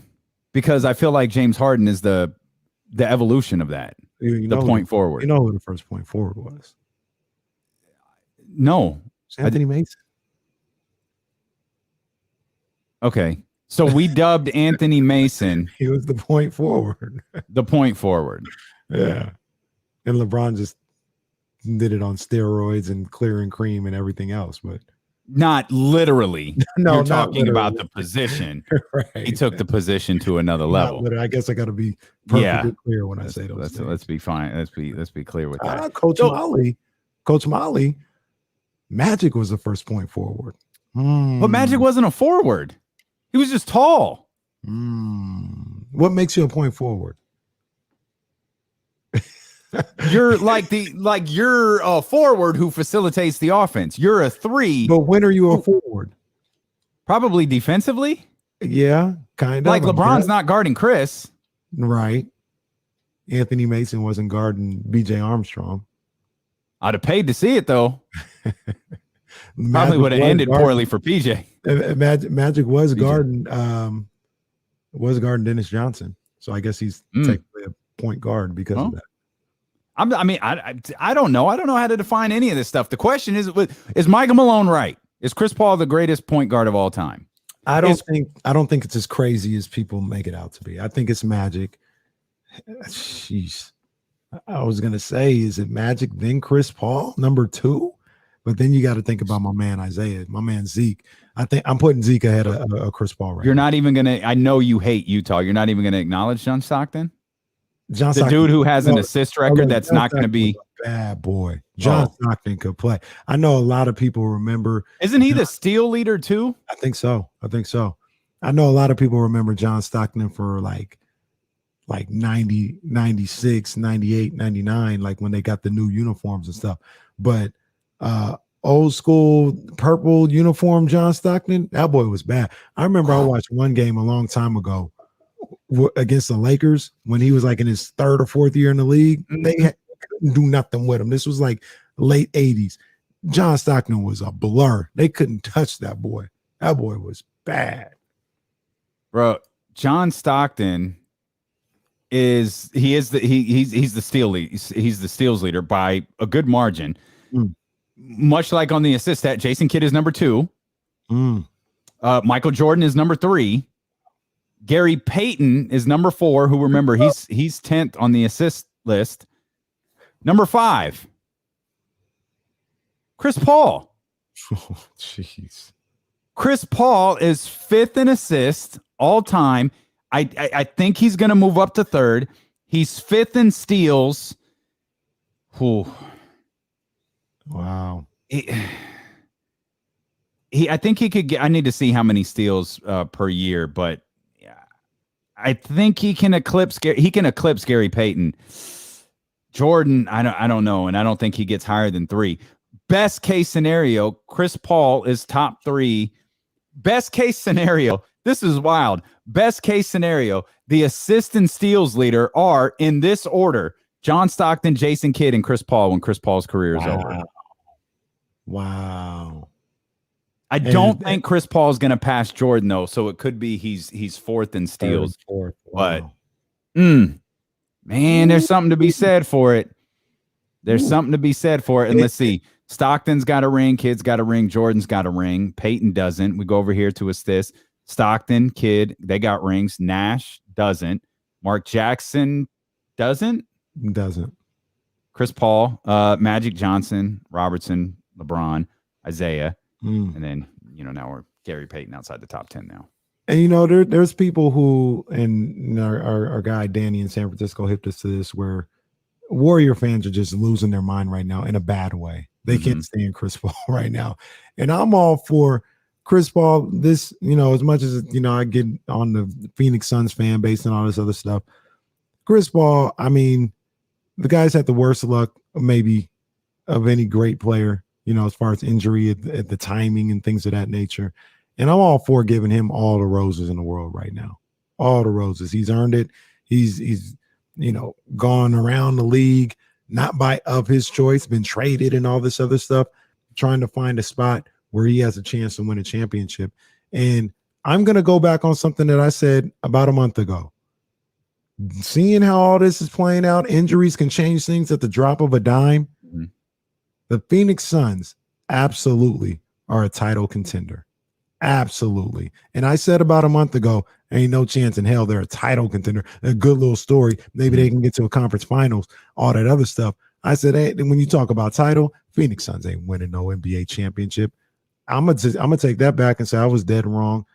The Phoenix Suns are a legit NBA title finalist or contender. Contender. Yeah, I got you. You're allowed to do that. You are allowed to change your mind. 916-349-1320. Cole wants to talk about his favorite player. Cole, what's good? Yo, fellas. Okay. Y'all already know. Like Cole's call starts like he on a mixtape. Like he about to drop the dopest verse we ever heard. I'm a Russell Westbrook fan. Gary Payton, my GOAT, my favorite basketball player of all time. Y'all brought him up a little bit, but only point guard to ever win Defensive Player of the Year. And D'Lo, Damian, you just said he doesn't have a ring. He did win a ring. He won a ring with Dwayne Wade and Shaq in Miami. Don't forget that, bro. Everybody GP. I'm on GP. Love y'all, man. Okay. I mean, I appreciate it. I didn't say Gary Payton didn't have a ring. I said we get to Gary Payton at 10, and now we're outside the top 10. GP, Once we get that far too. down, it don't matter. That was my guy too. I got love for GP. He not as good as Chris Paul. Yeah, he's not as good as Chris Paul. Don't even worry about that. He's not as good as Chris Paul. And I love GP. I don't even know. I love GP. Come on now, I love GP, but he ain't as good as Chris Paul. What do you say about him winning Defensive Player of the Year? The only point guard to win Defensive Player of the Year. Oh, it's a good nugget. That is a good nugget. It's a really good but nugget. He ain't better than Chris Paul. You got a great nickname too. Arguably the greatest point guard nickname. The glove, yeah. The glove. Huh. I mean, that got him. What do we say? Top 4. Top 4 in steals. There was times when Gary Payton's game was ugly, though. I mean, this is all the same generation, right? Stockton, Kidd, Jordan, Payton. Yeah. Which means he was the 4th best defender. Mm-hmm. Now, he good. He's from Oakland, so he gets right. The head, and Gary got to the finals over Stockton. Mm-hmm. That Sonics team, boy. I like that Sonics team. Man, that Sonics team I was something. a fan of that Sonics team. That's the way I felt headed in. Was my guy. That's the way I felt headed into this season. That's the way I felt headed into the recent weeks of the playoffs. Like, about the Sonics? Oh no, not about the Sonics. No, about the. My bad. Okay, you're trying to be funny. I got you. I literally had no clue what he was talking about. He was trying to make a joke. I was thinking about the Suns and the Jazz. Uh-huh. Going, like you look at the Sonics and you go, yeah, it's a shame they got to go up against Michael Jordan. Mm. The Suns and the Jazz, it's a shame they got to go against Brooklyn. Yeah. Now, Brooklyn's in a slightly different state than they were a couple of days ago, so we'll have plenty of time to talk about that tomorrow. We've got about 2 minutes, and I realized we have not spent one single solitary second on the fact that the Philadelphia 76ers have won the last 2 games in the series against Atlanta by a rather large margin. Big game on Friday. You feeling Philadelphia moving forward? Or are you not going to underestimate the Hawks again? They might have figured Atlanta out. They might have figured it out. Now they lost Danny Green for a couple of weeks. That might be an issue to their depth, and spreading the floor and things of that nature. But I think Philly's kind of figured Atlanta out. The jig is up. You got Philly and who tonight? Then I'm assuming you got Philly tonight. I got Philly tonight, and I got the Clippers. Okay. I'm right with my boys. The Clips. Oh boy, they better win. They better win tonight, though. I'm gonna tell you like this: they don't win tonight. That series is done in 5. Oh, that series is done in 5. They better win tonight. Is it done in 5? Like we're watching that game, like they just quit. Could be. Like it's the 4th. Oh, they're just done playing. They're 1-2-3 Cancun. Yeah, it could be. The Jazz hit a shot to go 15 in the beginning of the 4th quarter, and Ty Lue comes out smiling, clapping his hands. Leave Ty Lue alone, man. Leave that man alone. We'll come back. We'll react to all of the games tonight. Of course, we'll get you ready for Brooklyn and Milwaukee as well. We'll find a way to tie the Kings into the conversation. We always do. And we'll have your next 4 opportunities to win $1,000 in cash with the Summer of Cash contest. If you missed any part of today's show, you can subscribe to the D'Lo and KC podcast on the Odyssey app or wherever you get podcasts from. Also, subscribe on twitch.tv/ESPN1320, youtube.com/ESPN1320, and make sure that you are back here tomorrow at noon on Sacramento's #1 sports station, ESPN 1320. Holla. That's all, folks. Change your name to Saran because it's a wrap. Did Cole switch to YouTube just so he could be angry under a different name? I think he did. I think Cole might be simultaneously messaging us from YouTube and Twitch just to be extra angry.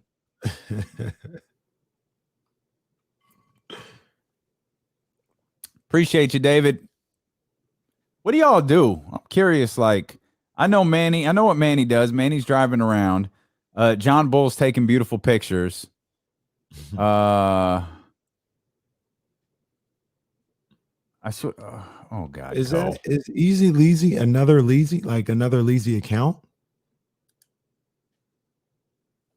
Oh my God! How many Leezys we got? You know what I always wonder, man? There's only like 5 people listening to us. They're just on 20 different accounts. Like Manny got every time I get a message, I'm like, who is this? Oh, this is one of Manny's accounts. Right on, Timmy. Appreciate you, buddy. See you tomorrow. What was it? Hold on. Was it? I knew it. I knew it. He's a doctor. Oh, he's not a doctor. No, he's not a doctor. Oh. I just thought he was, performing open heart surgery, listening to the show, sending a message when he could. What's that, Dr. David? Wow, during open heart surgery. Yeah, why not? No, man. Booker, that boy balled out yesterday. He's been doing great in the playoffs. He sent the Lakers home. You know what's crazy is the Suns were done. They were on the ropes after that game 3 against the Lakers. And I remember I picked the Suns to win the series, so I wanted them to win, but it was like, ooh, Lakers and figured them out. LeBron ankle feeling good. They on the sidelines. Andre Drummond doing all like it felt good. Then they were up by like 11 in game 4. And I think AD was hurt a little after that, but they hadn't lost since. Mm. They were down by 11 midway through the second quarter of game 4, down 2-1, and they hadn't lost the game since. Yeah, dude, I'm about to. I leave. You know why I don't turn the so I start sweating as the show goes on. I leave the sliding glass door open because my dog's like laying in the sun, and sometimes the pavement gets hot and they don't want to lay outside, so they'll lay inside right by the door. And so I leave it open until I get off the air, and then as soon as I get up from here, I close everything up and turn the air on. Yeah, the air on right now. The air might not come off all week. Yeah, for real. Yeah, we're gonna have to make some changes probably by tomorrow. Okay, King Boss. Yeah, they always keep studios cold. Make sure you guys don't fall asleep. Ain't that what it is? That's how they did me at a call center. Yep. They keep it cold as hell, and you don't fall asleep. Keep that equipment too. King Boss. I didn't even know what did John said he does. Computer show. Thanks, Sub Katie. Sub Katie just tweeted something funny. Where to go? Where to go? It's right here. I can't lie. I watched several episodes of In Living Color Friday night on YouTube. And by several, I mean like 6 or 7. I watched a couple men on film. They had Men on Films, Men on Vacation. Yeah. Oh man. About that. Where was I on Bruh, that stuff was Head Detective. Remember Head Detective? Head Detective. Yeah, that stuff. And I hate to be like this, but anything that Damon Wayans did still lives up. Like that still lives up. Yeah. Some of that stuff Major Pain is still funny. Major Pain is still funny. It's raining, man. Hallelujah, it's raining, man. Men on Radio. Hello, I'm Blaine Edwards. And I'm Antoine Mayweather. And welcome to Men on Films. Oh, the jokes that again, I used to laugh at all this stuff. Now it's really funny. It's way funnier as an adult. Oh man. Coach Molly asked earlier where we was at though. We was at cafeteria 15L yesterday for brunch. What's the best brunch spots in the city, man? I need to do a little more brunch. I like Lilo's brunch. house. Shout out. I make my own brunch. So, little known fact about Damien, he has this like pristine coffee maker in his kitchen, but he said he don't drink coffee. It's for other people. Do you have meat in your refrigerator for meat eaters? So I come over there, I can't have no bacon. No. I mean, I like if you was coming, like if I invited, like I'd cook for you, like yeah, I'd make bacon for you, like making food for like a steak, like something like that doesn't bother me. I just don't keep it in the house because I don't eat it. Makes sense. Does make sense. Mimosa House. I heard about it. Where that at? Leezy. Leezy was getting loose this weekend. I saw it on his IG. Leezy was pre-gaming.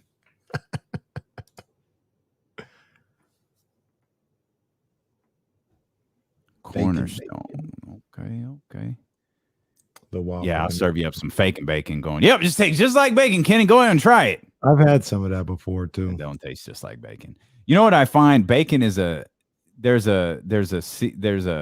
called liquid smoke. It's like there's a easy way to flavor stuff like bacon. Again, this is from somebody who doesn't eat bacon. But if you want to give off like a certain like aroma and a certain like taste, there's this stuff called liquid smoke, and you mix it with like soy sauce or tamari and some different seasoning, and you can replicate bacon pretty easily. I've done it with like chopped up coconut. I've done it with tempeh, tofu. It's actually pretty easy. NBA all defensive team announced. No Rudy Gobert, Ben Simmons, Draymond Green, Giannis Antetokounmpo, Drew Holiday. That is the first team. Second team, Bam Adebayo, Jimmy Butler, Joel Embiid. Thibault made it. Kawhi Leonard. No Kings. Rashawn said he wanted to be on there. You got to get on there next year, big dog. You got to get on there. Get on what? So Rashawn got to get on there next year. That should be one of his goals. Oh yeah, I mean, I think he's capable. Yeah, that's what I said. He can definitely do it. The team has to be better. I've heard a lot about this place. Where is Bacon and Butter? Bacon Butter. I've heard a lot about that place, but I like the vibes. So like yesterday, Cafeteria 50 now has some vibes, man. I don't want to just go in any old restaurant. I need some vibes. My man was talking about something on the rooftop downtown. That's what I'm talking about. Where we at? Why don't you go sit on the rooftop on Wednesday when it's 100? No, I ain't doing that.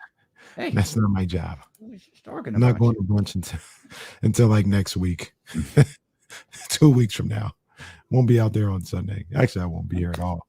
But the Mimosa House on Shade Street. That's sometimes there's vibes right there. There's vibes. Hey, they can't quite see you. Hey, I know. It's close to dinner time. Not yet. It's still early. It's only 4:00. These two just staring Shout at me. out. Hey, look at staring at me. Said, Get up, man. It's 4:03. What are you doing? Bruh, you see what time it is. Yeah. Oh, across from 24 is what is it? Mimosa House is across from 24? No, that's not 57. No, she gave the Mimosa House up earlier up here. Right there. I don't know what's across from 24. I assume she meant by the arena. Yeah.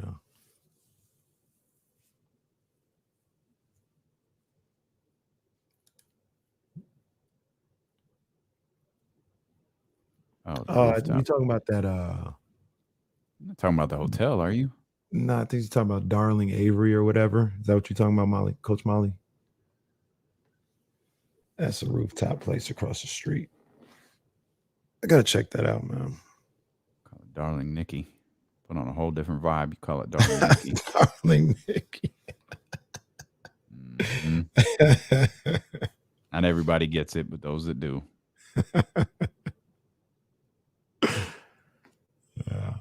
They got brunch there, Coach Molly. That's a vibe over there. That's a vibe. I heard that's a good place. My neighbor went over there, so it's a nice little spot. Oh, who got unlimited mimosas?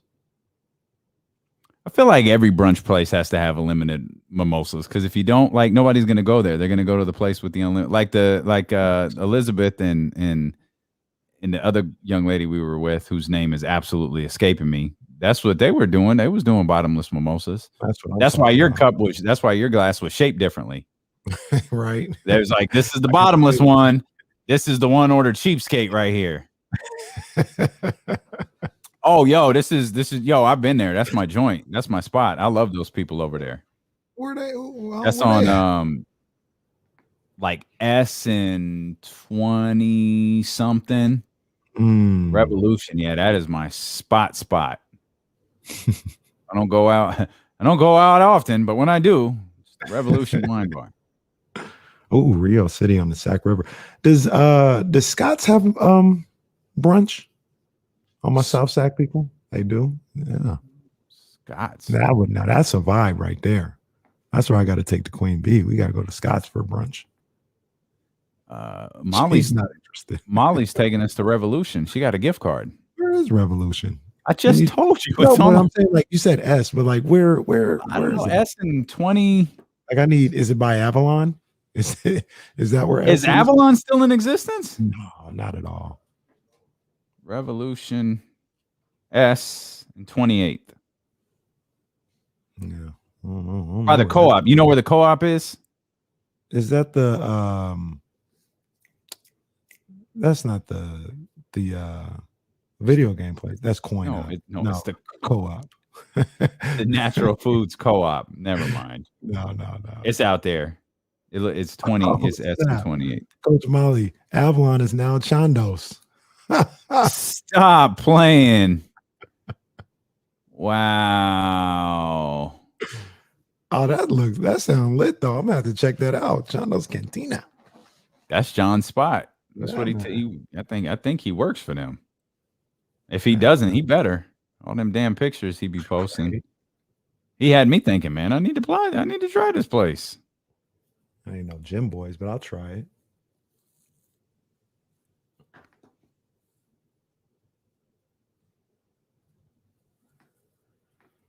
Yeah, I'm at the try it, man. We back outside, man. So I gotta know these places to go, man. Yes, sir. Very much so.